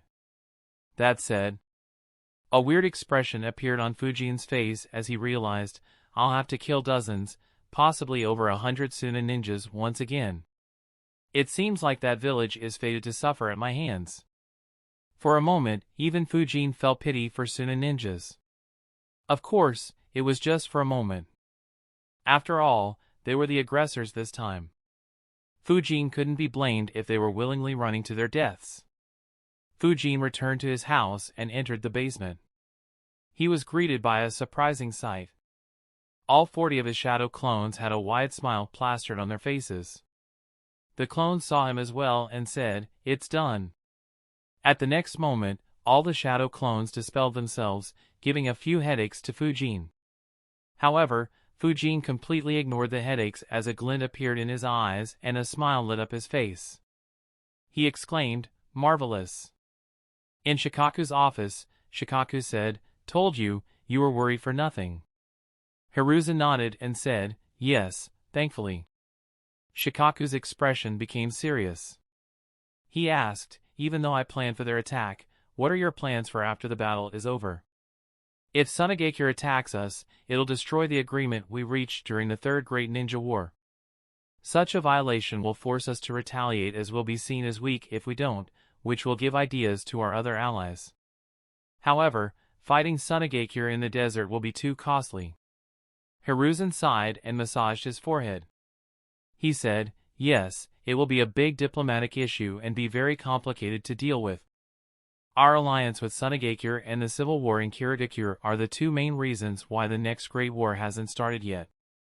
That said, it's too soon to say for sure. It'll depend on how the battle ends. If the Kazakage is killed, then we could use the ninjas we detained to broker a new contract and install a Kazakage who will be subservient towards us. If not, then it'll get more troublesome. Shikaku nodded. He thought for a bit and muttered, I suppose we could always send Fujin to a long vacation in the Land of Wind if they decide to continue the hostilities. Hiruzen chuckled, recalling the mess Fujin created a few years ago and replied, That might work. Perhaps they might start begging to start the negotiations in a few weeks. The two continued calling other ninjas who'd play an important role in the battle and the discussions continued until late in the day. By midnight, all of them were aware of their role. The next day, in a secluded region in the Land of River, a secret meeting was taking place. A simple table had been set up, with a chair on either side of the table.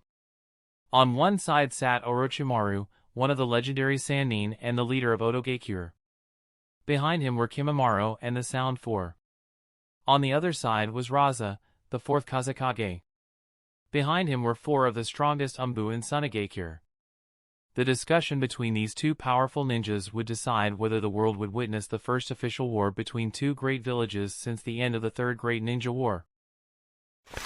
Chapter 704, Danger. In his basement, Fujin was working intently. What his clones had created was a new seal, a seal that had likely never existed in the history of the ninja world. Fujin was working on developing its seal imprint when his eyes suddenly widened. He immediately stopped working and looked in the western direction with a grave expression. At the very next second, he disappeared from his basement, leaving only a shadow clone behind. In the Land of Rivers, Orochimaru and Raza were sitting facing each other. To throw Orochimaru off his game, Raza casually said, Orochimaru, you finally decided to meet me. My council were worried that you became fearful after your loss against the spectral swordsman. Kimimaro and the rest frowned, but Orochimaru just chuckled and replied, Your council has a very wild imagination. You should bring them along next time. Raza's smile faded away at the indirect threat in Orochimaru's words. He glanced at Jirobo and asked, Who's that? Jirobo was holding a bloody body with a large hole in his back. The man was already dead, yet a fearful expression was plastered on his face. Raza was surprised to see someone close to this location. They had carefully selected a location where no one would trespass for their meeting. Orochimaru chuckled and answered, "Just a rat who was scurrying at the wrong place." I hadn't thought much of him, but he ended up being very interesting. I hadn't expected something to be happening in the dark in this country as well. Raza frowned. The land of rivers was directly situated between the land of fire and the land of wind and acted as a buffer. As such, both villages were wary of the other village using the land of rivers as a forward base to invade the other country, especially at such a critical time. Raza couldn't overlook any threat from this country. He asked, "What do you mean?" Orochimaru replied, he was barely a chunin. However, there was a very complicated seal on his body. A seal that would be difficult for even a grandmaster to see. Even I suffered due to it. Orochimaru let out a chuckle as he glanced towards his right arm. 15 minutes ago, even though the number of ninjas in the Phantom Haven Society was still low, it maintained a large intelligence network that went even beyond the land of river. The field agents had to frequently make trips to collect information from the informants. Unfortunately, one of them happened to pass right through the area where Orochimaru's group was waiting for Raza to arrive. Needless to say, the poor guy stood no chance. He was easily captured by the Sound Four. They asked him a few questions, but he didn't give any answer. Orochimaru walked towards him as he said, "Interesting. I wonder why you are in such a desolate area at this time. Whose orders are you following?" Fear appeared on the field agent's face as he muttered in shock, "Orochimaru?" Orochimaru placed his right hand on his head and said, "Let me see what brought you here." He inserted Ein chakra into his head. However, at that very instant, Orochimaru's eyes widened. He quickly withdrew his arm and shouted, "Let him go!" Jirobo and Kidamaru, who were holding the ninja, quickly let him go as several seals appeared on his body. Orochimaru turned his attention to his own arm, which was covered in several cursed seals. Both he and his subordinates were shocked. Orochimaru was about to control the seals and stop them from spreading when he instinctively felt a great danger. He immediately chopped his arm off and wondered, what was that?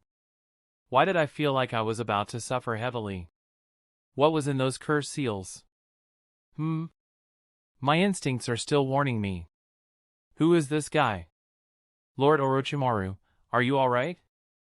Kimimaro asked worriedly. Orochimaru didn't reply but instead attacked his severed arm, which was completely covered in cursed seals by then, completely destroying it. He flickered behind the field agent, who had fallen lifelessly to the ground and attacked his back, destroying the part where the phantom seal was located. A couple of 100 kilometers away, Fujin appeared in the land of river. He began sensing his flying thunder god marks once again, but a frown appeared on his face as he muttered, "Weird." Fujin analyzed, "The sensation I got earlier. Someone must have tried to mess with the phantom seal. Unfortunately, I still can't detect the marks in the land of river from Konoha. So, I can't say for sure where that incident happened. However, now that I'm here, I can detect all the marks in this country. Once someone tries to read the memory of my subordinates, the phantom seal not only counterattacks with cursed seals but also transfers a flying thunder god mark on that ninja's body.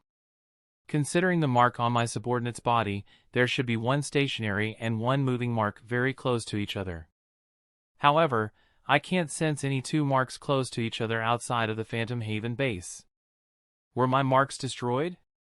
Even though the Flying Thunder God marks were permanent and couldn't be destroyed, the same couldn't be said about the objects or people that were marked. To Fujin's knowledge, that was the only way to get rid of the mark. Since Orochimaru destroyed his severed arm and the back of the field agent, Fujin's Flying Thunder God marks, which were on their flesh, were lost as well. As such, he couldn't sense them anymore. Needless to say, the danger Orochimaru felt was from the Flying Thunder God mark. While Fujin was curious to see who had attacked his subordinate, he planned to first send his shadow clone to slam a Raisin Shuriken into whoever that person was and investigate it later. If Orochimaru had delayed even for a few seconds, he would have suffered heavily, or even died, irrespective of whether Fujin wanted to harm him or not. Raza broke Orochimaru out of his thoughts by asking, a seal that even a grandmaster can't detect? Why was it on someone as weak as him? Orochimaru replied, no idea. I'll look more into it after we have dealt with Konoha. Regardless of who it is, they have successfully gained my attention. A disgusting grin appeared on Orochimaru's face as he thought, let me see who it was that could make me feel such danger. He. His grin disgusted Raza. He said, you're right. We can look into this later. For now, focus on the important matter. Baki reported that your colleague, the Toad Sage, has returned to Konoha due to your stunt. Along with Suzuki Fujin's strength, our original plan is useless now. If we continue with the same plan, it'll be us who'll lose our heads. Orochimaru replied, I know. Why do you think I was so busy for the past few weeks? Raza replied in annoyance, how can I know when you refused to meet up until now? There is only a week left until the final round begins now. It is too late to make any significant changes. Orochimaru replied, don't worry. I have already made arrangements to take care of the matter. However, you're right. We need to change our plans. Raza asked, what changes do you propose? Orochimaru answered, for starters, you won't fight against the Hokage. Instead, I'll fight him alone. You, on the other hand, will stall Suzuki Fujin. With your magnet release and ability to manipulate gold, that wouldn't be too difficult. Raza frowned. He asked, how strong is the boy? How true is the news propagated by Konoha? A smirk appeared on Orochimaru's face as he answered, strong, very strong. He might be the strongest ninja at wind manipulation currently alive. At the very least, he is stronger than you. You won't be able to kill him. Hence, your focus needs to only be on stalling him until I'm done with Hiruzen. Of course, Konoha has stretched the truth. The main reason for my retreat was to avoid having to face both Fujin and Hiruzen at the same time. However, he was able to fight against me on equal ground and even gain the upper hand a few times. Don't underestimate that boy when you stall him. Raza's frown deepened. He didn't like what he was hearing. He snorted internally and thought, stronger than me? Are you implying that you're stronger than me? How presumptuous. However, under normal circumstances, Raza wouldn't have taken such an insult lying down. However, Orochimaru's belief was advantageous for his plans. So, he kept his calm and said, tell me everything about his abilities. Chapter 705, Old and New Plans. Tell me everything about his abilities. Orochimaru agreed and informed Raza about the abilities Fujin displayed. He covered everything from Fujin's speed, control over the wind, combination jutsus, vacuum jutsus, and wind domain. The only part that he left out was Fujin's sharp tongue, as he was looking forward to Raza getting a taste of it. Raza frowned and analyzed, his ability to manipulate winds is truly remarkable. To create a dome of wind and perfectly control it. We don't have anyone with such control. It almost reminds me of the things said about Lord Second. Before Orochimaru could finish speaking, Raza asked, is it true he can use Scorch Release? Orochimaru shrugged and answered, I can't say for sure. He used the wind dome he created to take control of my fire jutsu and merge it with his wind chakra. The result was very similar to Scorch Release, but I didn't see him use it independently. According to my calculations, he must be working on recreating the Scorch Release and is very close to the last step. If he succeeds, then it'll be quite remarkable. A smirk appeared on Orochimaru's face as he continued, considering his previous actions, I'm afraid your village will suffer heavily if he is allowed to fully mature. Raza's expression became slightly ugly. He wondered, how does Orochimaru know that he was behind that incident? Akatsuki had taken an interest in why the western region of the Land of Wind had become so unstable. Due to being the only Akatsuki member from Sunagakure, Sasori had been assigned to investigate. As his partner, Orochimaru got the information from Sasori's spies too. Initially, he was unsure about the information, but his doubts disappeared after Fujin killed Juzo. Raza analyzed, he's right. That boy will become more troublesome if he continues to grow stronger. Especially the Scorch Release. We can't allow any other village to get their hands on Scorch Release. Especially not Konoha. However, Orochimaru is purposefully trying to make me restless. Everything will be fine if we win. However, if we lose, then Sunagakure will be doomed. Raza said, you still haven't said how you'll deal with Jiraiya. Also, what about Tsunade? What are your plans if Konoha brings her back to the village and keeps her hidden until we attack? Orochimaru answered, I have already made arrangements to keep Jiraiya occupied during the battle. As for Tsunade, she won't participate in the war. I have long made arrangements to ensure that. Raza frowned and replied, that doesn't tell me anything. Orochimaru chuckled and asked, do you expect me to tell you all my secrets, Raza? Raza snorted and said, if you don't, how am I supposed to know whether the arrangements are good enough? You said that you wanted to fight the Hokage while I stall Fujin. Considering our positions, I'll be next to him. How are you planning to switch our positions when they'll be monitoring me closely? Orochimaru replied, it's simple. I'll disguise as you and sit next to the old man.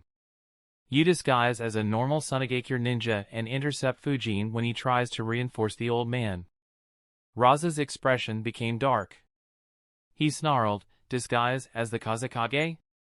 Are you out of your mind, Orochimaru? I can't agree with this. According to our original plan, you were supposed to disguise as one of my Anbu guards and attack the Hokage along with me. Even that plan was hotly contested in my council. What you are proposing now is preposterous. Kimimaro, who had been paying close attention to Raza and his guards, thought, according to our original plan, I was supposed to kill you here. You were just lucky that Konoha had someone who could fight against Orochimaru-sama. Orochimaru asked nonchalantly, so, what do you propose? Raza went silent for nearly a minute as he analyzed all the information he just received. His expression hardened as he answered, this plan has become too risky. Our original plan was to take the Hokage by surprise and kill him without allowing him to fight back. However, your actions during the second round of the exam have alerted Konoha. We no longer have the surprise factor and they'll be prepared for our attack. Without the element of surprise, even our combined forces wouldn't be a match for Konoha, let alone just a few hundred elites. I was counting on your arrangements. Unfortunately, you still haven't given me any specifics of your arrangements. In addition, you delayed our meeting for 3 weeks. I wanted to use this time to target Suzuki Fujin and kill him before we started our attack. It's too late now. Orochimaru's smile faded away as Raza continued, considering all these factors, I have decided to postpone our plans to attack Konoha for the time being. For the first time, there wasn't a hint of a smile on Orochimaru's face. Instead, a dark expression had appeared. He didn't think that Sunagakure would try to pull out of the war just a week before it was supposed to start despite knowing the threat Konoha would pose. Orochimaru asked grimly, postpone? After coming all this way, you want to back off now? Do you think Konoha wouldn't retaliate against you? And, do you think your chances will improve after giving their ninjas an opportunity to become stronger? Raza replied without any hesitation, irrespective of whether they improve or not, it is better than rushing in brainlessly without a good plan. What's the use of considering all of that if we lose the war? You may not care about the lives of your subordinates, but I have to consider what's good for my village. He. Orochimaru was so angry that he began laughing in rage. He asked provocatively, Raza, do you think I'm someone you can make a fool of? An intense bloodlust emanated from Orochimaru as he spoke. His chakra was riling up as well. Raza's Anbu guards immediately raised their guard. However, Raza didn't back off. He riled his own chakra to counter Orochimaru's presence and said, it was your stunt in the Chunin exam that ruined our plan. Without the surprise element, we will be the ones at a disadvantage. Suna won't participate in such a war. However, we're still open to future cooperation. You're right. Konoha's ninjas will continue growing stronger. Hence, our next step would be to target the stronger Konoha ninjas. We'll lure them out of Konoha and secretly eliminate them using our full force. By the time Konoha realizes our scheme, I want to kill both Suzuki Fujin and Hatake Kakashi. In addition, we can also target their other elite jounins. With our strength, that wouldn't be too difficult to do. Once Konoha's top-level fighting capabilities are reduced, we can target Konoha once again and put this plan into action. What do you say, Orochimaru? Orochimaru's expression became even darker. If someone were to hear Raza's words and plans, they would find it very reasonable and appropriate. However, Orochimaru wasn't just someone. He knew fully well about Konoha's capabilities. He cursed, "This moron! Does he think that Sensei will just wait around for him to make his moves now that Konoha has recovered its strength? If we don't make a move now, he'll have the Nara start making plans to make a move against both Oto and Suna. If he foolishly tried to target their elites, the most likely scenario is that his head will roll." Thoughts clashed in his brain at the speed of light as he analyzed, should I do it and continue the plan alone? The arrangements I made over the last 3 weeks should be enough to crush Konoha. However, things will be tricky without a second-rank S ninja to look after the operation while I'm dealing with Sensei. If something goes wrong, there won't be any chance of saving the situation. Orochimaru immediately began convincing Raza about continuing the plan. He warned him that Konoha wouldn't wait for him and might send Fujin to do something similar again. Raza obviously knew that. However, the situation had become too risky and he had no reason to trust Orochimaru. He would rather deal with Konoha's schemes than blindly trust the snake. Hence, Raza didn't budge from his position. Instead, he tried to convince Orochimaru to assault Konoha in the future and join him in the plan to eliminate Konoha's top ninjas. The situation became quite weird. Both of them hated and despised each other, but didn't show it and tried to remain cordial since they needed each other's help. The two had an intense discussion for over 10 minutes but were still at an impasse. Neither had good expressions as they realized that the other party was too stubborn to change their mind. Finally, Orochimaru let out a long sigh and said, "Kazakage-san." Suddenly, without any change in his expression or demeanor, Kimimara's fingertips parted, creating holes and exposing his hardened finger bones. He pointed them at Raza and his guards in one smooth action and fired his bones like bullets at the unsuspecting Suna ninjas. Chapter 706, Overwhelming Might. Kazakage-san. The moment Orochimaru said those words, Kimimaro got into action. Even though Fujin's existence had forced Orochimaru to change his plans, if Raza didn't cooperate, he had no reason to leave him alive. If the talks didn't go as planned, he asked Kimimaro to attack if he said those words. Kimimaro's fingertips parted without making any sound. Since Raza and his subordinates weren't aware of his background, no one suspected anything. However, the instant Kimimaro's hands moved to point his fingertips at them, all 4 Umbu ninjas stared at his hands. After all, the 4 of them could be considered elites among elites in Sunagakure. They wouldn't miss such an obvious movement no matter how stealthy it might have been. However, none of them anticipated that Kimimaro would shoot bones from his fingertips. Raza wasn't an exception either. Unlike his guards, he didn't dare to take his eyes off Orochimaru. That proved to be a mistake as Kimimaro fired 6 bones at Raza and 1 each at his 4 subordinates. "Careful, Kazakage-sama." The 4 Umbu guards immediately got into action. In a flash, kunai appeared in their hands. They dodged the bones aimed at them and moved to block the bones aimed at Raza.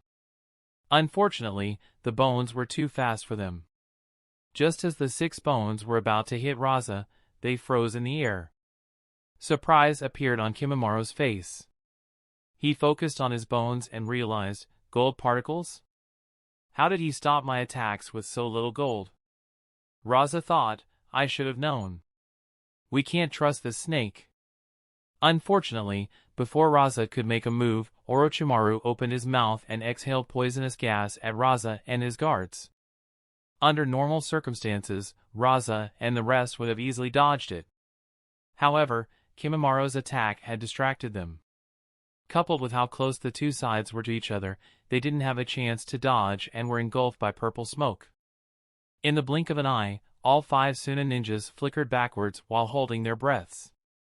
One of the Umbu ninjas asked, "Kazakage-sama, are you fine?" Raza immediately replied, "I am."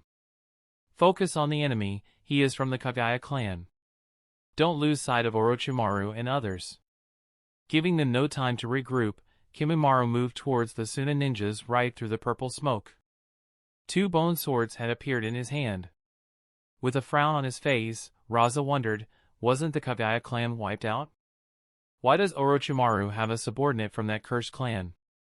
At the same time, Orochimaru slithered along the ground and moved towards Raza. Wind release, pressure damage jutsu fire release, searing migraine jutsu. 2 of the Suna Umbu blew intense winds towards the incoming attackers while the remaining 2 exhaled a fierce fire into the intense winds. In the blink of an eye, the entire terrain was covered in a firestorm, engulfing both Kimimaro and Orochimaru. The intense attack forced the Sound Four to retreat. Kidamaru commented, "Those guys are strong." Tayuya scoffed, "Of course. They're trusted to ensure the Kazakage's safety. Not that it'd be of any use." Raza calculated, this should slow the Kagaya brat. As for Orochimaru, gold dust appeared around Raza and rushed into the firestorm.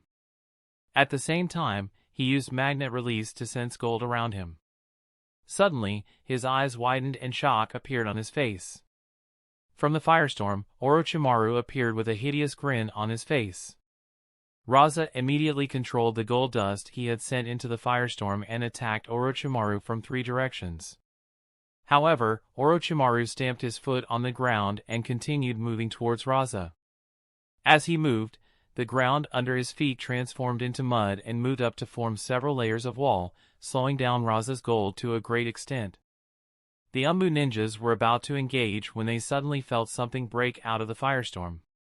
They turned their heads to see a dinosaur-like human with dark gray skin, dark black eye sclera, yellow eye irises, sharp teeth, 6 large bone spines protruding out of his back and a long bone-spiked tail. Seeing the bones, they realized that it was Kimimaro, but his appearance still shocked them. Facing 2 enemies, the Umbu ninjas quickly analyzed the situation and came to a unanimous decision without exchanging a single word. All 4 of them moved to stop Kimimaro, leaving Raza to deal with Orochimaru alone. Kimimaro didn't care about being outnumbered and swung his bone swords at them. Instead of blocking, all 4 Umbu ninjas moved away to be just outside his range while weaving hand seals. Wind release, blades of wind jutsu water release, water bullets jutsu. 3 Umbu ninjas launched dozens of wind blades at Kimimaro while the last one followed up by firing water bullets at him. Due to such close range, Kimimaro couldn't dodge any of the attacks and was hit by all of them. Relief appeared in the eyes of the Suna ninjas, but their relief immediately changed into horror as Kimimaro continued standing in front of them without a single injury on his body. Their attacks had only caused slight discoloration where they landed but failed to draw any blood. A few meters away, Orochimaru's sword was just a foot away from Raza's neck when Raza waved his left hand. Magnet release, gold rush jutsu under his sleeve, his gold bracelet turned into gold dust and moved towards Orochimaru. The sword was just a few inches away from Raza's throat when Orochimaru was hit by the gold dust. In an instant, Orochimaru was blasted behind at a great speed. Orochimaru flipped in the air and landed on his feet. He continued sliding backwards as the mud slowed him down. Raza asked in a grim tone, "How did you get rid of my gold?" Raza had long considered that Orochimaru might turn on him. Hence, he had planted a large amount of gold dust deep underneath the meeting spot. The reason why he was shocked earlier was that he couldn't feel that gold. Orochimaru laughed and asked tauntingly, "Did you really think I'd meet you over a gold mine?" The two continued to exchange blows as Raza asked with a frown, "But how? We were the ones who chose the meeting spot. How could you find the gold I hid?" As someone who could control and manipulate gold freely, Raza was very confident in his methods of hiding gold. No one without magnet release should have had any chance of finding it. Yet, it had happened. In fact, things were so bad that he couldn't feel any gold in the vicinity. It almost felt like someone had removed all gold particles for dozens of kilometers around that spot. Orochimaru chuckled and continued attacking as he answered, "I have my means." After tanking their jutsus, Kimimaro immediately went on the assault. The Suna ninjas immediately evaded and moved away from him.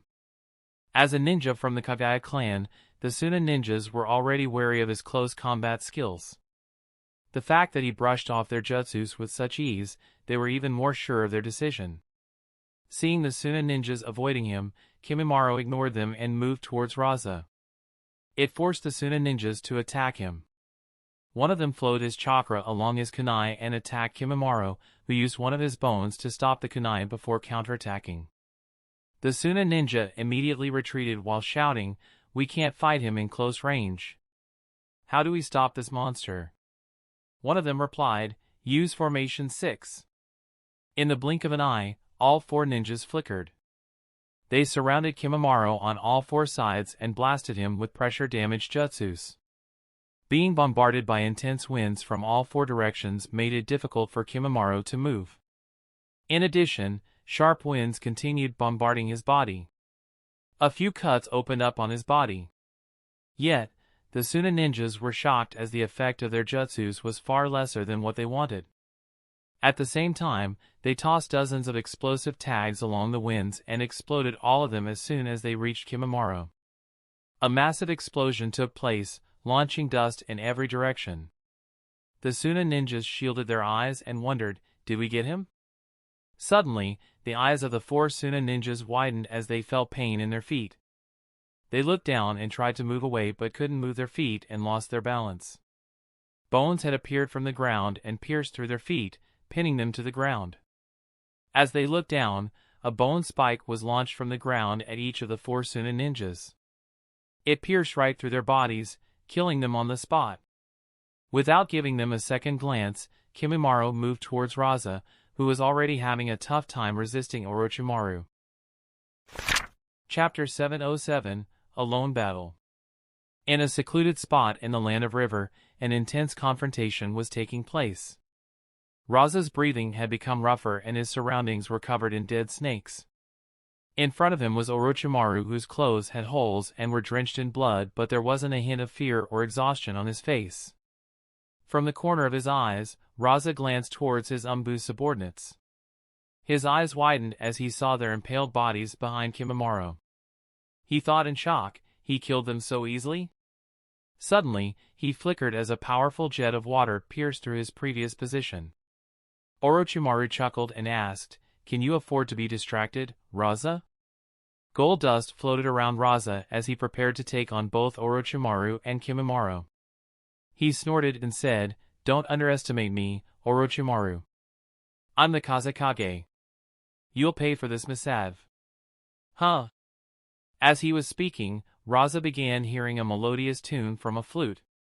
He immediately felt his chakra flow being affected and disrupted it. At the next moment, he instinctively moved to his right as an arrow barely missed him. Kidamaru frowned and wondered aloud, "How did he dodge?"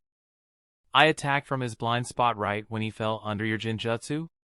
Taiyuya replied, "Fool. He is a Kage. Besides, our attacks have served their purpose." Orochimaru and Kimimaro went on the offensive using the opening provided by their attacks. Orochimaru bombarded Raza with water jutsus, which were blocked by shields made of gold. However, the limited amount of gold with Raza meant that he didn't have any gold left to stop Kimimaro. Seeing Raza without his greatest tool, Kimimaro flickered towards him. However, Raza glanced in his direction while taking a deep breath. Wind release, desert wind jutsu. A chilling wind blasted Kimimaro as countless small wind blades bombarded his body. Raza had merged In chakra into his wind jutsu. As the winds moved, it also moved the soil along, turning it into a deadly weapon. Hundreds of minute cuts appeared on Kimimaro's body, covering him in blood. Coarse soil particles hit these wounds, making them hurt even more. Yet, Raza's eyes widened as Kimimaro continued moving forward unflinchingly. Even though Raza's attack managed to break through Kimimaro's skin, it couldn't do anything to the layer of bone he had created under his skin. Raza immediately slammed his hand on the ground while moving backwards, away from both his opponents. Dozens of giant spikes rose from the ground and attacked Kimimaro, but he simply crushed them under his feet and instead used them to move even faster. Raza immediately recalled the gold that was being used to block Orochimaru's attacks, but Orochimaru attacked once again, forcing him to use the gold dust to defend once again. Raza cursed, "Shit, this is bad. I need to retreat." Seeing Kimimaro's bones soared inches away from him, Raza quickly analyzed, "I need to create some distance. Once I have my gold dust back, I can fly in the sky using it and create a distance from them. Then I'll only need to be careful about Orochimaru's summons." Still, being forced to retreat in such a manner. How humiliating.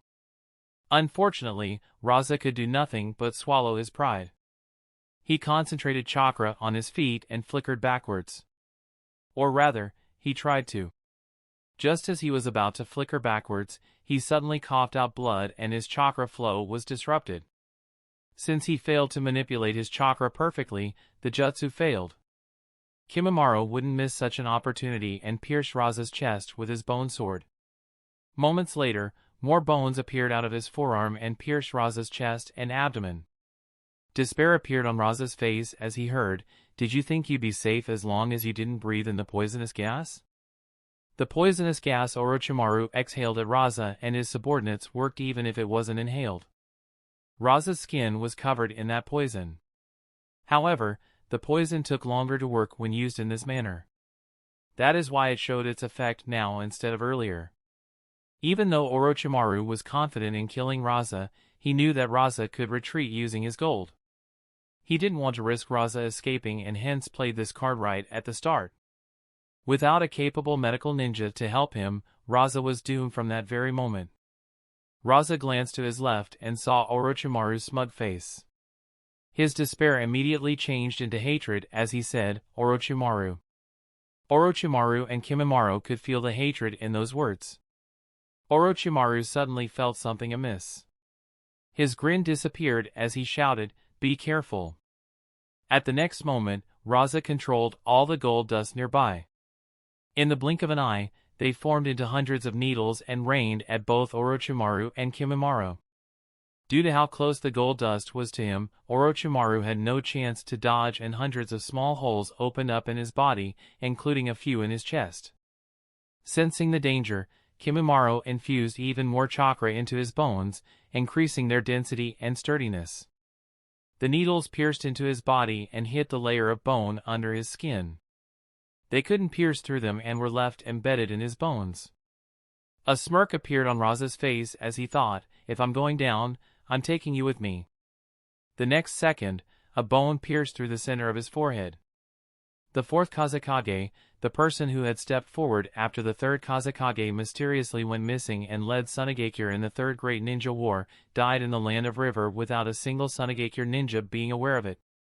Kimimaro withdrew his bones and glanced at Orochimaru, who was lying on the ground. Suddenly, a pair of hands appeared from his mouth and opened it wide open. A completely healed Orochimaru walked out and looked at Raza. He muttered, "At least he died in peace thinking that he killed me." Orochimaru could only chuckle and shake his head. Suddenly, Kimimaro collapsed to his knees and vomited several mouthfuls of blood. Orochimaru's expression became very serious. He quickly began inspecting him. Some distance away, the Sound 4 appeared above the ground. Sakan said, "That was scary. If we had been any slower, those needles would have killed us." Jirobo said, as expected of Akage's last attack.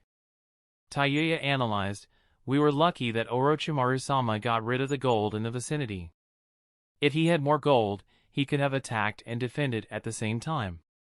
Even though Orochimaru-sama would have still won, he might have killed us." "Huh?" Kidamaru asked, "What happened to Kimimaro? Did his illness get worse?" They immediately rushed towards Kimimaro. Orochimaru had an ugly expression on his face. Kimimaro had coughed a few more mouthfuls of blood and looked to be completely out of strength. He could barely stop himself from falling to the ground. As the sound four reached close to them, they heard Orochimaru saying, "Even though you blocked the needles dispersed into gold dust and mixed into your bloodstream. This will make your illness even worse." Even though Raza failed to kill Orochimaru, he had successfully worsened Kimimaro's condition. Just like in the original story, Kimimaro wouldn't be in a state to join the attack on Konoha. Considering Fujin's presence and Konoha's preparedness, the odds were heavily stacked against Orochimaru. Yet, the thought of canceling the attack didn't even cross Orochimaru's mind. He was still as confident as ever. A few hundred kilometers away, Fujin was still standing, trying to figure out the situation. He finally gave up thinking, leave it. Finding the dead guy in this vast country without the mark is too difficult. I'll need to wait for Shigeki's reports. He could give me some information. That said, there is one piece of information I have. Whoever killed him tried to read his memories. That lowers the number of suspects. It's either a Yamanaka ninja Konoha stationed here or Orochimaru, unless there are others who have learned this trick too. I think Nagato could do it, and maybe the Jashin faction could have this ability too. Of these, the most suspicious one is definitely Orochimaru, as I don't think any of the remaining three have a reason to target a Phantom Haven member. Of course, that is assuming he didn't do anything crazy. Oh well, no point in speculating too much. I'll soon have another headache to deal with. The first death of a member of Phantom Haven Society. I'll need to handle this issue carefully. If I mishandle it, the members will become restless and the organization will suffer. However, if I handle it properly, I could use this to increase everyone's bond to the organization and make everyone improve their strength seriously. Fujin immediately began making plans to use this situation to his advantage. Elsewhere, Orochimaru was even busier than Fujin. Unlike Hiruzen, who had an array of capable subordinates to rely on, Orochimaru had lost an ally and his two strongest subordinates. He had only a week to ensure that all his arrangements were perfect before he launched his assault on Konoha. Chapter 708, Kazakiri. Sitting in his office, Hiruzen was going through the updated bingo book. He flipped through the pages until he found what he was looking for. He chuckled and muttered, "So they figured it out, huh?" Without taking his eyes off the book, he ordered, "Call Fujin here." One of his Umbu guards disappeared from the room. Minutes later, Fujin appeared in his office. Hiruzen passed him the bingo book and said, "Take a look." The page Hiruzen had opened had Fujin's entry in the bingo book. He muttered, "So, they doubled my bounty to a 100 million ryo, huh?" Hiruzen said, "It looks like they figured out some details due to your involvement and the trap." Fujin nodded and said, "Yeah, Dari and others had seen me use explosive tags earlier. So, it isn't surprising. Still, I guess they haven't figured out all the details yet. Otherwise, they might have raised the amount much higher." Hiruzen chuckled and said, "There is no point in increasing the bounties any further. If someone has the strength to kill you, then they can't be bought anyway. The 100 million figure is just to signify the threat you pose. Such a bounty amount isn't really a threat to you, as no one will try to claim it. The only reason why Kumogakure did this was to send a message to other hidden villages. They should soon enter into talks with the Wagakure using this speculation." Fujin was surprised, but after thinking about it, he found Hiruzen's words logical. Even if his bounty was increased to 1 billion, who would bother trying to kill him? He thought, "Now that I think about it, there is one who might be tempted. I wonder if I'll have a third round against Kakuzu soon." Seeing Fujin nod, Hiruzen added, "Of course, it doesn't mean that there aren't any bounties beyond that amount. However, they are generally reserved only for individuals who are extremely hated. The village that issues such a bounty usually goes all out to ensure that person dies." Turn 7 pages. Fujin flipped the pages and saw Kuro's bounty. It was twice that of Fujin's. Fujin felt a bit peculiar and wondered, so if someone kills me, does he get 100 million or 300 million Ryo? It might be fun to create more such identities and wreak havoc. It'll be amusing to see a dozen pages in the bingo book being occupied by me. Even though Fujin thought so, his expression hadn't changed even a bit. Hiruzen asked, "Do you recall running into someone like this?" Fujin shook his head. Hiruzen sighed and said, "The fact that they put up the image of his mask implies that no one in Kumogakure knows what he looks like. Looking for a Kuro will be difficult if he refuses to show himself." Fujin agreed and added, "True, but if his personality is as he displayed, I doubt such a person can stay without creating chaos." Hiruzen shrugged and said, "Only time will tell. Anyway, I had another reason to call you. Come with me." Both flickered out of the room as Fujin followed Hiruzen to Otomomo's house.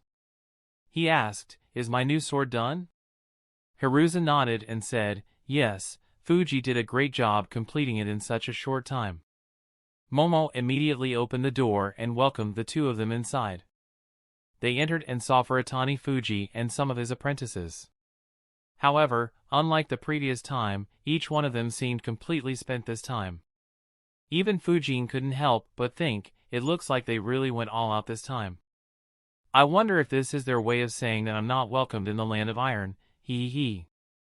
The previous time they met, Hiruzen had threatened to send Fujin to the land of iron when he was engaged in negotiations. Looking at their condition, Fujin was sure that they did everything in their power to ensure that didn't happen. Hiruzen smiled and said sympathetically, "It must have been tough on you, Fuji-dono." Fuji sighed in exhaustion and replied, "You don't know the half of it. However, it's fine. It's not often that I get a chance to craft a sword of this caliber. I just wish that we weren't constrained by time." Before Fujin could say anything, Hiruzen hurriedly said, "Unfortunately, the situation is as such. Not everything can be as we like." Fuji nodded while Fujin glanced at Hiruzen. Hiruzen acted as if he didn't feel his gaze and thought, "Fortunately, I reacted quickly. Otherwise, this brat might have asked Fuji to work on another sword." While Hiruzen believed that Fujin was mature enough not to do that, he didn't dare to test it. Fujin could only shake his head at Hiruzen's antics and wondered, "I have been taking it easy on him lately. I wonder if I should give him more headaches." Fuji sighed again and said, "That is true. Anyway, even though I had very little time, the sword we crafted still fills me with pride. It is undoubtedly the best sword I have crafted." Fuji opened up a scroll while speaking and summoned a box out. He opened the box and took out the sword he had crafted.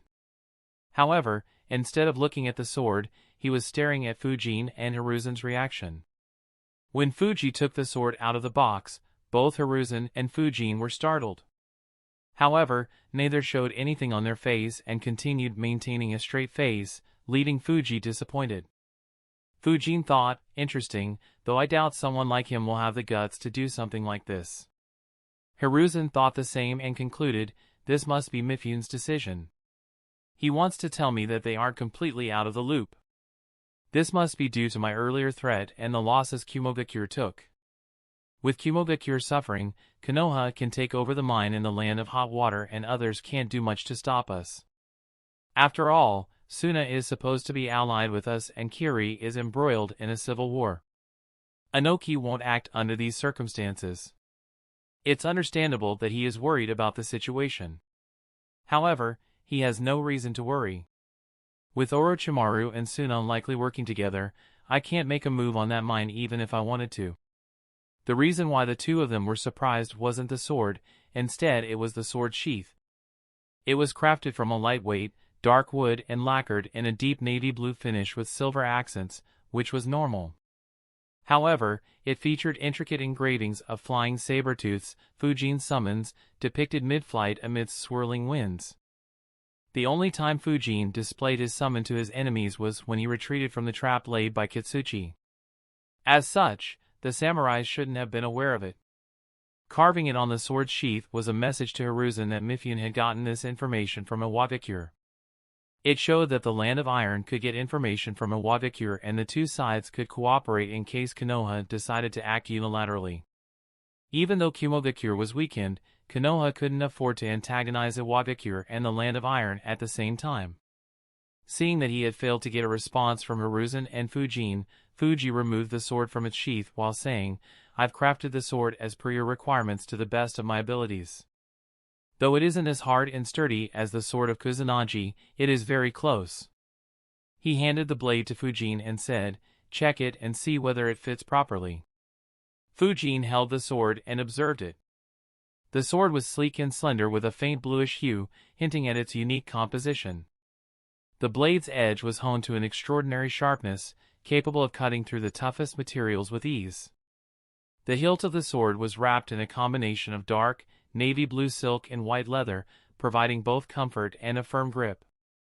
Fujin swung his new sword a few times to get an idea of its balance. He quickly realized that the sword's balance was meticulously tuned, making it incredibly responsive and agile. It was even more suited for him than his previous blades. In addition, the sword was considerably lighter than his previous swords, which would further complement Fujin's speed and precision in battles. Considering that his main requirement was sturdiness and durability, Fujin was surprised that Fuji managed to make the sword so light. He muttered, "This sword is amazing.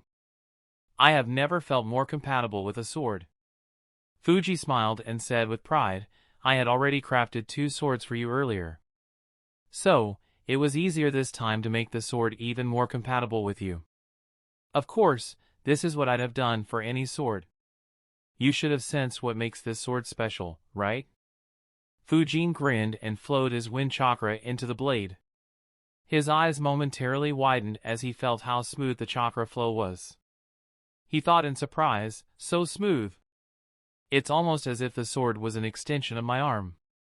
Fuji explained, "Even though the sword is exceptionally sturdy, the most remarkable feature of the blade is its ability to channel wind chakra.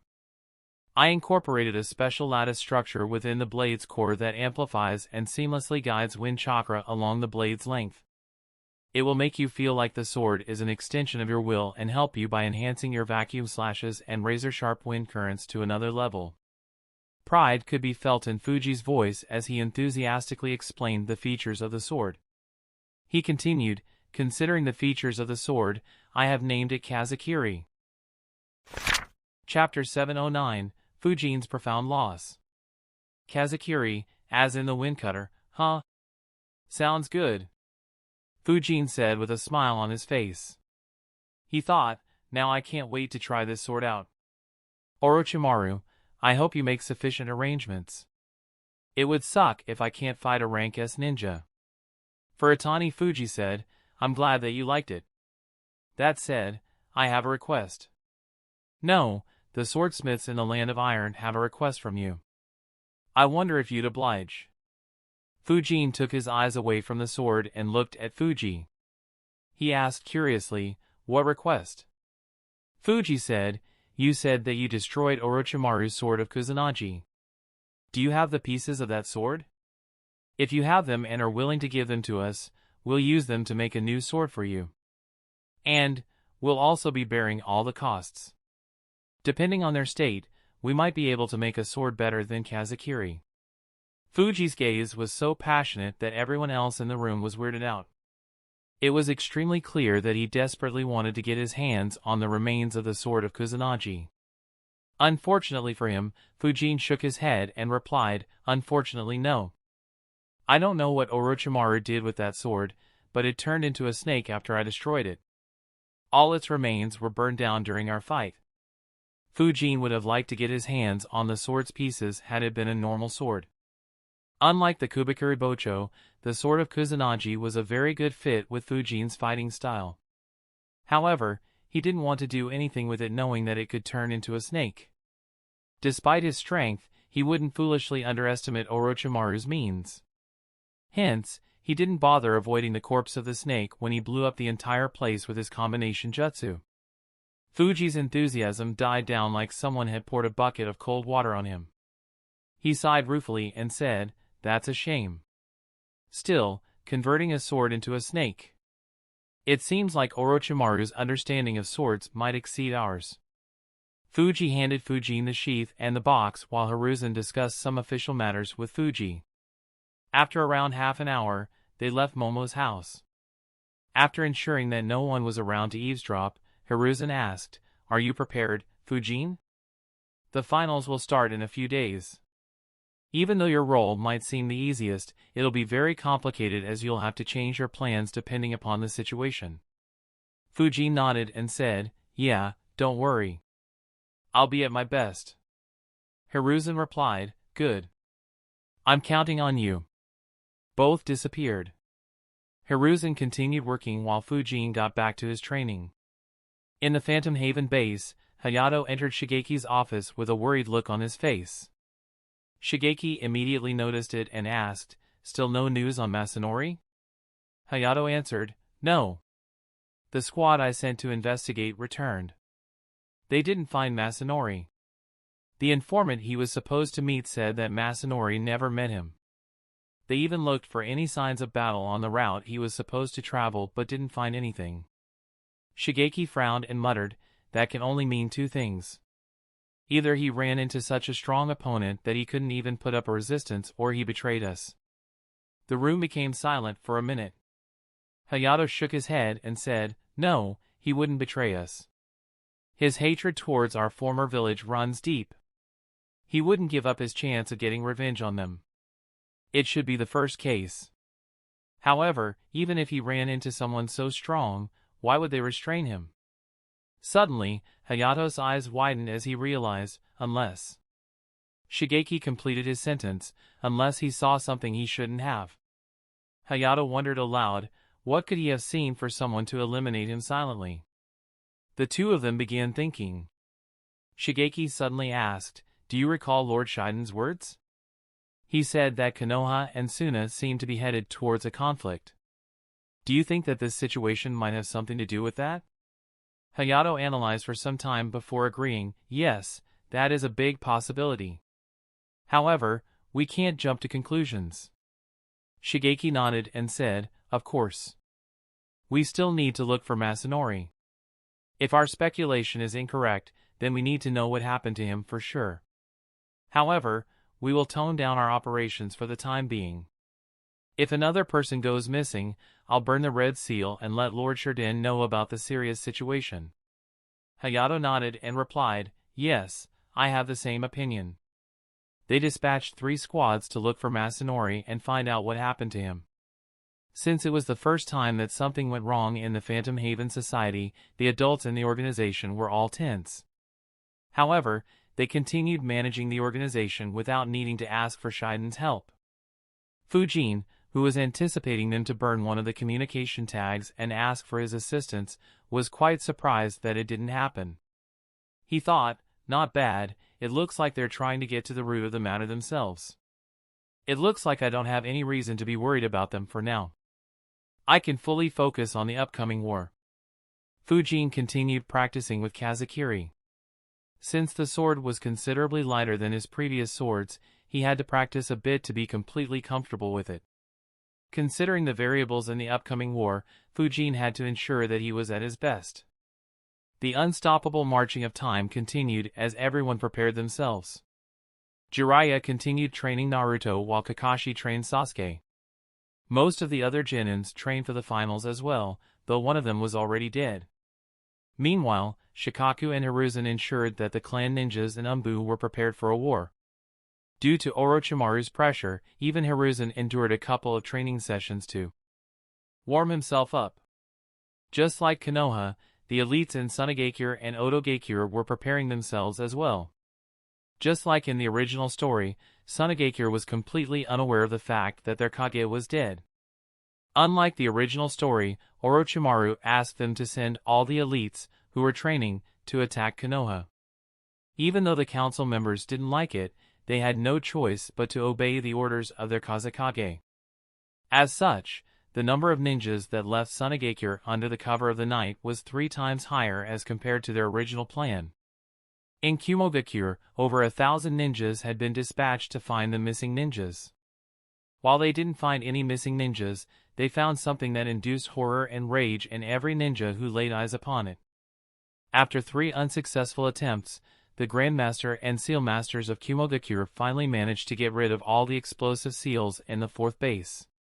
While they didn't find any missing ninjas, they discovered that the soil a few dozen meters underneath the base was soaked in blood.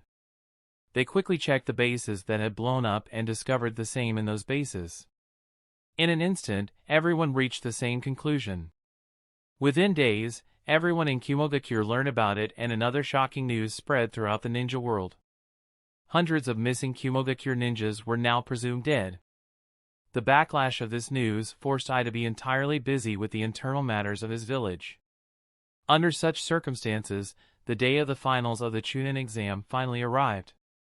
However, one person was more busy and concerned than the Genins who were about to participate.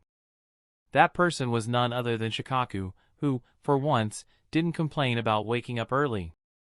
Even before the first rays of the sunlight reached Konoha, Shikaku stealthily dispatched nearly half of the clan ninjas to the walls under the cover of the night. A few hundred clan ninjas were supposed to act as the audience in the stadium during the final round. Considering that the Kazakage and Hiruzen would be present there, the majority of Konoha's top powerhouses were stationed there as well. That included Fujin, Kakashi, Gai, Hayashi, Renjiro, Asuma, and a few more elite jounins. Shikaku couldn't predict where Orochimaru would attack from and what he would target. If he teamed up with Raza and attacked Hiruzen, Fujin's role would change and he would assist Hiruzen while Jiraiya would act depending on the situation. However, Shikaku didn't think that Orochimaru would do this, as there was no way Raza and Orochimaru could completely trust each other. For that reason, Jiraiya would stay back in the Hokage's building along with the majority of the Umbu ninjas. Shikaku would be there as well to manage all the forces. Once Orochimaru made his move, Jiraiya would go to confront him. The remaining clan ninjas continued to stay in their respective clan compounds so that Shikaku could use them to reinforce others as per the situation.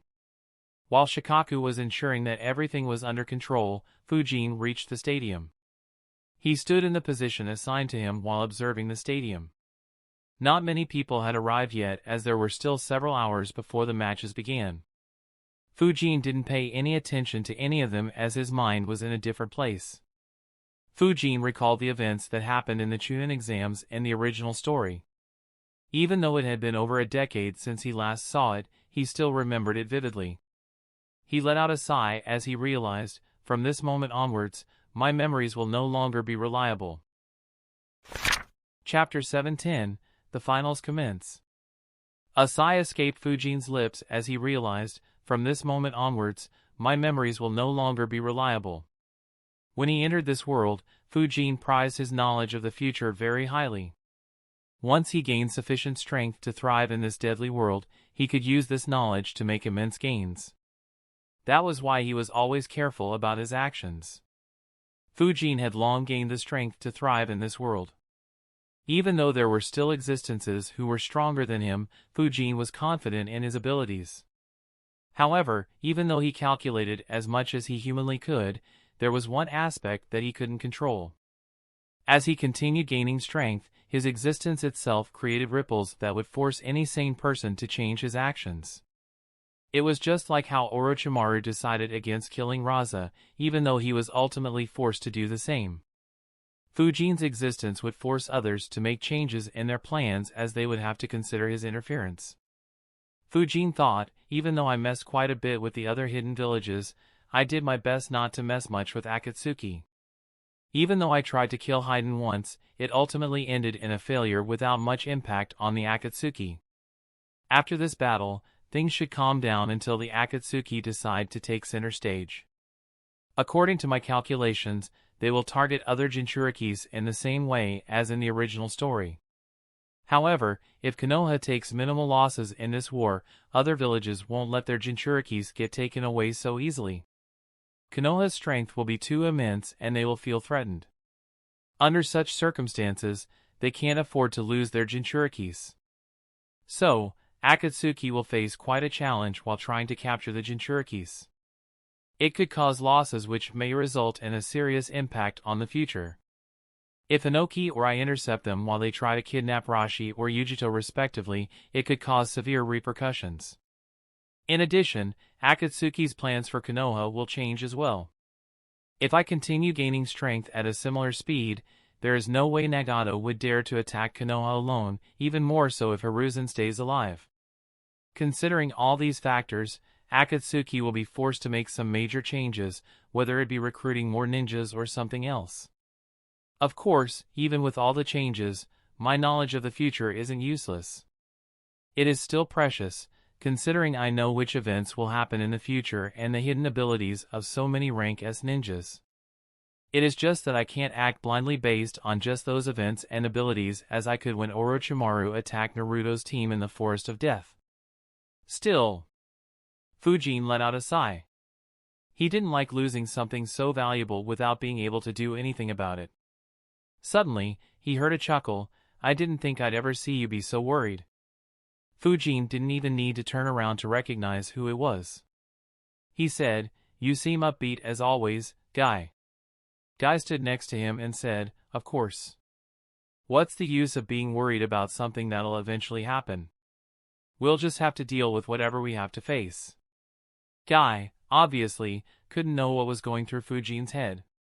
Instead, he thought that Fujin was worried about the upcoming battle. As his senior, he decided to raise Fujin's morale a bit.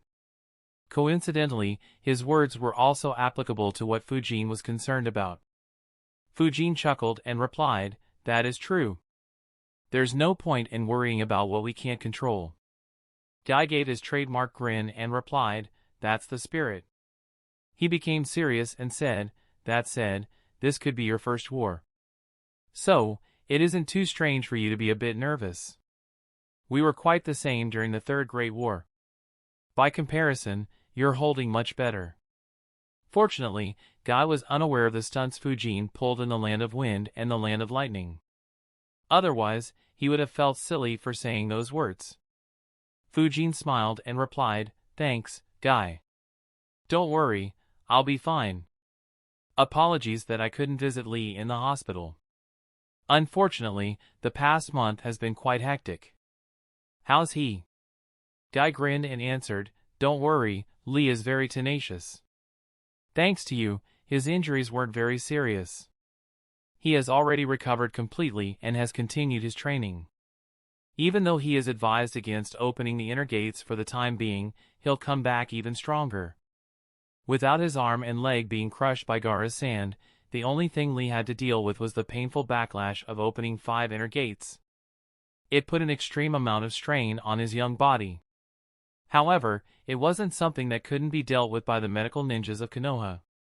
Though he had to be kept under observation for over 3 weeks, he made a full recovery. Fujin chuckled and added, "As expected of your favorite student." Fujin and Guy continued waiting in the stadium as others slowly trickled in. One of the earliest people to arrive was Baki. As soon as he arrived, his eyes landed on the two of them. He thought, as expected, "He is here. I hope Kazakage-sama and Orochimaru have made sufficient preparations. Otherwise, this will be a painful war." In a few hours, the stadium was fully packed. All the Genins had arrived and were standing at the center of the arena. Well, almost everyone.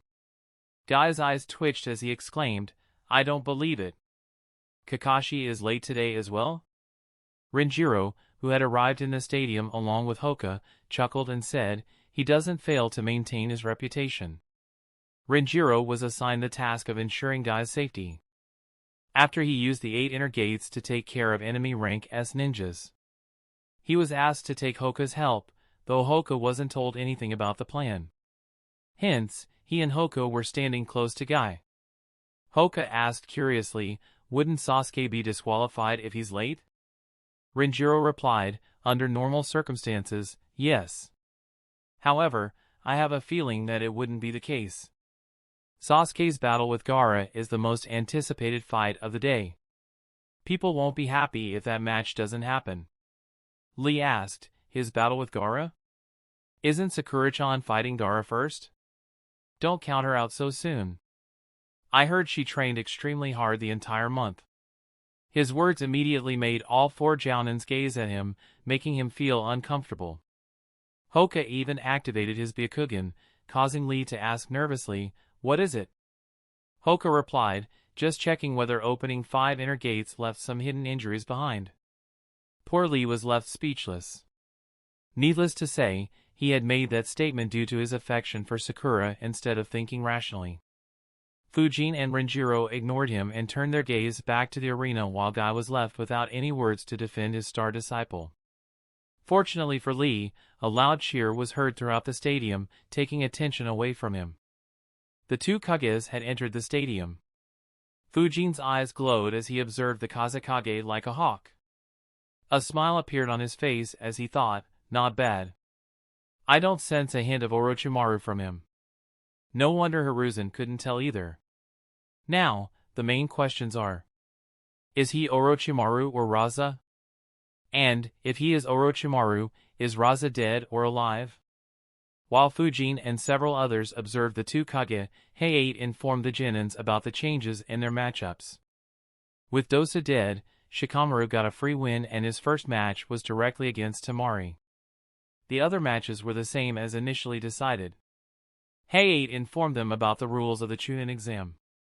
Finally, a loud announcement was made, "Ladies and gentlemen, welcome, and a heartfelt thanks for gathering here in Kanagakur for the Chunin selection examination. We will now begin the matches of the final round between the 9 candidates who advanced in the preliminaries. Please sit back and enjoy." Another loud cheer began in the crowd.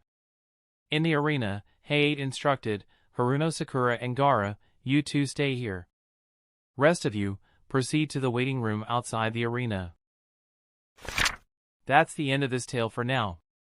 Thank you for watching, and I'll see you in a month for part 16. Peace.